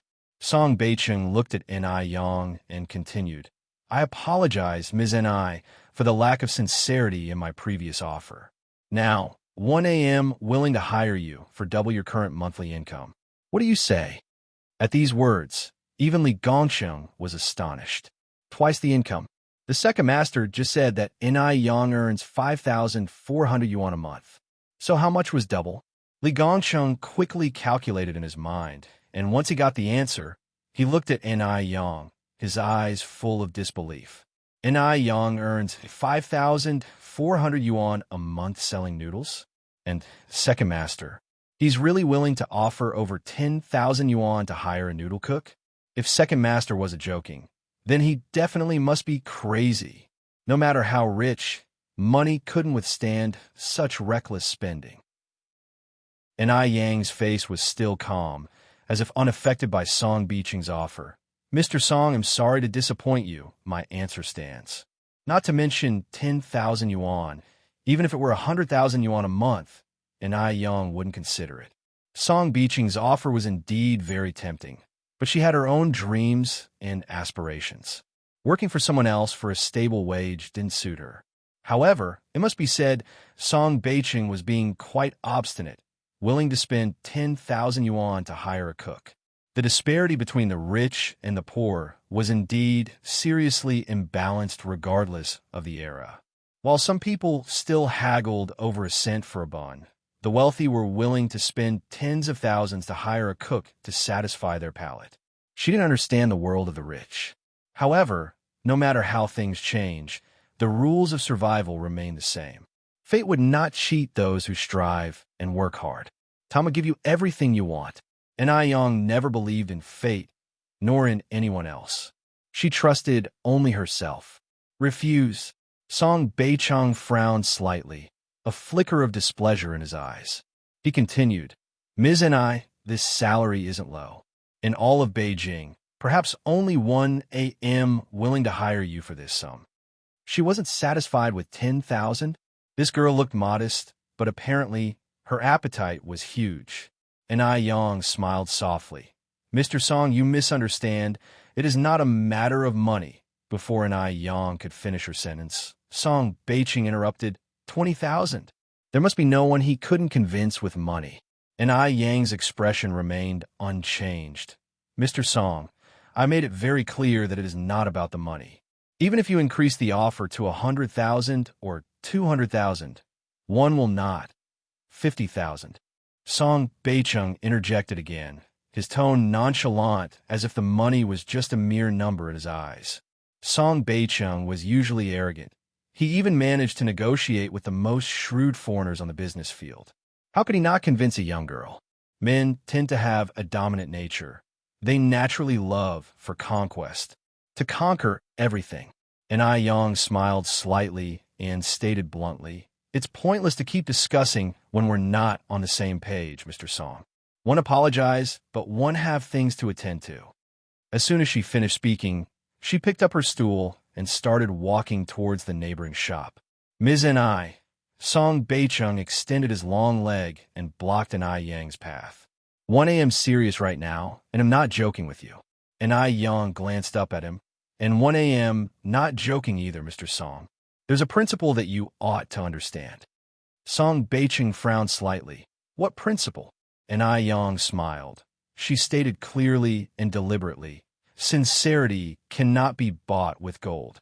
Once she had spoken, she moved past Song Beicheng and continued on her way toward the neighboring shop. Song Beicheng paused for a moment, then quickly caught up with Ai Yang. Li Gongcheng, on the other hand, was left standing in shock. He never expected Ai Yang to refuse. That was a whole 50,000, money that an ordinary person wouldn't be able to earn in several years. At the neighboring shop, as usual, Lu Wei was sitting in front of the door reading a book. Seeing Ai Yang approaching, he quickly stood up, smiling, but his smile faded a bit when he saw the well-dressed man following her. He was a tall and handsome man with a distinguished demeanor. Seeing him beside Ai Yang, Lu Wei had a feeling like they were a well-matched couple, which left him feeling inferior. But he didn't understand why such an excellent man would take a fancy to Ai Yang. Other than being pretty, Ai Yang didn't seem to have any other advantages. No education, no family background. Maybe their relationship wasn't what he had been thinking. Thinking this way made Lu Wei feel a little better. He walked over to Ai Yang, reaching for the stool. "Ai Yang, you're here." Ai Yang nodded slightly, not handing him the stool. "One can do it myself." That was to say, her relationship with Lu Wei was not yet to the point where she would let him carry things for her. Lu Wei's expression changed slightly. He then asked, "Ai Yang, is this man your friend?" "No." Ai Yang shook her head slightly. Chapter 59, She Only Wants to Rely on Herself. _1 Upon hearing this, Song Beicheng immediately raised his eyes to look at Ai Yang, disbelief filling his gaze. Ai Yang might be the first person who didn't want to be his friend. Everyone else was breaking their heads, trying to curry favor with him. Even a tiny bit would do. Yet this girl flatly rejected him. Song Beicheng felt a wave of frustration stuck in his chest. He's incredibly uncomfortable. No matter the cost today, he's determined to win this defiant girl over. She's acting like this just to raise her own value, isn't she? Fine. Hell, indulge her. Song Beicheng knew he was falling into a trap, but he chose to jump right in. He's been invincible for many years, only to confront an annoyance like Ai Yang today. After putting down the furniture, Ai Yang continued to walk away, with Song Beicheng persistently following her. His expensive handmade suit not only attracted constant attention from others in the alley, but also appeared out of place in the grimy narrow lane. Ai Yang, pushing her bicycle, looked at Song Beicheng. "Boss Song, want to made myself clear. No matter how much money you offer, I will not agree. Now, I'm heading home. Please stop following me." Yet, Song Beicheng obstinately placed his hand on the bicycle handle, impelling Ai Yang's effort to push her bike away. He leaned slightly towards her and gazed at her. He slowly said, "Miss Ai, name your own price as long as you agree." This statement was incredibly domineering. The privilege of the rich. The two stood very close, their breaths mingling, and a faint scent wafted from each other's body. It appeared as if Song Beicheng half-encircled Ai Yang with his arm, creating an intimate scene reminiscent of a drama. The only difference was the bicycle standing in between them. Despite the slight ambiguity, the scene was beautiful and romantic, as if from a television drama. Whether in her past or present life, In-ai had never been so close to a man. She frowned uncomfortably. Boss Song, you're a person of status. Maintaining propriety is crucial. Can you please restrain yourself? Song Beicheng continued to gaze at In-ai, his eyes filled with scrutiny. Miss In-ai, I'm only giving you one opportunity. They'll give you 3 seconds to consider.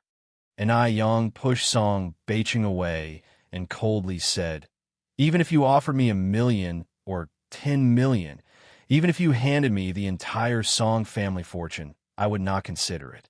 Is that clear enough? The sudden force pushed Song Beicheng back enough to almost make him lose his footing. Only a pillar behind him saved him. How could a girl have such strength? Song Beicheng raised his eyes to look at In-ai, then said, Miss In-ai, one should have ambition and be aware of their environment. Why forsake a promising future and choose to live like this instead? His words were slightly harsh, but In-ai didn't get angry. She responded, I wonder if you've ever heard the saying, trust only in yourself. So I won't accept your obstinate charity, Boss Song. One day, time will give me everything I want. Unable to quell the frustration within him, Song Beicheng insistently tried to hire her with a lucrative salary. Wasn't that an act of charity? Song Beicheng's eyes narrowed slightly. Disbelief filled his gaze as he looked at In-ai. These words were not ones you'd expect from a girl in her early teens. Instead, they were more reminiscent of someone who had tasted the ups and downs of life. This girl had guts and ambition. She was far different from the dainty nobles he had encountered before. Though she had thorns, but she radiated an irresistible allure. Such an interesting girl. For a moment, the depth in Song Beicheng's eyes was profound. In-ai, however, didn't care about what Song Beicheng was thinking. She just rode her bike and went off. By this time, In-ai was likely waiting for her at the station. She needs to hurry to get her. In-ai had finished her postpartum confinement, so In-ai wanted to take her out and about. On one hand, it was to let her see the outside world, and on the other, to get some new clothes and daily necessities for In-ai and In-ai. They have been in Beijing for over a month and haven't bought new clothes yet. Because In-ai left home so early in the morning, she let In-ai take the 10:30 train.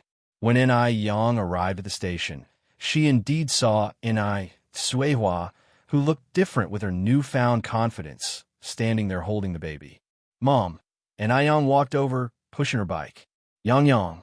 In-ai smiled when she saw In-ai. Mom, have you been waiting long? Asked In-ai. In-ai laughed. No, you arrived just as one got off the train. As the mother and daughter reached the bustling streets, In-ai seeing the flourishing business world, said, the city is so lively, incomparable to the countryside. Mom, do you like it here? In-ai asked with a smile. Yes, In-ai nodded. Who wouldn't like the city? In-ai continued. Then he'll buy a big house here in the future, and we, together with sister's family, can live happily in it. Good. In-ai nodded with joy. Although she knew this wish might be hard to fulfill, she still yearned for it. Mom, please wait here for a moment. I'll park the bike. After that, we could go to the department store. Go ahead. They'll wait here for you. In-ai, pushing her bike, walked to another side, passing an elegant cafe on her way. In the 80s, Beijing was already quite modernized with Western restaurants, bars, and ballrooms everywhere. The men and women on the street were also very fashionable, sometimes giving a surreal sense of being back in the future. In fact, many of the later fashion trends overlapped with that of the 80s. A sophisticated-looking woman sat in a window seat of the cafe. She had the latest trendy curly hair, meticulous makeup, arched willow leaf eyebrows, bright red lipstick, sparkling diamond earrings, a luxury watch on her wrist, and beautiful nail polish. Everything about her screamed, rich heiress. Why isn't he here yet? She kept looking at her watch, her brow furrowed with anxiety. She had heard that Mo3 had an odd temperament, cold and aloof, and hard to approach. It seems the rumors were true, but she relished impossible challenges. Mo3, huh? She would conquer him. A confident smile played on the heir's face. It was only due to Madame Mo's insistence that Mo Baichuan reluctantly agreed to meet this girl. He couldn't express how much he didn't want to go. The driver, who was driving the car, dared not even breathe too loudly. The atmosphere in the car was so oppressive. He was afraid of unintentionally irritating Mr. Mo. Chapter 60: Domineering Counterattack. Just then, the smoothly driving car suddenly hit a large pothole. With a splat, a splash of murky, dirty water flew up, jolting the inside of the car in an upheaval. Mo Baichuan, sitting in the back seat, stayed as calm as Mount Tai. On the other hand, the sudden force caused the driver to harshly knock his head on the steering wheel, seeing stars. As Yin was splashed with dirty water all over, she was completely baffled. What on earth was going on today? Was this Mercury in retrograde? First, she encountered the mad song Beicheng, and now she was covered in dirty water. She took a deep breath, telling herself to stay calm. Anger brings premature aging. She shouldn't be hard on herself. At that moment, the driver's door opened, and a young man stepped out from the car. He walked up to Yin, apologized sincerely. "Comrade, are you all right? I'm really sorry. I'm not familiar with the road conditions here. One didn't know there was a pothole here. Are you okay?" Yin was wearing a white buttoned short shirt and black wide-leg trousers that day. Her attire contrasted sharply with the fashionable women on the street. However, she managed to bring a lively vibe to her retro outfit. Since her trousers were black, they didn't seem to be in too bad a condition, but her shirt was a miserable sight with all the dirty water stains on it. Yet, even though she was covered in dirty water, she didn't appear disheveled, but rather uniquely elegant, giving a vibe of a college student from the Republican era, innocent and lovely. This must be the essence of beauty, like jade. Seeing that the driver was truly remorseful, and Yin had no intentions to pursue further, she opened her lips to speak. "I'm all right, it's just my clothes are all dirty." Before Yin could finish her sentence, the car window at the back seat gradually came down, interrupting her. "Xiao Xiao, haven't you dealt with people like this before? You still don't know how to handle this?" There was a heavy oppressiveness laced within that cold voice. He was angry. The master was angry. Xiao Xiao, the driver, felt a shiver run down his spine and quickly bowed to Yin. "I'm really sorry, comrade. Take this money and buy yourself a new outfit. We have to go now because of some urgent business." As he finished talking, he took out a large bill from his pocket, handed it to Yin, and turned around to get back into the car. Honestly speaking, Xiao Xiao had seen plenty of such situations after being with Mo Baichuan for so long. There were many socialites in Beijing who tried their best to get his attention, using all kinds of tricks. But he felt that Yin was not like them. Her eyes were pure, lacking any hint of slyness. Moreover, Yin certainly wasn't the one intentionally splashing herself with water. Xiao Xiao, being a driver, was able to distinguish who the schemer was and who the victim was in this situation. The usually calm and collected third master Mo seemed a bit impulsive today. Yin really wasn't angry initially, but that cold voice from the back seat stirred up her anger. She walked up the car door, yanking it open, retorting, "Excuse me, sir, could you please explain what you mean by people like this?" The man leisurely looked up, and in an instant, Yin's gaze was caught in a pair of deep, icy phoenix eyes. The phrase "born with a remarkable appearance" must have been coined for him. His slightly pursed lips, high nose bridge, his flawless phoenix eyes emitting a chilling coldness. Each of his exquisite features seemed as if they were personally sculpted by God. Together they created a powerful and captivating aura around him. Even in the midst of a scorching summer, he could make people shiver from coldness. This was a dangerous man, and also a familiar man. Yin's pupils contracted slightly, and she quickly recognized him. Wasn't this the mysterious man she encountered in Dam Village last time? What small world. She really didn't expect to run into him here again today. Though slightly shocked, Yin didn't let any trace of it show on her face. Mo Baichuan's eyes were deep as he watched her, mouth parting slightly. "Do I have to spell out exactly what I mean by that kind of people?" His voice, as always, was cold. In Mo Baichuan's eyes, this accident was anything but coincidental, instead believing it was deliberately plotted by Yang. How could it be that, just like that, water splashed onto her, and specifically on his car? Besides, wasn't Yang, wearing such a pure and simple outfit, too inconsiderate? Could a married woman wear such clothes? Since she was already married, why couldn't she live out her days in peace and humility? Stick to a simple and honest life with someone else? Even if the other party was an old man, it was her choice. Also, Mo Baichuan still didn't understand why Yang stole his watch. Considering all the above, especially the fact that Yang was married, Mo Baichuan didn't think highly of her, and that's why he had spoken out of turn. Moreover, whenever he saw her, he couldn't help but lose some control over himself, even becoming jealous of that old man he had never met. It seemed Yang hadn't recognized him. She raised an eyebrow slightly and said, "Let me guess. You're saying that it's my fault one got soaked because your car splashed water on me?" It seems she really saved a scum last time. Rude and unreasonable, filled with arrogance and self-importance, and acting as if no one else existed. She wondered which family's spoiled brat he was. Such a waste of a handsome face. Mo Baichuan looked at her with the usual frigid face. "You made the mistake of taking this path, and should never have provoked me." All Yang wanted to do was burst out laughing in her mind. Was there something wrong with this man? Did his mental hospital forget to lock the gates? Not only did he not apologize for his mistake, but he was behaving like he was a big shot. She provoked him? Interesting. Did he think he was as universally accepted as RMB? Absurd. And Yang smirked slightly. "I could say the same to you. You should never have provoked me." With that, Yang reached out and grabbed Mo Baichuan's collar, pulling him hard, and her elbow struck him square in the chest. With a loud thud, Mo Baichuan was yanked off his car. Water splashed everywhere. Mo Baichuan hadn't anticipated Yang would retaliate, and he certainly hadn't expected her to pull him into a waterhole. He simply lay there in disbelief. The driver, Xiao Zhao, was also shocked. He didn't know how to react to this spectacle. The distinguished Mr. Mo was actually knocked over by a young girl.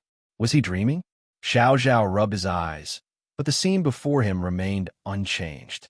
Yang looked down at Mo Baichuan in a condescending manner, threw a large wad of cash onto him, and commented, "Hey, Ray, some money for you. Buy yourself new clothes. I must be leaving now."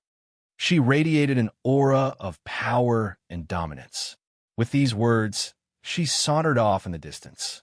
As for such narcissistic, arrogant individuals who disregarded everyone else, they should be dealt with by an eye for an eye, making them understand the concept of not doing to others what one would not wish for oneself. Mo Baichuan watched Yang's retreating figure, his deep jet-black eyes filled with an icy coldness. It was only when Yang was out of sight that Xiao Zhao lent a hand to help Mo Baichuan up, his voice shaking as he asked, "Master, are you all right?" Mo Baichuan, with his usual icy expression, slowly got up from the puddle and said softly, "I'm fine." You're tuning in to the Romance Rendezvous YouTube channel. We're so grateful for your support, and don't forget to subscribe to join us on this incredible journey through captivating stories. Your generosity through donations truly makes a world of difference, as it's the primary source of revenue that allows me to expand and enhance this channel for you. Thank you from the bottom of my heart for being a part of this adventure.